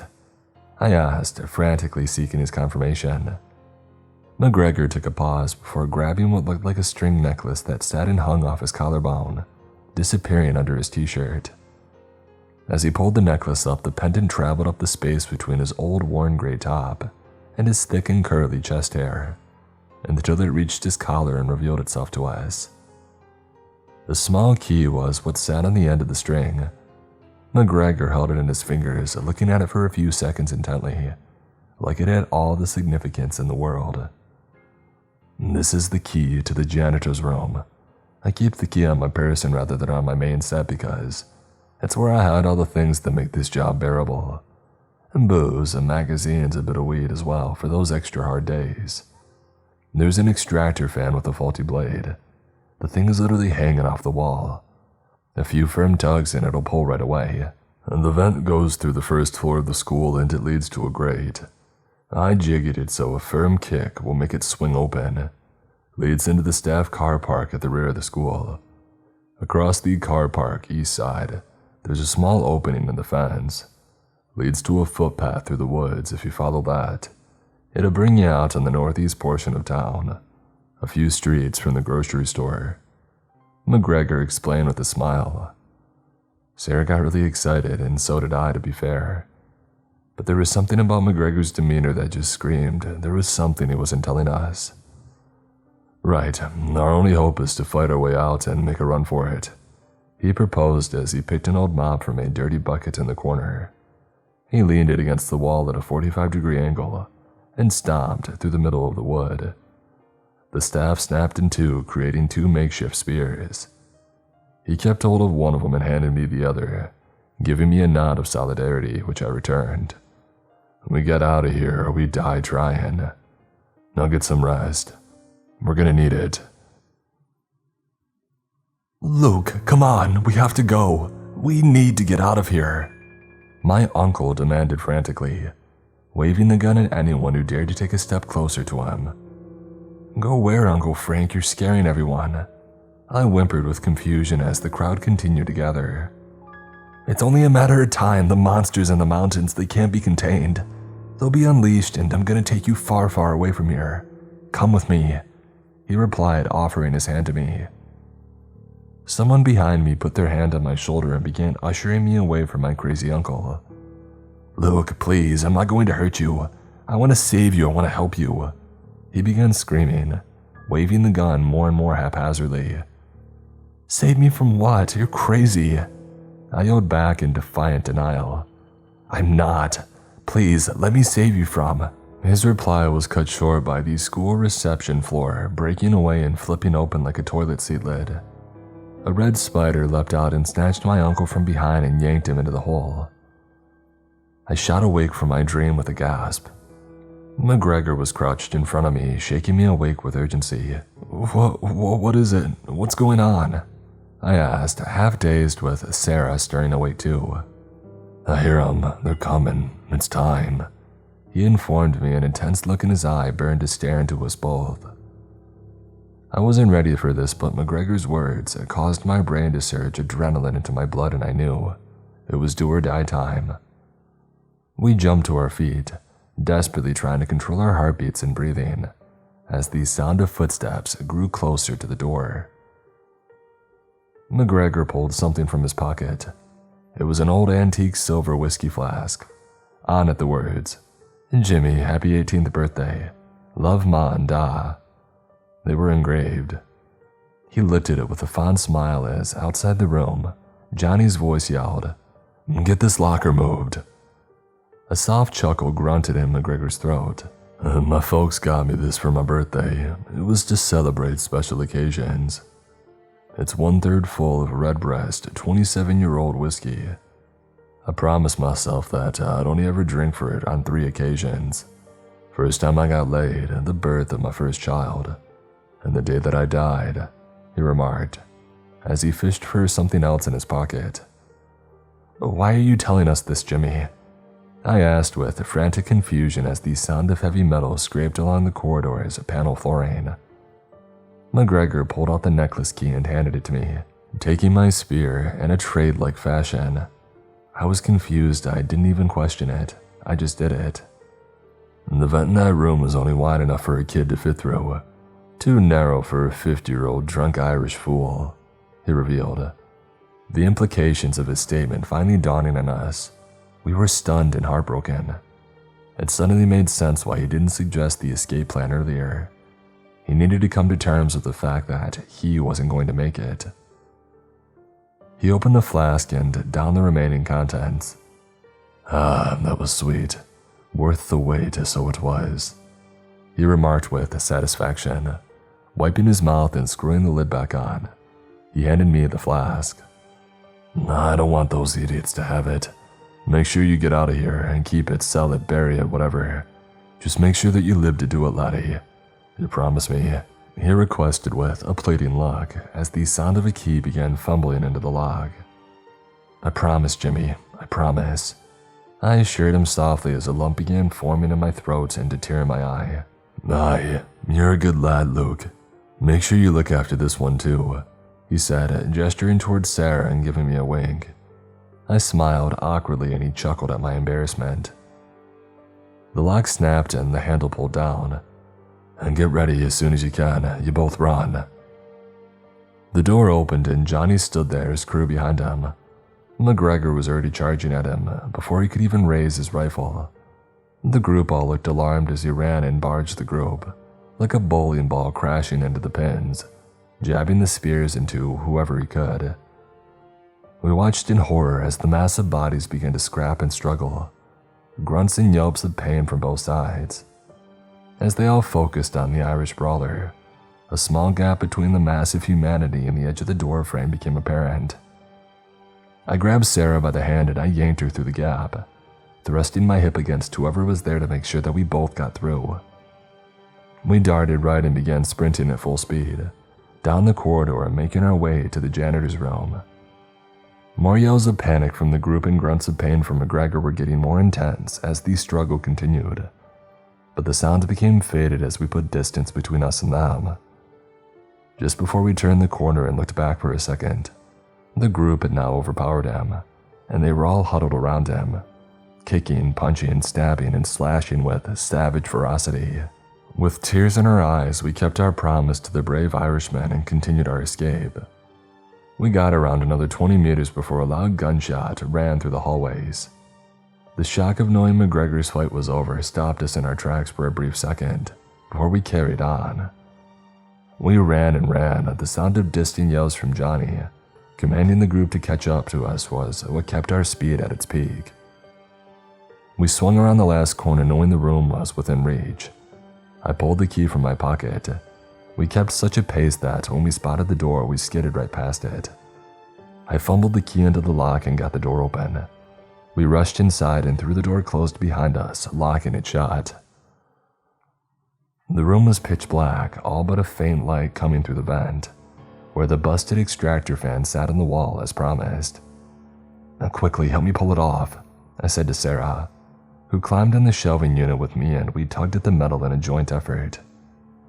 With each pull, the metal fixings grew further away from the wall, until finally it came away altogether. The fan dropped to the floor with a crash, and I quickly began boosting Sarah up into the vent. She climbed into the metal tunnel and turned around to help pull me up. But just as I was getting my footing, a stern voice could be heard from the other side of the door. "Johnny, I found him, they're in here," Owen yelled with urgency. "Crap," I gasped and quickly began stumbling up the shelving unit, with the aid of Sarah's hand, desperately dragging myself up the wall and into the vent. What sounded like an army rushing down the hall could be heard, before the unmistakable sound of Johnny's voice ordered Owen to move. I had just got my upper half into the vent as my legs dangled awkwardly in the room. Another loud gunshot blew a hole in the door around the handle, and the brickwork no more than a matter of inches from my calf. Sarah pulled me with all her might as I managed to get my other half into the vent. We began crawling frantically down the shaft as another loud gunshot rang out with the sound of wood exploding and the door being kicked in, smashing against the wall with force as it swung open. "Faster, faster," I yelled as I heard Johnny's breathing from behind me, at the edge of the vent. I knew that Johnny would be too big to climb in, but the bullets from his rifle would have no issue finding their way to us. The metallic clattering of Johnny stuffing the bullets into the gun and the horrifying click that said the rifle was ready to be fired sent a chill through our bones. Johnny aimed just as I was maneuvering myself around the bend in the vent. A gunshot echoed the entire steel tunnel, just as I pulled myself out of harm's way, and the bullet tore a hole through the end of the passage. As the outside moonlight washed onto our faces, we began to breathe a sigh of relief. However, the echoing sound of Johnny laughing traveled after us through the tunnel, confusing us on why he was so cheery, before we faintly heard Johnny exclaim the words, "Oh, don't worry, they won't get far," from a distance as we reached the grating at the end of the vent. As promised once again, one stiff kick of Sarah's leg was enough to swing it wide open, and she climbed out, lowering herself down with her hands and dropping the rest of the way to the concrete below. She turned to face me when she got back to her feet and urged me to hurry. As I lowered myself out of the opening and began to lower myself down in the same manner, just as my head got level with the floor of the vent, I saw something that troubled me deeply. A small trail of smeared blood led up to the edge, starting at where the vent turned the corner, and as I dropped to the ground and a shooting hot pain spiked the outside of my thigh, I knew my Johnny was laughing. He had hit me. Luke, what's wrong?" Sarah pleaded with concern. I grimaced in pain as I turned down my hips so that we could examine the damage. Sarah gasped, her hands quickly covering her mouth as her eyes went wide, and a scream halted on her lips. A small tear of burnt flesh and exploded tendons was visible through the hole in my pants. It could have been worse, but it certainly wasn't ideal. It would slow me down, and the smell of copper was rich in the air as the blood continued to seep out. "It's fine, it's just a flesh wound," I said, trying to calm the now frantic Sarah. "Oh my God, Luke, you can't die. I can't lose you too. I can't do this alone." Her words caused me to leap to my feet despite the pain. I grabbed her by the shoulders and looked into her eyes. "Listen to me, I'm not going anywhere, Sarah. I promised McGregor that I would look after you and get us out of here, and that's what I'm going to do." I assured her with every fiber of my being. She sniffled and wiped her budding tears, nodding affirmatively with a smile that could have made me forget the world. "Here, take this," she suggested, taking off her cardigan and handing it to me. I folded up the bulk of the garment, pressing it against my wound and tying it hard around my leg with the sleeves. The pain almost made me sick, but I maintained a brave face for Sarah. A sound of a fire door being pushed open from the outside of the car park could be heard, and we turned to see Matt and Owen being forced out of the door by Johnny and Tom at gunpoint. "She's a girl and he's wounded. It'll be easy," Tom ordered. They turned to pleading with the boys, but it fell on deaf ears. "Either come back with him or don't come back at all," Johnny yelled, stabbing his barrel into each boy's chest until they were outside. They slammed the door shut behind them. With Sarah being my crutch, I began to hobble as fast as I could toward the gap in the fence that led to the footpath. Matt and Owen spotted us and began giving chase. Throwing ourselves through the broken chain-link fence, as well as running against the twigs and thorns of the surrounding woodland flanking the path, only added to our cuts and scrapes. We pushed on though, but the boys were hot on our trail. The path opened up to a small grass verge that looked out to the edge of town. Sarah was just about to put her foot on the asphalt of the road when I grabbed her arm, pulling her back harshly. "No," I hushed, looking around frantically, as the sound of hurried footsteps approached. A medium-sized rock lay on the grass nearby. I limped over, picking it up and throwing it into the road. The rock hit the surface hard, and pieces and debris chipped off and settled on the road next to it. Despite the sound of Owen and Matthew yelling at each other to hurry and that we were close by, I took a minute to examine the road, carefully watching for any signs of the road moving or any strange noises that emerged from under it. After a few seconds, I wasn't entirely satisfied, but we didn't have any more time to be sure. I grabbed Sarah by the hand and we sprinted across the road, darting into the streets and cover of the town's buildings. "Stay on the sidewalk," I advised her as I quickly looked for a suitable hiding place. Owen and Matthew could be heard more clearly now. They were no longer in the trees and had made it to the edge of the road. We quickly threw ourselves around a nearby abandoned car. The driver had mounted the curb, plowing the front end into a local music store window, peeking out of our cover to keep an eye on where our pursuers were. We watched as the two boys who hadn't seen the same things that I had just ran into the road, heavy-footed without a second thought. They reached the other side with Owen leading the way. Matt brought up the rear, standing on the curb, scanning the left and the right, while Owen glared into the town, looking for any sign of us ahead. "Come on, guys, come back with us without a fight, and who knows? Maybe we'll put in a good word with Johnny. Maybe we can find a use for you guys where you both stay alive," Owen yelled manipulatively, as his gaze grew closer to the car that we were hiding behind. "Yeah, come on out, Luke. And you, sir." Matt began to chime in, however, his sentence never found an end. For the rock that I threw earlier had attracted it, and then their footsteps had enticed it. And now their yelling was telling it that its meal was there for the taking. The spider didn't waste a second. The asphalt split into a circle and the creature burst up through the road with ferocious speed. It wrapped its legs around Matt's lower half and yanked him backwards. He fell forward, smashing his face violently on the edge of the curb. Owen turned to the commotion, watching his friend, crying softly with blood bubbling up through his chipped teeth, and split lips as he held his hand out, dazedly begging for his friend's assistance. Owen didn't move though. He just froze. We watched as the spider dragged Matt, kicking and screaming, into the hole feet first. It was almost like the haze from the blow to the head had faded, just before Matt went in under the ground. Realizing what actually was happening, he scratched and clawed at the asphalt, sobbing with desperate fear as he fought for his life. His nails and fingertips were nothing but blood and bone when the spider finally had won the fight, and Matt quickly disappeared underground. Owen was stood with his hands on the back of his head, hyperventilating as he tried to comprehend what had just happened. His back was turned and this was our chance. I gestured for Sarah to look over a gap between two storefronts around 100 yards from our position.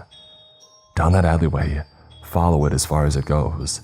The grocery store is on the other side of the street. That's another alley down the side. I think the door should be unlocked," I whispered to Sarah, gesturing for her to follow my eyes to the suggested route. She nodded that she understood, and I checked on Owen. He was still in shock with his back turned to us. "Now go," I whispered. We leapt to our feet and began making a dash to the alley. Owen heard our footsteps and turned to see our escape attempt. "Hey, wait," he snapped, running after us with his knife drawn. "Quick, he's gaining on us," I yelled at Sarah. She took a quick look over her shoulder and looked puzzled. "I don't see him," she remarked. "Just keep going, we're almost there," I exclaimed with encouragement, silently gritting my teeth as the wound in my leg began to burn more and more with each passing step. We reached the end of the alleyway and the grocery store was in sight.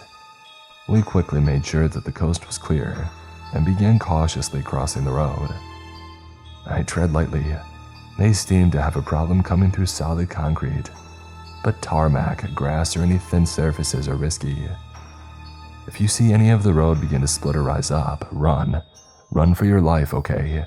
I demanded, my tone making it clear to Sarah that this was to be done, even if it meant leaving me behind. She nodded, wincing at the thought of that situation. "Luke, yeah. Without Mr. McGregor here, how are we going to hotwire the Jeep?" she asked curiously. The question seemed an innocuous one at first, like, are we going to make it or do you think we'll be okay?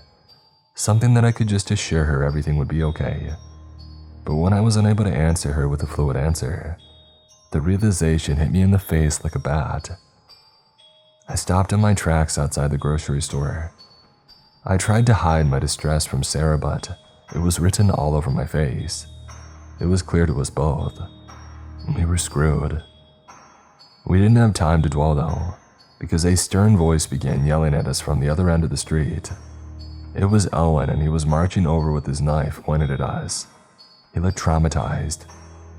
"You two are coming with me now. We are getting out of here right this second. I don't care what Johnny has planned for you, but if I don't bring you back, I don't get back in." He growled at us. He was desperate and scared. Sarah couldn't fight him off, and I was injured, and the closer that he got, the more we knew that there was no outrunning him. "Owen, do you really want to go back there? I tried to tell you that Johnny would put others in harm's way to protect himself. He did it to his own friend Jake, and Billy too. And now Matthew is dead as well. You don't need to do this. We've got a way to get out of here. Just come with us," I suggested, kindly offering my hand out to him as a show of friendship. Owen looked torn. He knew that I was right and Johnny was a psycho. but he was the devil that he knew, and we the devil that he didn't. Out here it was cold, dark, and things come through the floor to drag you under. In the school it was warm, safe, and there was food. But after a few more soft encouragements, he gave in. He smiled at us and began to stuff his knife back into his waistband. "Come on, we just need to siphon some fuel from." My sentence was cut short by the sudden realization that Owen's warm smile had gone, and it was now a smug grin, and he had pulled the knife back from his waistband. He rushed up to Sarah and held the tip of the knife against her throat. "Haha, you pair of mugs. Now hurry up and come with me," he ordered, gesturing his head in the direction of the school. I wanted to dive at him, but the bullet wound would undoubtedly mean coming off worse in the struggle. He would kill me and take Sarah, or kill Sarah and take me. I promised that I'd keep her safe, and that was what I was going to do. "Okay, just take it easy, Owen," I pleaded calmly, holding my hands up in a show of surrender.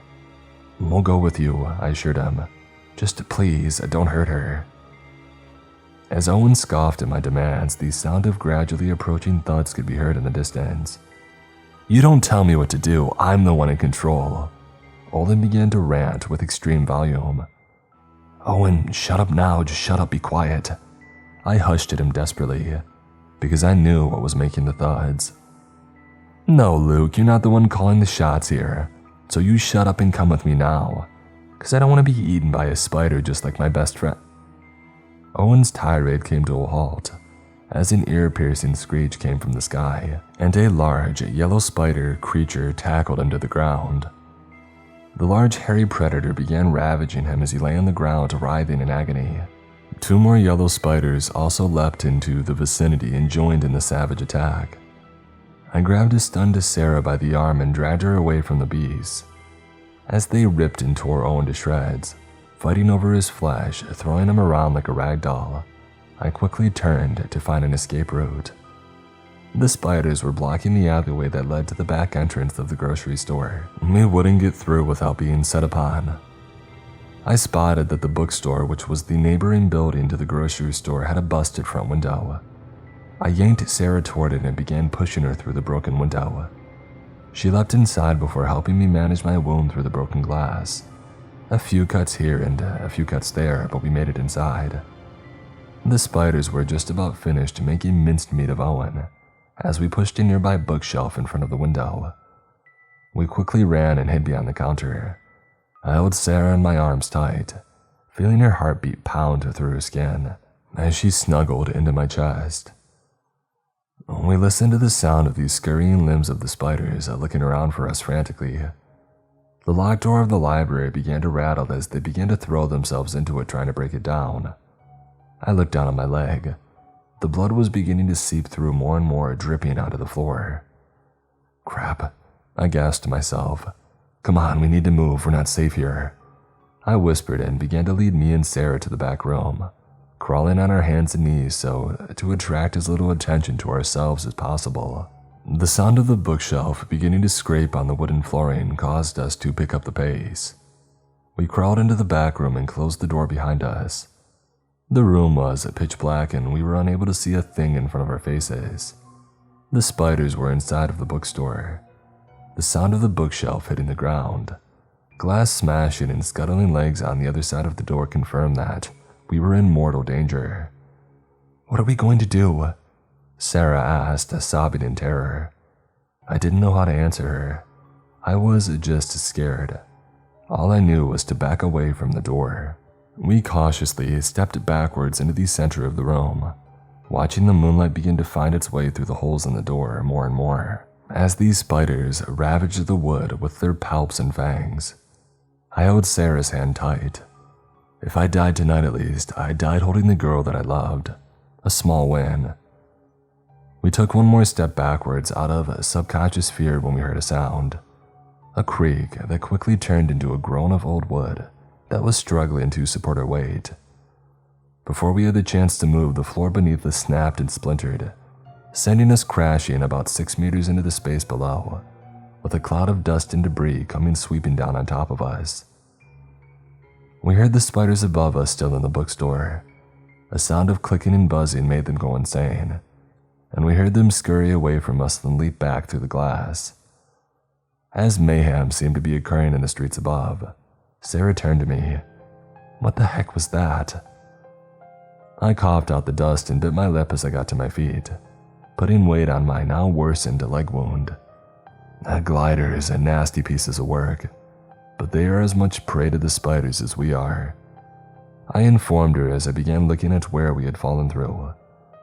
A small drip from a leak in the roof was now finding its way all the way through to our fall site. Wood must have been damp or rotten and it gave way, I speculated. Sarah turned to look behind me and gasped, almost screaming her lungs out, until I managed to force my hand over her mouth before she could. I looked over my shoulder to see what had spooked her, and I almost screamed too. A small basement window was letting some moonlight in, and it allowed us to see better now. Our fall had potentially saved us from these spiders for now, but we weren't safe for long. Over 30 cocoons were scattered all over the room. Some of them had hatched and some of them hadn't, and some had been devoured. Thankfully, these spiders were all out feeding right now. Despite all the horror in front of us, a potential window on our future if we didn't get to safety, a small ray of hope presented itself. A broken patch of brickwork could be seen at the end of the room on the east side wall. Look, Sarah, through there. It'll lead into the grocery store basement. We can get the fuel and some food and then get out of here, I exclaimed, beginning to pull her through the cocoons. As I maneuvered myself in between these silk web coffins, I held my breath, desperately trying to keep the fear deep inside me.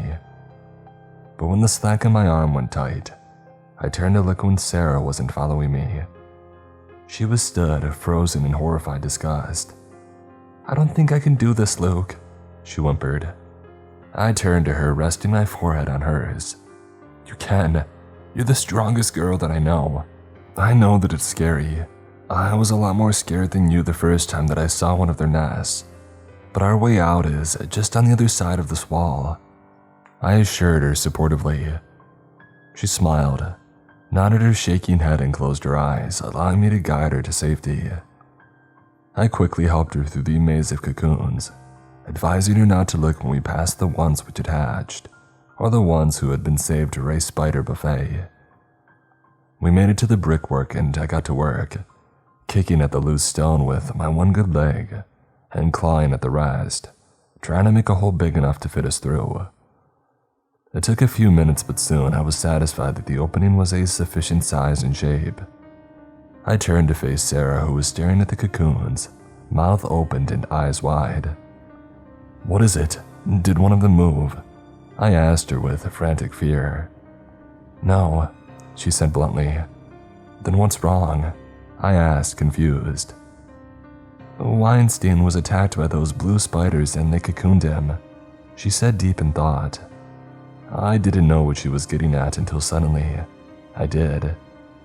Holy crap, I snapped, and with that, we both began running to the cocoons, clawing at the webbing around the victims' faces, desperately trying to find Weinstein. If they brought him here, we couldn't save them, but we could save ourselves. Anything? I yelled at Sarah after revealing the face behind the last cocoon. No, you? She replied, having just done the same with no result. Well, it was worth a try, I murmured in disappointment, when suddenly a handful of the cocoons began to spasm and convulse. We need to go, come on, I yelled, dragging Sarah to the opening, when suddenly she yanked me back again. Look, she exclaimed, as the sounds of bones and cartilage cracking could be heard from within these shaking cocoons. She pointed down at the ground where what was left of a cocoon lay on the ground. The webbing and the persons inside had been savaged, skin ripped off, clothes torn to ribbons, organs and muscles devoured. But hanging off what was left of a white lab coat was an ID badge that read Dr. David Weinstein, Senior Research Scientist, Level 5 Security Clearance. Sarah quickly dropped to her knees, fumbling in what was left of the lab coat's pockets. and after a few seconds of silence, the beautiful sound of keys jingling together was like being read your last winning lottery number. We shared a mutual cheer of our newfound luck before the cocoons began cracking open and dark hairy spider legs started to push their way out. We raced for the hole in the brickwork and got to the other side, just as the baby spiders screeched, letting their parents know that they were here. We piled and stacked anything that we could find in the store basement in front of the hole.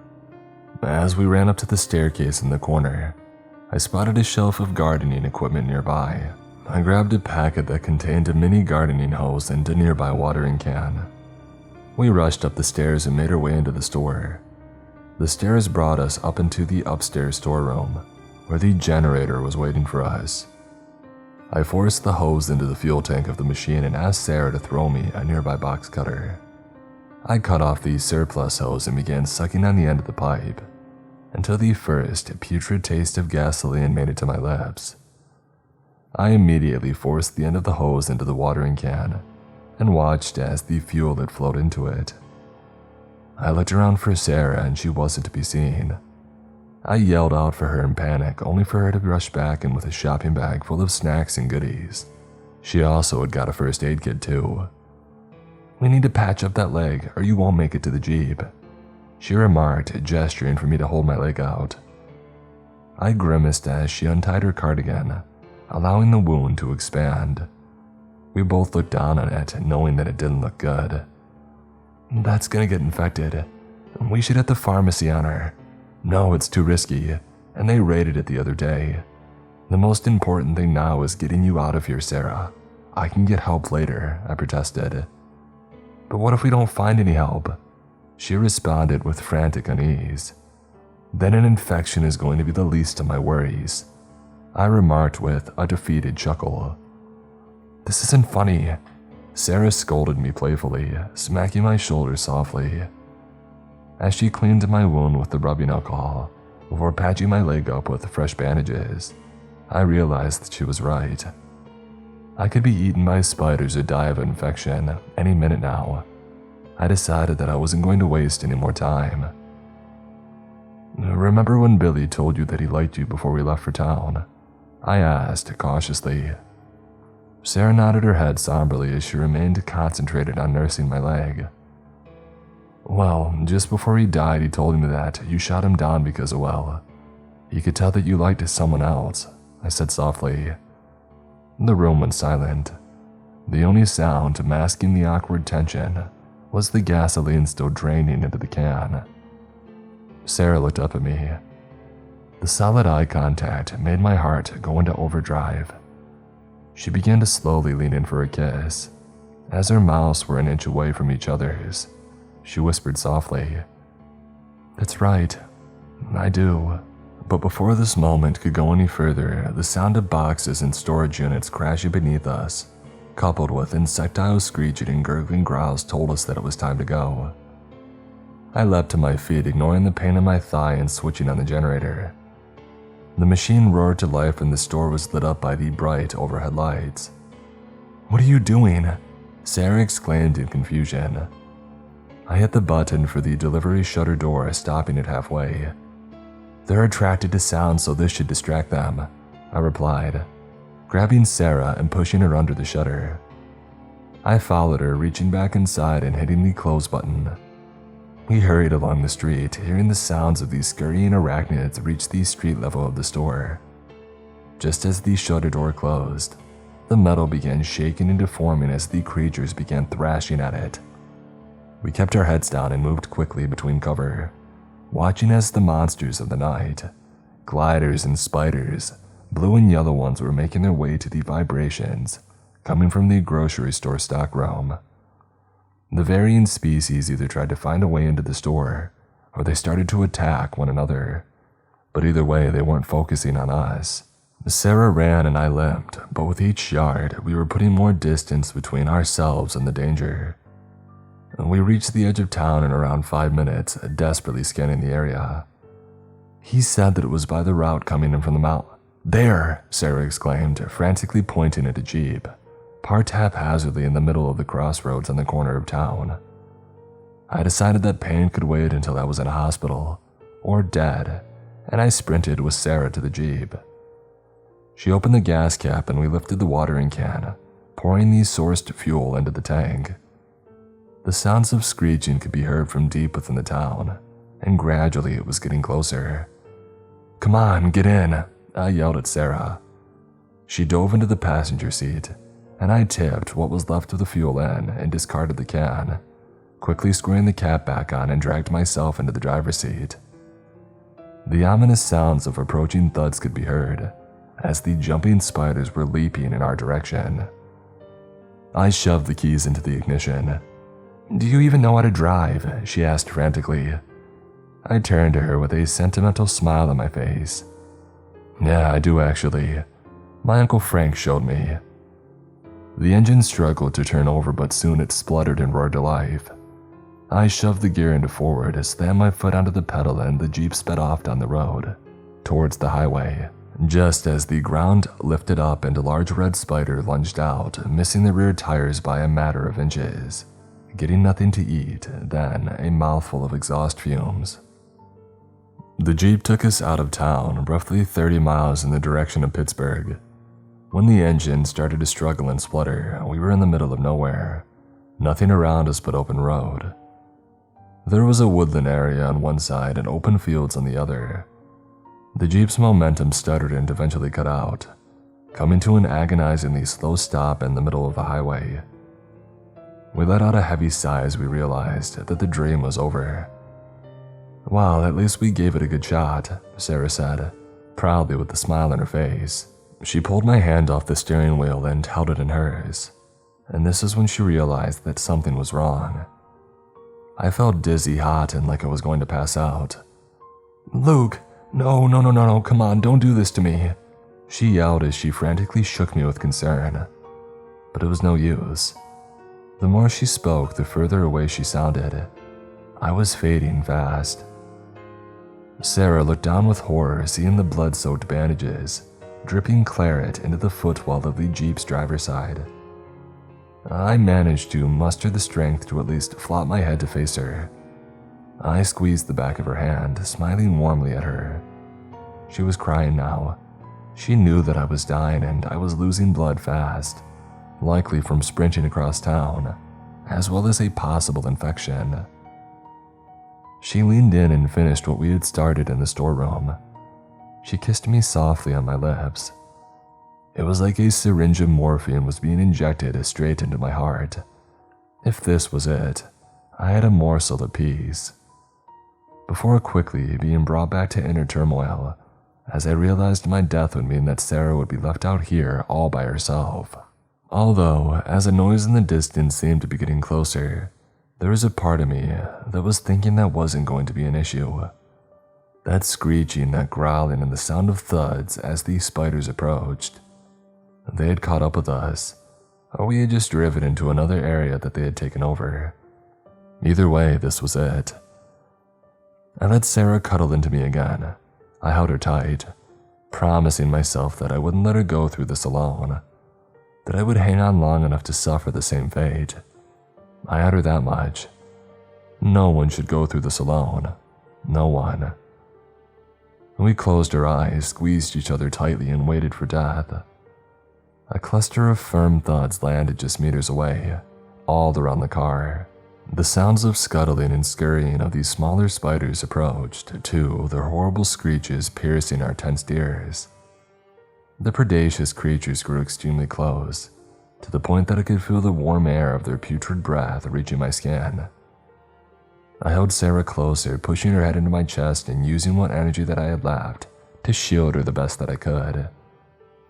When all this had started, it was strange. I couldn't have pictured a more preferred way to go out. As the spiders screeched, ready to attack, a red-hot sensation came over me. At first, I thought it was my fever reaching dangerous levels, but I cranked an eye open to see what was happening. A great flame was engulfing the surrounding area. The spiders were now screeching in agony as they retreated in distress. Another flame burst onto them from another direction, and another and another. Sarah emerged from my embrace as she scanned the area. The spiders were burning and the ones who weren't were laying in a heap of charred ash. They were being put out of their misery with rapid gunfire. Men in a black biohazard uniform were marching out of the woods, firing their flamethrowers at anything that had more than 2 legs. As they passed the jeep, we noticed the letters SCP printed in white on their backs. An army of soldiers escorted them, firing their automatic weapons at the dying monsters. A giant red spider exploded through the dirt road, lunging at the men in black, and they didn't even flinch. They just rotated to face it and they sprayed it with fire and flame. The spider instantly recoiled in pain. One of the soldiers yelled, "Fire in the hole," and threw an object overhand into the spider's burrow as it retreated. A few seconds later, a large explosion of dirt mixed with green slime formed a small mushroom cloud, where the spider had emerged. One of the soldiers came up to me and Sarah, examined our conditions and pulled his collar to his mouth and said the following sentence. "Vehicle located. 2 non-military survivors. Medical assistance needed." Within minutes, a large cargo truck came over the horizon at full speed. It pulled up near the jeep and I examined the truck. It reminded me of that morning on the bus when I saw a similar one heading into the mountains. The truck was full of soldiers and medical staff, but as I looked at the faces jumping out the back end, I almost thought that I was hallucinating. "Uncle Frank?" I whimpered weakly. Sarah looked shocked at the revelation, but she began to frantically beg somebody to help me, telling them urgently what had happened so that they had all the information to best assist me. "That's right, Luke, I'm here. My God, I knew that you would make it, I just knew it," he assured me, kissing my head. "Your dad's back at the border waiting for you too," he revealed, hoping the news would give me that extra drive to hold on. "Oh, really?" Almost choking up with emotion. Frank nodded with tears of happiness. The medical team loaded me onto a gurney. They loaded me onto the back of the truck, hooking me up to a drip of antibiotics, and they applied pressure to my wound. Sarah held my hand all the way out of there. I awoke in a makeshift white tent, surrounded by other injured parties and the many hospital beds. My dad was at my bedside when I came around. "Luke," he exclaimed in a flood of tears, embracing me. "Dad, I never thought that I would see you again," I said through emotional tears as I squeezed my father hard. As I pulled away from the hug, I saw Uncle Frank was also stood, observing the heartwarming reunion. But my heart sank when I saw that my mom wasn't there. "It was touch and go there for a minute, son. You passed out from the blood loss on the ride here, but the doctors say that you're gonna be fine. You had a transfusion and they've treated the infection," Uncle Frank informed me positively. "Dad, where's Mom?" I asked reluctantly as I looked around. "Your mom didn't make it, son. I'm so sorry. She was home in that gas at the town. A drone flew over the town yesterday. No signs of life," my dad explained, breaking down in grief. Frank looked at the floor holding his emotions. I choked the urge down to break down completely and I decided to keep talking. "So where am I?" I asked, lump forming in my throat. "Well, this is SCP Outpost 12. After the outbreak in the mountains, the government deployed the SCP Foundation to secure the area, contain the issue, and protect the public. There's a large military border surrounding a 100-mile radius of the outbreak zone. Each day, the Foundation has been scouting for potential survivors in the small towns close to the border. They're planning to purge the area today. They were going to do a search of our town, but given the town was basically ground zero for the outbreak, the chance of human survivors was deemed minimum and therefore not worth risking the lives of the military. And the drones confirmed the absence of human life. But when you and your friend turned the ignition over in that Jeep, it reactivated the vehicle's Army-issued GPS tracker. The military presumed that it was some soldiers that were listed as MIA, and therefore the Army issued a rescue mission. I went in with them, because I thought there was a chance that I could talk them into searching for you, because I just knew that you were going to make it," Frank exclaimed with pride. "This time yesterday, I presumed that all my family were dead. My mom will be looking down, resting peacefully, knowing that we had been reunited. I smiled warmly at my dad and his brother, the family that I had left now. They smiled back, but then suddenly I felt panic. "Sarah, where's Sarah?" I asked frantically. My dad and Frank immediately calmed me down. "Oh, she's fine. She's with her mom and dad. They were out of the state visiting family at the time of the outbreak. She was staying with her older sister and her boyfriend. They didn't make it either, unfortunately," my dad informed me somberly. "I'll go see if she wants to see you," Frank assured me and left the room. "So how did Frank make it out?" I asked Dad curiously.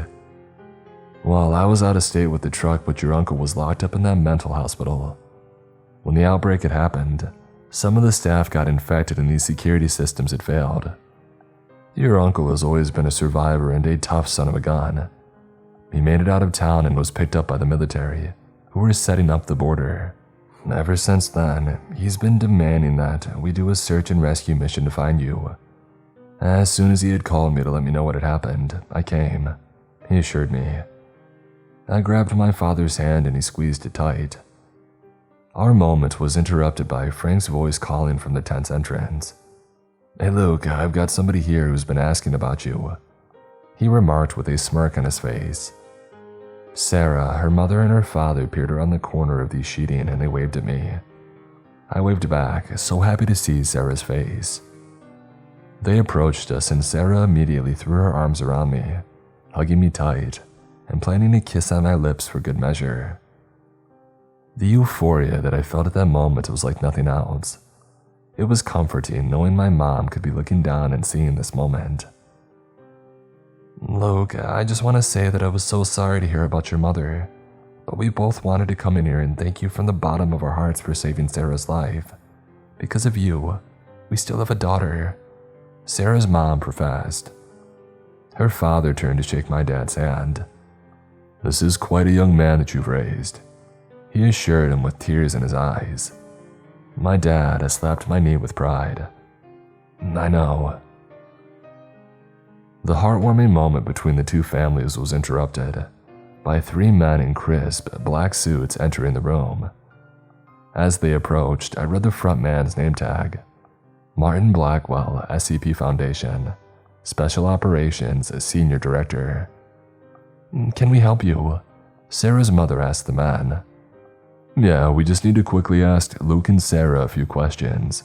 It's urgent," Mr. Blackwell revealed. Me and Sarah sat up to attention and prepared to answer the man's questions. "Go ahead." "Okay, so, as you know, kids, a planned purge of the infected area is in order to rid the world of these creatures is set for 1900 hours, when the sun goes down, and they come out in the attempt to hunt. However, if there's a chance of more survivors, we need to know so that we can attempt to get them out before the airstrike. Did you have any contact with the following people? Corporal Daniel Jones, Sergeant Mark Quince, Lance Corporal David Evans, Staff Sergeant Frank Adams, and Dr. David Weinstein." Me and Sarah looked at each other somberly before I answered them. "Yes, sir, but unfortunately, they were all killed." The man didn't bat an eye. He just moved on to the next question. "Thank you, last question. One of our drones went over the high school yesterday. There is a message on the roof indicating that there may be survivors in there. We saw no sign of life, but there was a huge chance that there could be people inside." Me and Sarah looked at each other. We didn't say a word. "Do you know if there is anyone in that building?"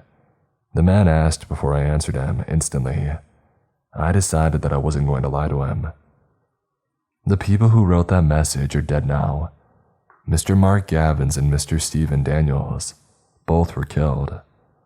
After all our friends were killed, we decided that we needed to make a run for it, because the school wasn't safe anymore."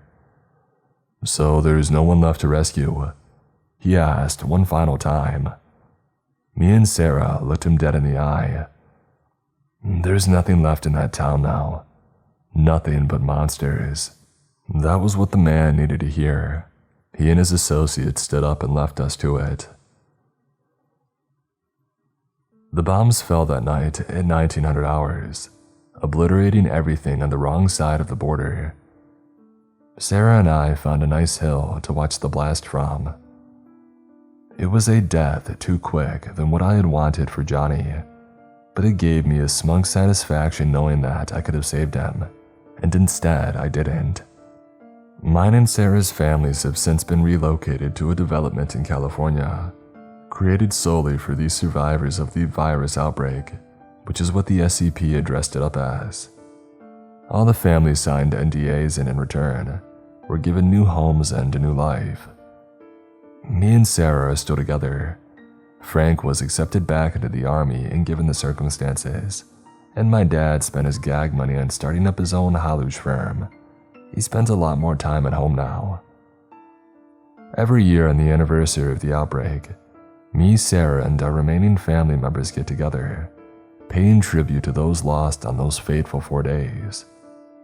Billy and Gavin's and Mrs. Evans, my mom and Sarah's sister and the others. But when that tradition is finished, it's just us. Me and Sarah take a drive out to a nice quiet spot in my new government-bought Jeep. When we find the right spot, we get out of the car and open up the trunk. We fish out the wooden trinket box that we had bought the day that we moved to Cali. We open the lid. Staring back at us is an old, antique, silver whiskey flask, filled to the top with the finest imported Redbreast 27-year-old single pot still Irish whiskey. And for each year that goes past, we each take a single swig to honor the memory of the man who gave his life to save ours.